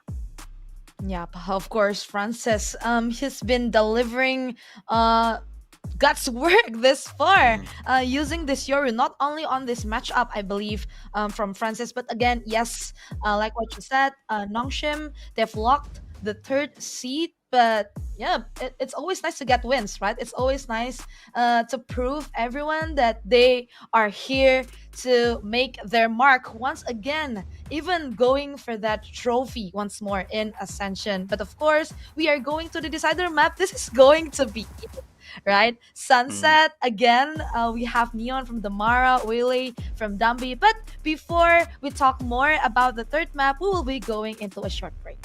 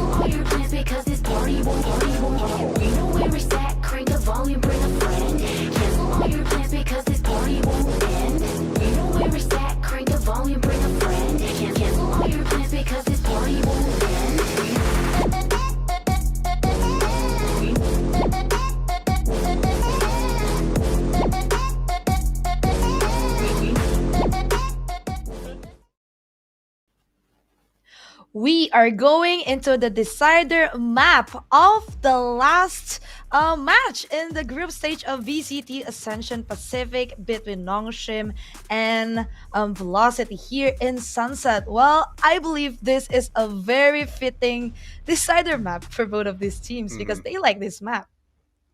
Yeah, I mean, it's only right for it to go to this map 3. It's only fair for this to go to the distance for everybody watching. I mean, this is a map, like you say, both teams comfortable on, familiar with, and have already played in this tournament. We kind of know the styles. It's going to be very similar to Ascent in some ways. You know, we're going to be seeing that Breach Neon versus that double duelist. So it's all about who's adapted and learned and grown throughout the tournament. That's going to be the team that's going to get this win on the map 3. Absolutely, as well as the calls and the mid rounds later on in the map number 3, because both of these teams, they like to play this map, and I believe they are not going to try to play out their own game plans, but also read the other team's game plan, because I believe each of them know already, have seen each other's sunset already. Especially for Velocity, the Mara is very, very good in this map as the Neon. Yeah, incredibly strong. It's a good map for the Neon in general. We see multiple teams pick it up here, so we got to look for Damara to have a big performance. It's going to be about on Nongshim, how they're able to stop that. You know, I think the answer is map 1, they couldn't do it. Map 2, they handled it all very, very well. So I think this is a matter of execution on the day here. I think Velocity, they would love to win this map 3. For them to move 4-0 in the groups would be a wonderful achievement. And for Nongshim, they're looking to just end this group stage on a win, build momentum as they carry forward into that lower bracket of the playoffs. Absolutely. And speaking of, again, Operator and the Outlaw from Francis, I feel like the double initiator from Velocity haven't been able to read that well, to set up the battlefield well for Damara, because Francis have been absolutely incredible in having the space to take picks with the gun. Yeah, I mean, having the tools to beat it doesn't always mean you can. It's only on paper. That's pure theory. But this is Valorant. It's a different game in the server, and it's going to all be about execution. Francis had a huge map in map 2, able to find the gaps, get those picks consistently. So I think Russ and Madeline, I think they need to be a little bit more diligent. They need to try and find Francis a little bit earlier on in these rounds and make sure that their util is connecting. We've got the agent picks coming through here, and for VLT, this is exactly what we would expect. No changes. They love this style. Time and time again, they're going to play to what they think is best for their own strengths. Yep, the same as well for Nongshim here. No changes. Again, with the double duelist, Waylay and Yoru. This feels like Ascent. Like what you said earlier from Nongshim, the difference is just Ivy here with the Cypher. I feel like this is to provide more information for them. So, let's see. Velocity, they are going to start as the attacker first. I feel like this is their most preferred side to start with. Yeah, absolutely. For sure. This team is an attacker-sided team in how they are built. I mean, that core pack of Russ, Madeline, and Damara is so effective. So I think they're going to try and run up the numbers here. Absolutely. Well, let's see. Here comes the decider map sunset between Velocity Gaming and Nongshim Red Force. Who will be the victors in this matchup? Whether it will be Nongshim or Velocity, of course, with our casters here to answer the question, Dax and Azurai. Thank you again to our panel. It's been a week of incredible action in the group stage, and here we are in the final map, in the final series, a decider to see who'll take it between Velocity and Nongshim. Our panel mentioned it, that's right, kind of similar to what we saw set in terms of compositions, but Velocity, they can set the tempo early, being on the attack first. Yeah, absolutely. This is one of those maps where SK Rossi, though, is not going to be on his chamber. Again, I'm not sure how big of an impact that really was, because the last time that they played here up against, I think that was Riddle Order, they did still win pretty convincingly, but he didn't perform as well on that chamber. Yeah, but Dambi now acclimates on the Waylay, gets the first pick here. Francis also in position, and Nongshim trying to use that backside corridor angles. Velocity still making this contest. RB also catching lightning fast busy. And with Russ all alone, the 2v1. Beautiful taps there onto Dambi to confirm the kill. He has options. So much time in the bank, can go for the rotation, and RB's trying to cut it off. Man, they could have actually peeked with against each other on mid there. I'm not sure if RB's able to hear the footsteps, but maybe right now he might. And oh my goodness, is Russ gonna go for like the big brain play of just wrapping around and going back through B?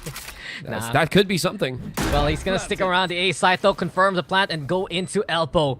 Looking to anticipate RB though. Russ, the read, masterminded there by Russ. The Zowie clutch had just outplays the opposition, and with it, it's a pistol here for Velocity. That was insane. I don't even realize how well he actually read his opponent. I just want to hear the comms and just, like, bro, for sure he's going to be flanking me. He's not going to go through spawn. And he just times it like you mentioned. Look at his face, just utter confidence. Yeah, I mean, Russ has done it all in multiple regions in the Tier 1 scene. And here he goes, proving his diligence yet again. It's crazy, we just have the two veterans really on both sides being the IGLs. But it works out for Velocity. I'm still concerned though. The second rounds, the ecos from Nongshim have been a problem for Velocity Gaming. For sure.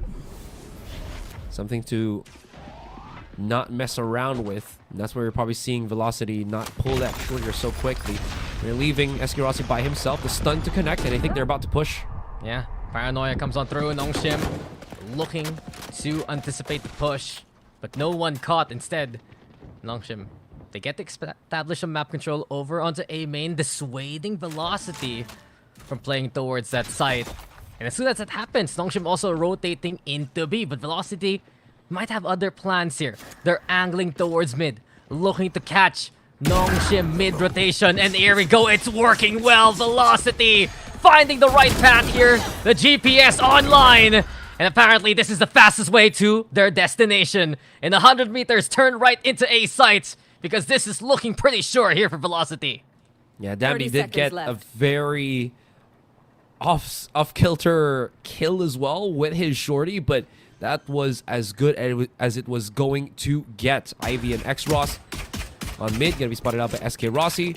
This is gonna make sure that he can slow them down as much as he can, but you can't see, even if they deal with SK Rossi here, there's still 3 players waiting on that A site with the actual firepower that Velocity does have. If they can take down SK Rossi, at least that helps them with a kill, extra bit of money, and maybe towards the ultimates, but no weapons will be, you know, massively upgraded when they take down the lurker. Yeah, they're grasping for straws, and exactly that. Ivy with the free gun, sure, but what's the scrounge? What's the pickup? It's that ghost only. So Velocity Gaming doing such a good job to assess the situation, just not lose out on the initial set play from Nongshim, right? Not get any casualties there, and with it, they're bringing 3 rounds, and particularly a Phantom coming into their bonus. Yeah, this is what Velocity wants. They want to have that solid foundation so that they actually have that backing of the rounds and the weapons to get into this bonus. And at least, you know, they're not going to freak out when they actually lose this particular round, because, again, they do have that that foundation. In any case, looking at the positionings, Velocity going to be looking to go for a potential aggressive mid here, with maybe Madeline just making sure that no one aggresses through A main. And I like this idea, just so that you can split the map in half. Yeah, I mean, they have the firepower too to contest mid, and SK Rossi immediately telling RB to buzz off. Just making back away, Velocity back into playing towards mid. The Prowler confirms Damara's close contact point. And the C's, that's great! Damara tries to go through, but the Tether will keep him at bay. Springing into action, Velocity want to do it all over again. The fast lane to cover the approach. Ivy doesn't see the transition. And with RB low HP, Paranoia is to play. RB somehow still gets the kill despite being blinded. And X-Ross here, stable on the side. 2 for 2 on the trades. Here comes Dampi now, looking to make the saturate count. Nongshim trapping Velocity here into the corner. And Madeline, unfortunately, no real chance. Nongshim brought the shovels and get the teammates too. Great ability here from Nongshim to corral the rest of Velocity back into the site. I honestly thought, yeah, with this, X-Ross holding that position on Link was huge. It just disrupted whatever Velocity wanted to do. I thought, like, oh, Velocity has a really good way to get into this site, and then you just see Nongshim as they enter. No one was dying.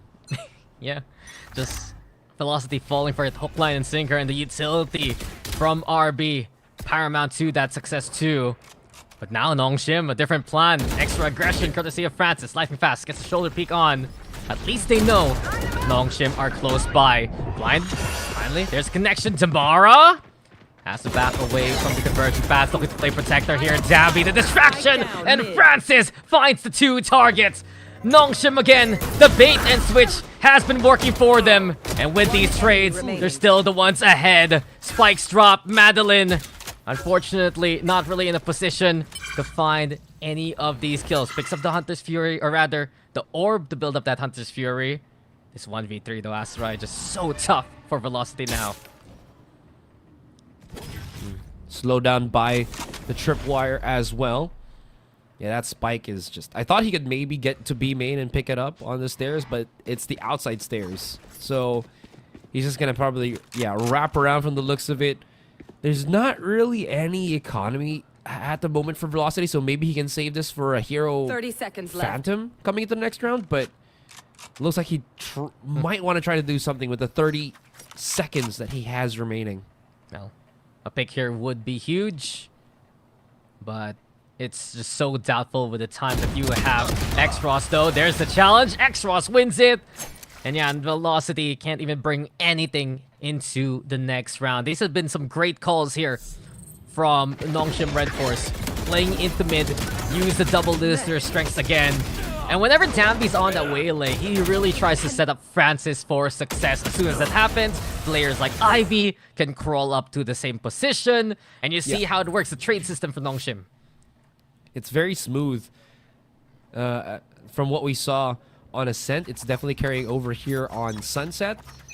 It's a much more cohesive Nongshim so far, and it has broken this rhythm that we've been discussing so much about, that, you know, Velocity to be feared about. But when it's not there anymore, the slower approach, Francis can do just these kind of things. And Morgan was the one that was discussing. He was such a good Yoru player to begin with. Yeah, I mean, this has been the tempo that works for Nongshim. Francis does have to back away as Damara has taken command of the site.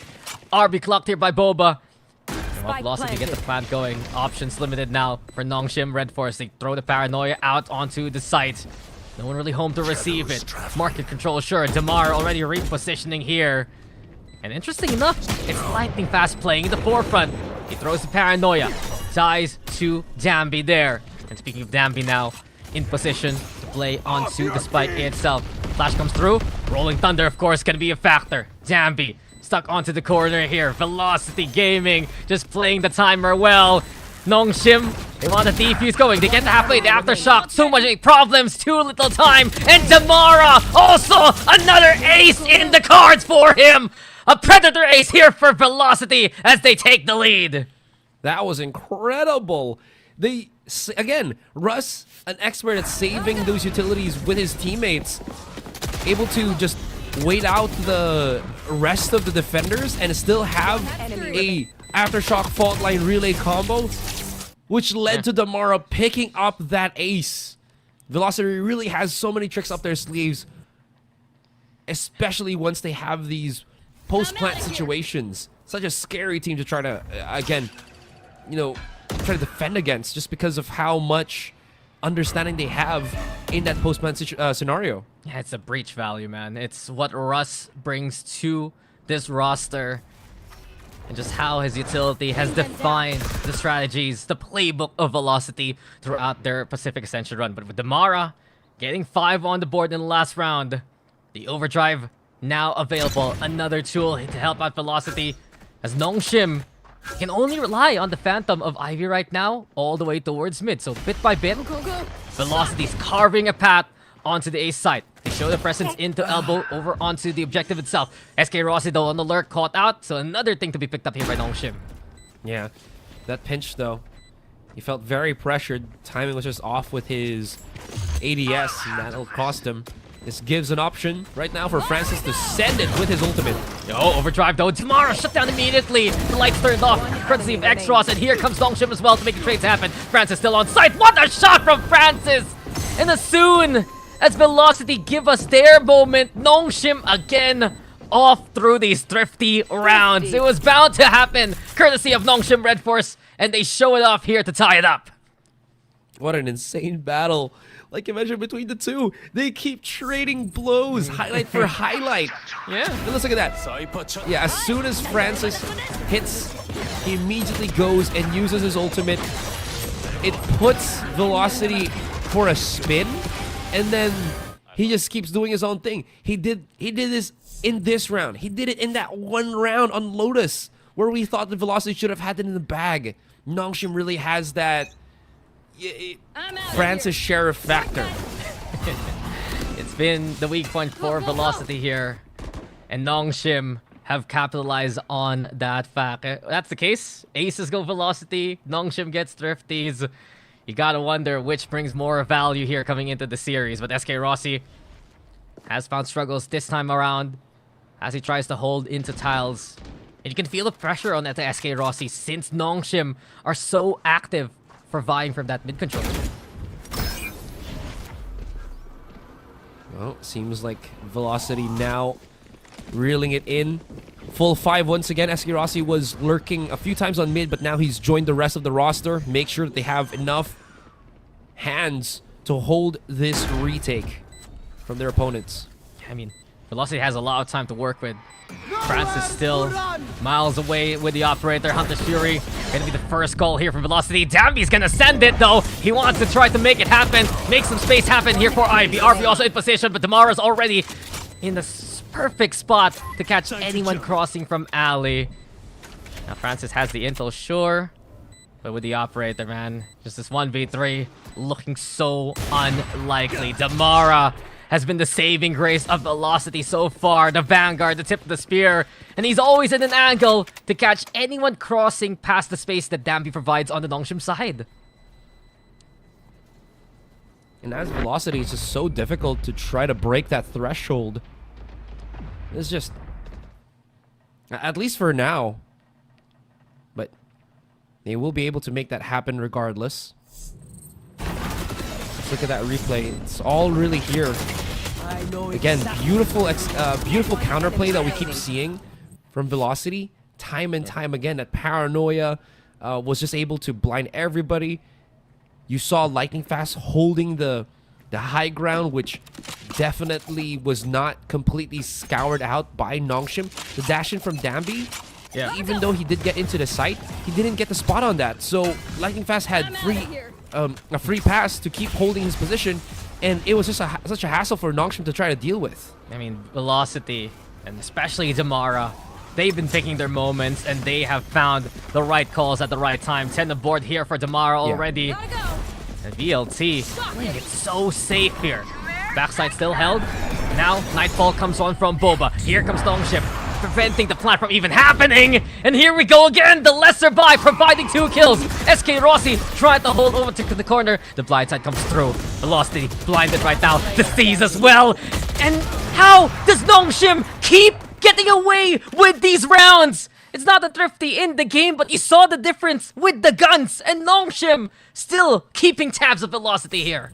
Great use of that Nightfall is a definite step in the right direction for it. Lightning Fast thought that he got a free pass safety as he went for that shrouded step. Absolutely not. And then you saw they were just kind of stuck. They couldn't really get out of there. And Nongshim took their sweet time. They made sure that they can whittle down the positioning from their opponents, and it just worked out so well for them. It's a back and forth. It's not really a huge lead from either side, but Velocity feeling that pressure and that, I guess, lack of capability to transition these round advantages into more is what is being a puzzle for them, and they try to figure it out. And that's exactly why Coach Godspeed calls for the timeout here. It's that concern right now for Velocity. They get the space, they play it safe at the start, but suddenly, they just spring into action there for Nongshim, and it just immediately is a flurry of utility. Just saw how coordinated it was from Nongshim Red Force from the Nightfall into Dambi dashing. that's immediately a signal for the rest of Nongshim Red Force to go onto the site, for players like Francis to pick their angles, and bit by bit, they're getting value. It's honestly Velocity getting corralled into these angles as well, and you're seeing so much value from players like RB. Yeah. His seasons throughout this first half alone have been so effective into keeping Nongshim with an advantage here. Yeah, just you know, being able to separate Velocity once Damara gets into the site. If it has no one to follow up after him, he's pretty much dead in the water, and that's so difficult to, you know, I guess adapt to as Velocity. Oh, that's interesting. Charging up into A. Now the Velocity do leave the spike behind. Trying to sell the commit over at the A side. It's a big utility dump here from Nongshim in response. And Dampy just wants to find value with the refract, but no dice. A lot of utility used by Nongshim, by the way. They use the C's, they use the Prowlers. Paranoia loved as well. And now Velocity immediately on the re-hit. 2 kills here for Velocity. They carve a path towards A. But with the neural theft, it keeps their options opened. Bit by bit, SK Rosso also trying to find someone towards mid. Francis doesn't spot the Cypher in time. And VLT just playing with the timer here. I wonder once they realize that Francis still has the operator and the Yoru clone is there, are they going to try to challenge him? Looks like it is. A peek between him and Rossi. Oh! There. Finally has his number. SK Rossi has been looking for that kill throughout this map. And this is going from good to better here for VLT. The slow and steady pace. It's working for them now. As Madeline is trying to get the intel going. Velocity needs to go onto the site. RB, does he play Disruptor here? Can he cancel the plant? Dangerous waters now here for Velocity Gaming, but Lightning Fast delivers the goods. And VLT with their own thrifty here. I like how they just re-aggressed. Yeah, just look at that. This was right after that initial contact that we saw from the start of the round, and they just kind of keep pressing on that A site. This forces, you know, after that initial util dump, like you mentioned, from Nongshim, for them to try to attack again, and it just didn't work out. You saw the commitment from both Dambi and Francis, and it just, or excuse me, I think that was like Dambi and RB, and Dambi falling down was huge. Hey, the whispers from their coach, so effective. The mid rounds from Russ as well. Just that kind of patience, that temperance from a team of South Asia. Velocity Gaming. Oh, they even just get aim punch onto Francis, who, by a miracle, by the way, survives with 1 HP. So the operator gonna be a factor still. But then again, a simple breeze should just do him in. Zambi right now, flushed out by the stun. Velocity getting a bit of space past the one-way. But it's similar to what we saw in the last round. VLT using the slower pace to try and drain Nongshim of their resources here. Oh, X-Ross. Cover going on. Spots out SK Rossi, still outside the A site. I'm out of here. VLT. Again, the triple back at this point to the A. I love this. Look at the reads. The fakes as well. It seems like Nongshim are reading the situation to be a B, but now it's only X-Ross holding this A site for the meantime.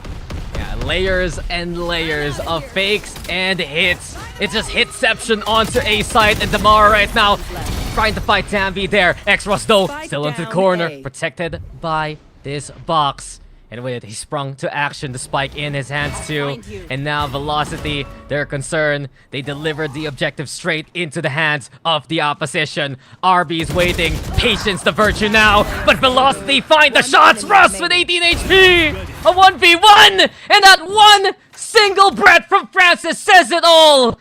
The Yoru still survives, and Nongshim will tie it up to 5.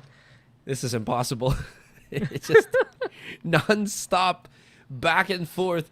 It doesn't matter if you call the timeout. It's the outcome feels like it's still going to be the same. No one's going to be breaking away from this. Look at this push that we saw from VLT. They got the connection as soon as they started pushing in. Sure, there was the counter play of the converging paths from Dambi here, but it didn't really, I feel like, stop the rest of VLT. But then it was X-Ross that really got that value. Yeah, Han comes in though. RB knows exactly the lay of the land. And Nongshim looking to double down on that intel with Dimensional Drift. Danby's just been waiting, and now he springs into action there. Here comes Nongshim! They just erased Velocity from the round here with a flawless. There you go. No one from Velocity, if I remember correctly, pushed up into elbow. All of them went through Link. That's a especially easy meat grinder. That was just the one with Madeline, sure, but then again, how is he going to be able to do much up against the shotgun right in front of his face? So with that, that's going to definitely stop the tempo, at least for Velocity on the A site. Will they try to work their magic elsewhere? Seems like they still will try to go for A. Here they are. I mean, the immediate round adjustment. Damara can't even play the game. Zambi, he changed his angle. And we are gonna miss what we just heard from that overdrive. Nongshim with the utter shutdown. VLT. They've been playing a tempered attack here for the past few rounds. Now it's forced here by the hand of Nongshim. And Francis, he's gonna dare look into this one. The collaterals collect! And here comes Danby still for more. Francis with a third. Danby's not done! Where do you look? Where can you go? Danby will turn it all around and bring Nongshim to 7 to end the half. Man, as soon as they slowed the pace of that one, still trying to go for A. Yikes. Danby just like started using the judge, and then every bit of play that we saw from Damara completely erased. And then Francis with that collateral with the operator, just adding even more insult to injury. As that will end our first half. We'll be back for the second.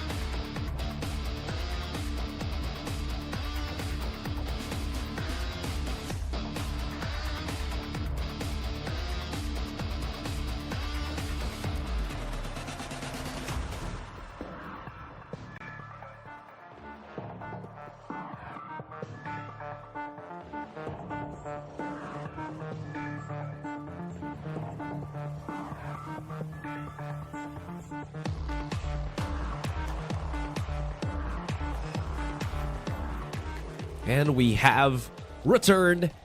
First half done. And after such a tug of war between Velocity and Nongshim, seems like Nongshim finally breaking away with 2 rounds. Oh, I like that. Nice little left, right, left, right. Hey, you gotta get your exercise going. And this has been an exercise for synchronicity for Nongshim, right? Just what we've seen for Francis and Danby, they've defined the pace of the game so far. And Ivy, just too daring at this point. He has just been winning duel after duel in this series. He's confident he can get away with that one. Damara and Lightning Fast, they don't even know what hit the rest of the squad right now. Spikes planted here. Nongshim just waiting for any kind of peek out. And Ivy, that's just disgusting. He's just always left unchecked at this point. Flawless here from Nongshim. Yeah. Now a taste of Velocity's own medicine, as it seems like they weren't able to anticipate how fast Nongshim is able to just invade space. Just saw how quickly, again, that backside was already exposed to the Nongshim roster. And again, like you mentioned, Ivy, great lurks altogether, really just helping them out. But this, Francis was already at the back of the site. He had just reckless abandon, charging in. And that's a great little pistol here for the second half for Nongshim. Yeah, and with Nongshim can continue their trend. The confidence is buzzing for Francis. The Vandal already into the second round of the second half. Madeline into mid again. RB confirms presence towards market. This could be a good pinch if Russ stays long in this angle. And that's what Nongshim are thinking of right now. There you have it. Francis dipping his toes. And Russ just staying too long, trying to make that decision what to buy. Damara does catch RB. The rest of Nongshim are there to protect the rest of the team. And with it, it's another clean round from Nongshim Red Force. Man, we'll let the dogs out on that one for Velocity. It seems like they were just hiding in the pocket as a 4-5 man. And then once they got figured out, it's like, scramble! Try to get a kill as quickly as you can. It doesn't show it here on the replay, but just the X-ray a while ago just shows how many of them were just in that pocket, reading that their opponents were going to push through market. I like the idea though, but Nongshim not wasting any time or always making sure rather just to check every single possible nook and cranny. I mean, they were aware of that possibility thanks to RB, and that's the call. The play from mid to Boba and get it going. SK Rossi though, one thing you can always say about Velocity is they're willing to challenge. Beautiful pick onto Ivy now. Trying to shatter that confidence. Slightly fast, no escape. Dambi still in the fight. But Madeline finds the real one there. Francis through the smoke, gone to the bench. Spike planted here. Nongshim Red Force looks to play into an A main close, onto B main close plant here. Aftershock. Looking to just flush out the corners so far for the defense. And while the stun comes on through, Damara just can't find any targets at all. Blinded up close. Dambi also, and X-Ross! He's finding his form now! And with those 2 kills, it does tip the scales in favor back to Nongshim. We're not done though.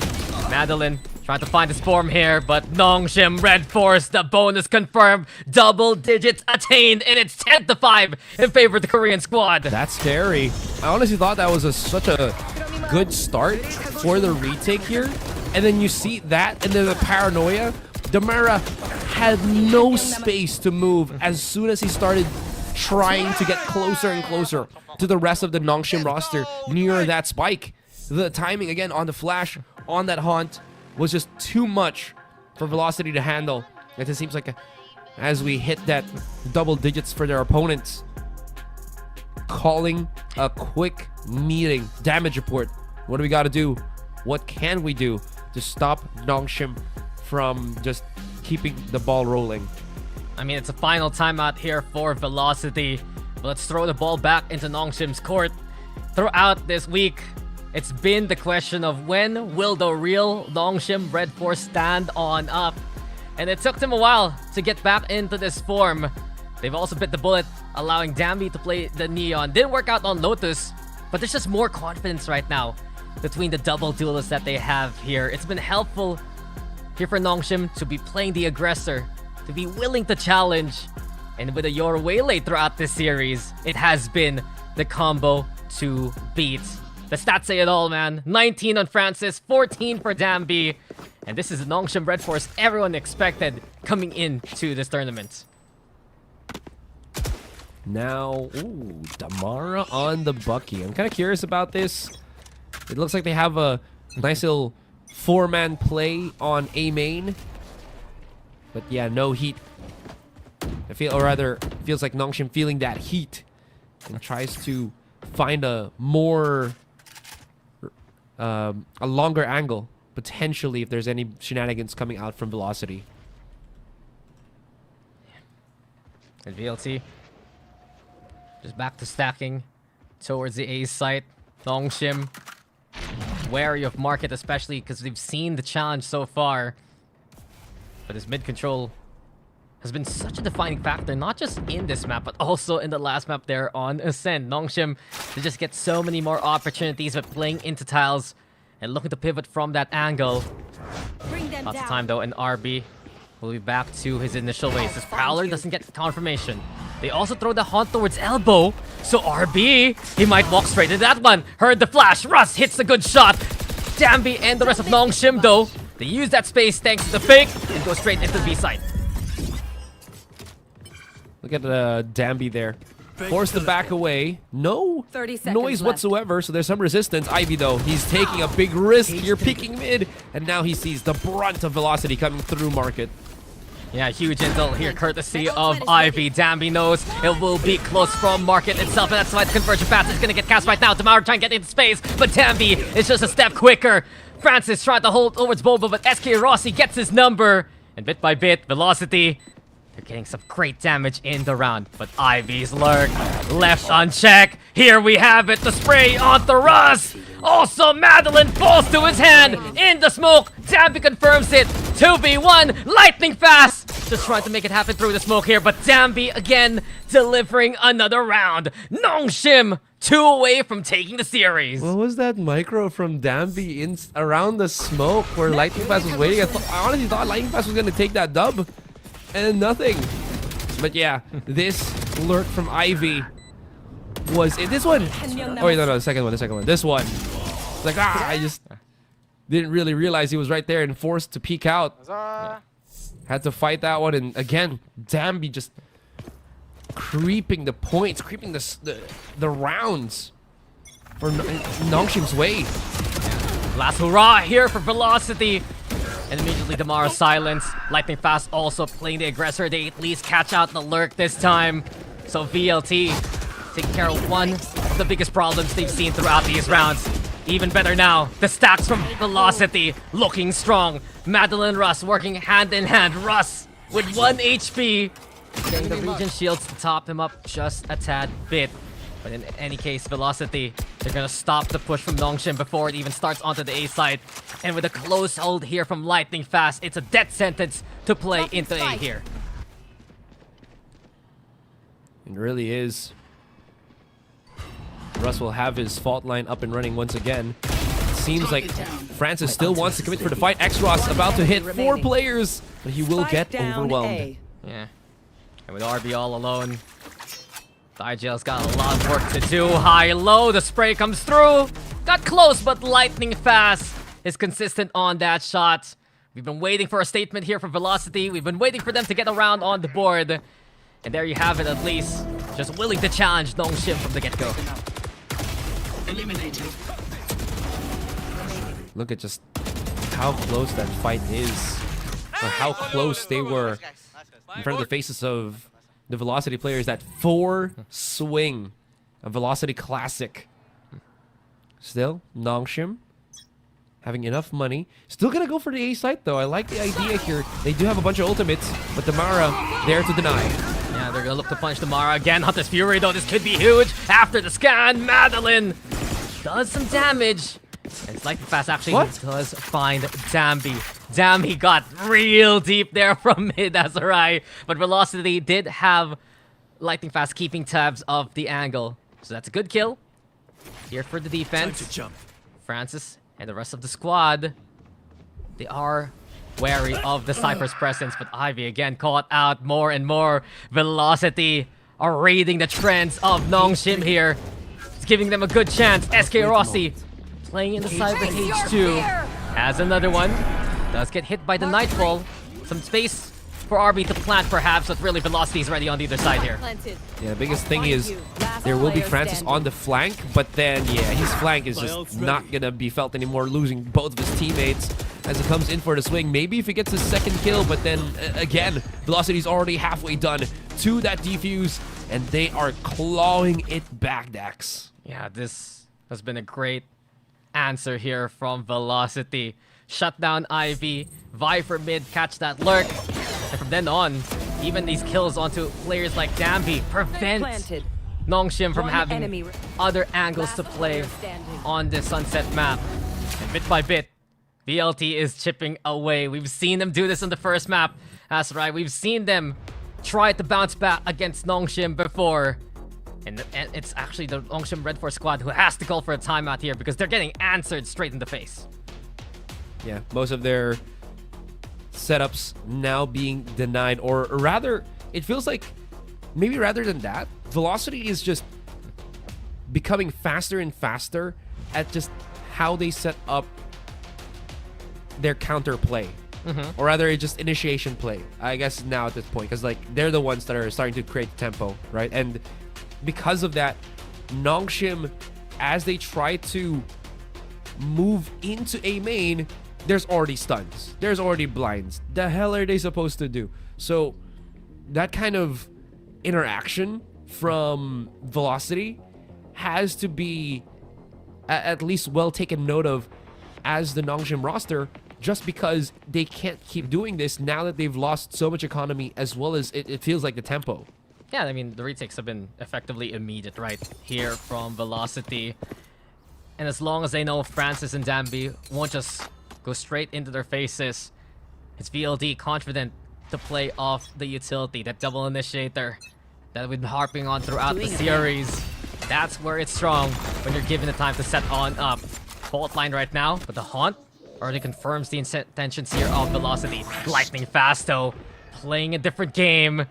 With extras found, it's tough now for Nongshim to even set on up for the execute. No more smokes, no real chance. Danby though, winning the fight with a stinger and the classic too. Wait a minute, Danby trying to pull off the miracle here. But Nongshim, they've gotten the kills, yes. Danby's one away from the convergent paths. There is a conversation to maybe pick up that orb, but they're so concerned of Velocity's position around the map here. Yeah, the thing is as well, they've called the ultimate from Lightning Fast so quick. He got to the A site to assist Russ here, that now they're kind of still figuring things out. This lurk from SK Rossi is going to be huge though. Now that he's going to be able to sandwich with the rest of his team, this might allow them to just clear up the rest of Nongshim that's now on this B position.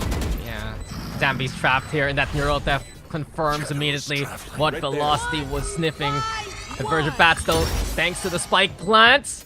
Danby trying to buy some precious time for the squad. Here we go with the stinger swing, and he's just going for the Ferrari peak there. Speed kills, and Danby's good for the 3. But SK Rossi and Russ now in position. Get the tap of the spike. RB, the off angle, unexpected now. It's all up to Russ. Here we go again. The C's connects, the decay is there. Off the tap, Ivy goes for the swing. Nongshim Red Force, they've played it so calculated. And here they are on series points. The venom of this stinger, man. How are you supposed to deal with that when Danby's such an expert? Able to get that follow-up kills. The saturate hits 3 was a thing of beauty. And then through the blind, repositions, makes it even worse. I didn't even realize, for sure, Velocity didn't realize that RB went for the wraparound after so much commitment into the middle of that site happened. You just don't expect that, especially when they had no weapons to really fight, just the stingers. In the off games for Danby on the waylay, he still hits the slows. Here on a great game, he's gotten 20. Damari with the full send. Velocity have had enough of Nongshim Red Force. And straight up, they get control of the spike here. Francis and the rest looking to find any consideration. And Francis can't afford to die. He can't afford to die. But luckily, Exros still has the From the Shadows. But I'd say the same. Exros, you can't fall here if you still want a chance in the round. Velocity, they've shut the door immediately on Nongshim. Yeah. Exros now stuck at spawn. Can make it at least a slightly expensive endeavor. But this is what Velocity needed. Yeah. Then a couple of catches outside of B. The smoke, Exros just cannot push through. The paranoia's already been used. The anti-omen from the shadows play still work nowadays. Well, that works. Just get rid of Exros.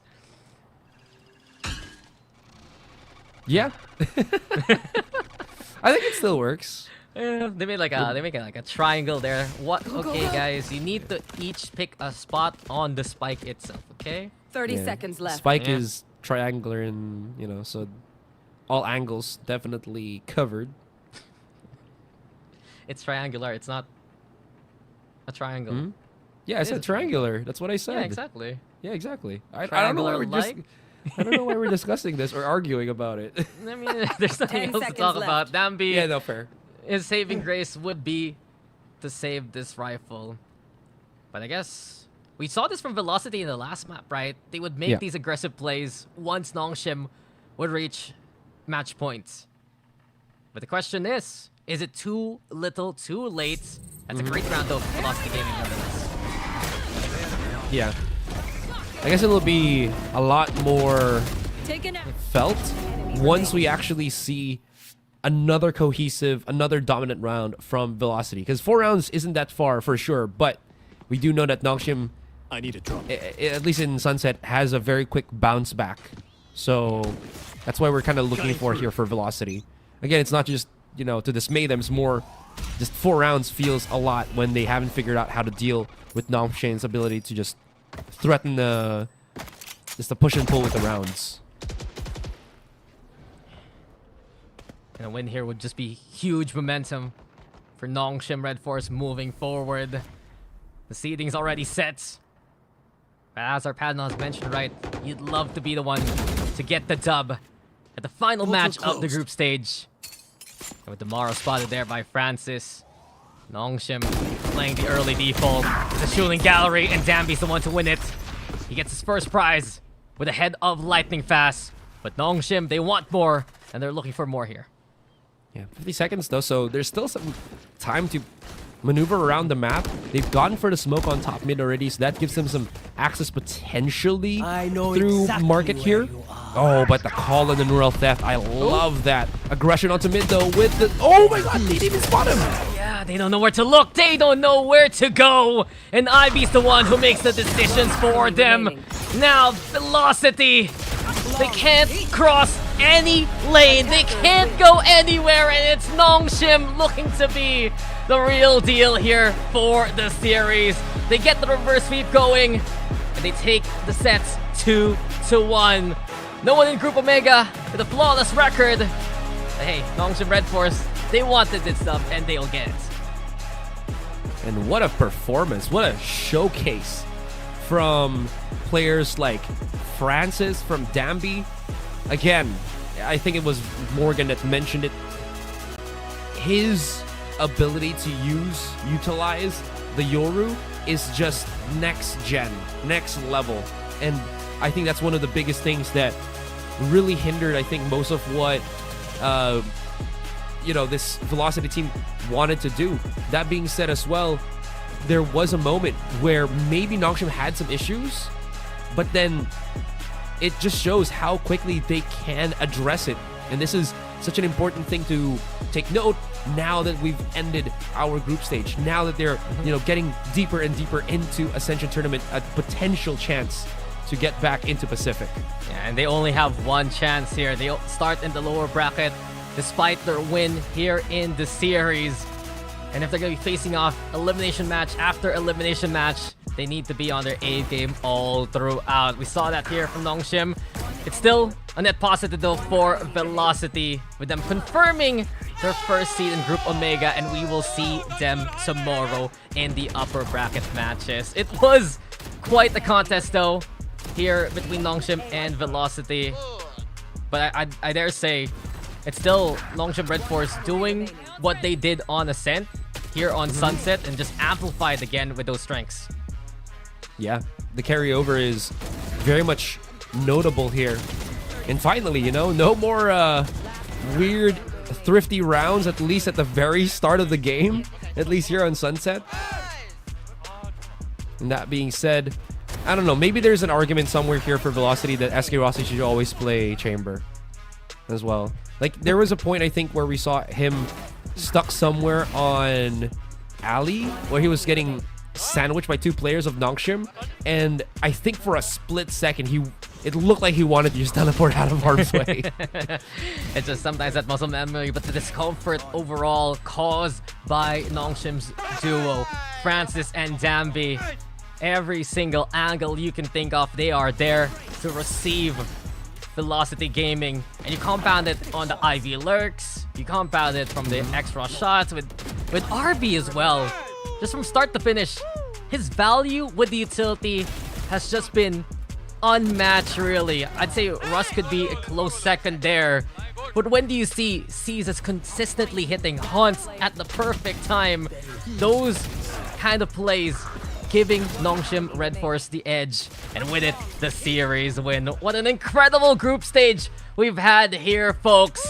And Group Omega going down to the wire at the very end of it. Tomorrow, that's going to be the playoffs already. But before anything else, we'll toss it over to the panel to break down that final map. Wow, Nongshim Red Force may have started slow in this tournament, but they made sure to get back on their feet with the victory here before heading into the playoff stage. The battle of experience is clearly shown from this match, right? Seeing Nongshim's capability of adapting to what Velocity has to offer. I'm reminded by your statement earlier that it's just natural, right, for Nongshim to know exactly what to do against this place from Velocity. Yeah, it feels like, especially as we got towards the later part of this series, they seem to really understand this Velocity style. They were able to pick it apart in ways that made it look very simple. So, very impressed by Nongshim ending here at the record of 3-1. But unfortunately, all these tiebreakers will mean they are starting in the lower bracket. But there's one thing for sure, is they proved that opening match against Naus was a slow start for them. They've really come into their own since then, being able to close out these matches. This combination of Danby and Francis on this double duel is just becoming even more effective as we move through this series, and I'm sure that's going to be a scary one in playoffs as well. Absolutely. I feel like Danby and Francis here will be always plotted as that double duelist for Nongshim Red Force, because it's been proven, right? When Danby is not playing that duelist, it's like Nongshim is losing their identity. But meanwhile, if Danby is there with Francis playing that double duelist, it feels like the old Nongshim, like the SPG we know from last year. Yeah. So yeah, it's been great seeing Nongshim here. But again, commemoration for Velocity, because they run, right? It's been great for them, even though they couldn't get that 4-0, but they got the number 1 seed from Group Omega. But we're gonna discuss about Danby first here. As the Waylay, I noticed that, as our caster said earlier as well, that the synergy between Danby and Francis is really beautiful to watch. Yeah, I mean, these two players have played with each other for a long time. They know each other very well. And this is the second match MVP for Danby in a row coming out of that Riddle series. So, we had the doubts about the role swaps, but now, especially here on the Duelist, he seems to be really finding his form again, getting back into stride, which is exactly what Nongshim need now, because they will be moving forward to the playoffs, but from that lower bracket. What that means is no mistakes now. No more mistakes from Nongshim, no slip-ups, no bad games, and they can't afford to let Danby have that drop-off in performance, and he's certainly showing he's ready to run it all the way back to Pacific. Absolutely. They did it before in 2025. In 2024, right? Where they didn't drop a series in Ascension Jakarta. And right now, like what you said, they only have one chance. And seeing their form now, I feel like they are going to take back that Giants title for them in Ascension Pacific Bangkok right now. But yep, for group stage, it's been a roller coaster, right? Teams that we've expected for them to go far have exited early, and teams that have been underdogs, they've proven themselves as a force to be reckoned with. Yeah, absolutely. This has been so far one of the most unpredictable tournaments we've had in Valorant this year, and it's just been a joy to watch. We do know the teams moving forward now. There's 2 slots up for grabs, much more than, people would have expected when this tournament was announced, I guess. But I think it's going to be fantastic. It's really one to look forward to, and those spots are really open for any of these teams to take. It's about who wants it the most. Absolutely. And speaking about playoffs is going to start tomorrow. So these teams, they don't have much time to prepare. So I guess today they have to practice a lot. They have to, review VODs and stuff like that to make their run even more solid going into the playoff stage. But yep, we're gonna see the group stage standings because this is the last day of group stage, and yep, Velocity is up there as the first seed in Group Omega. Yeah, we can see Velocity Gaming topping Group Omega. Fantastic performance from them. Now's taking that second spot. Nongshim Red Force coming in third. In Group Alpha, SLT Songnam gone for that flawless run, yet to lose here in Ascension. Boom taking that second spot, and Motive down there in third, starting in that lower bracket. So I think, especially as we move towards the playoffs, this is such an open tournament. I think Velocity, they have to play again tomorrow. It's going to be a fast turnaround for them. So it's all about the improvements they can make before that they will be facing Boom here. And just look at this bracket. This is crazy stacked. Oh, absolutely. Especially for the second upper bracket match, Velocity versus Boom Esports. Boy, this is going to be heated tomorrow, of course, in VCT Ascension Pacific playoff first day, match 1. It will be SLT Songnam versus Naos, and for the second match, it will be Velocity versus Boom Esports. And this will mark the first time that Group Alpha and Group Omega will meet together. Yeah, big clashes here. So much to be excited about. And you know what's worth remembering that is if you lose these games, the losers of these games have to go down and play that lower bracket game. So I think it's going to be tough. The pressure will really start to ramp up. And these are just teams that are going to go at each other. I mean, SLT Songnam versus Naos is an insanely hype matchup. You just don't want to miss these games. It doesn't get better than this. Ascension 2025. Of course, like what you said earlier, going into the lower bracket, it will be hell, right? Going against the king of Southeast Asia, as well as Nongshim Red Force that have been able to get back into their footing. Wow, it's gonna be interesting, of course, in the playoffs. But again, guys, we want to say thanks to all of our sponsors here. We have Acer Predator, Intel, Zoe, Imperial World, TT Racing, as well as Syndome. Thank you so much for making Ascension Pacific in Bangkok possible. And guys, it's time for me, Valorant Fire, and big time to leave the desk as the group stage has ended, and that we have 16 still here to battle it out for 2 spots in VCT Pacific. So make sure to tune in tomorrow for the first day of playoffs here in Valorant Champions Tour Pacific. All right, we'll see you tomorrow for some more actions. Bye, guys!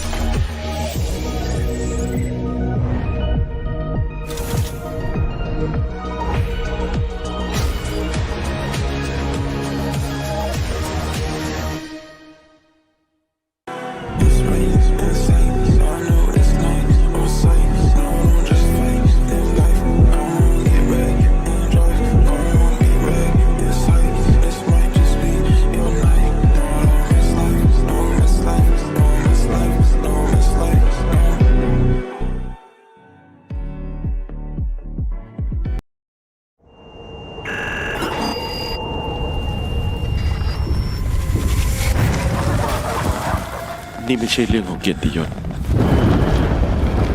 แต่มันคือการก้าวต่อไปแม้ทุกสิ่งรอบตัวบอกว่าเป็นไปไม่ได้ไม่มีเสียงปรบมือไม่มีการเฉลิมฉลองมีเพียงหัวใจที่ยังเชื่อมั่นความแข็งแกร่งไม่ได้มาจากชัยชนะแต่มันมาจากการไม่ยอมแพ้แม้เส้นทางจะเต็มไปด้วยอุปสรรคบาดแผลไม่ใช่ร่องรอยของความพ่ายแพ้แต่เป็นเครื่องยืนยันว่าเราก้าวข้ามมันมาได้เราไม่ได้แค่ยืนยันแต่เราจะประกาศให้โลกเห็นว่าที่นี่คือที่ของเรา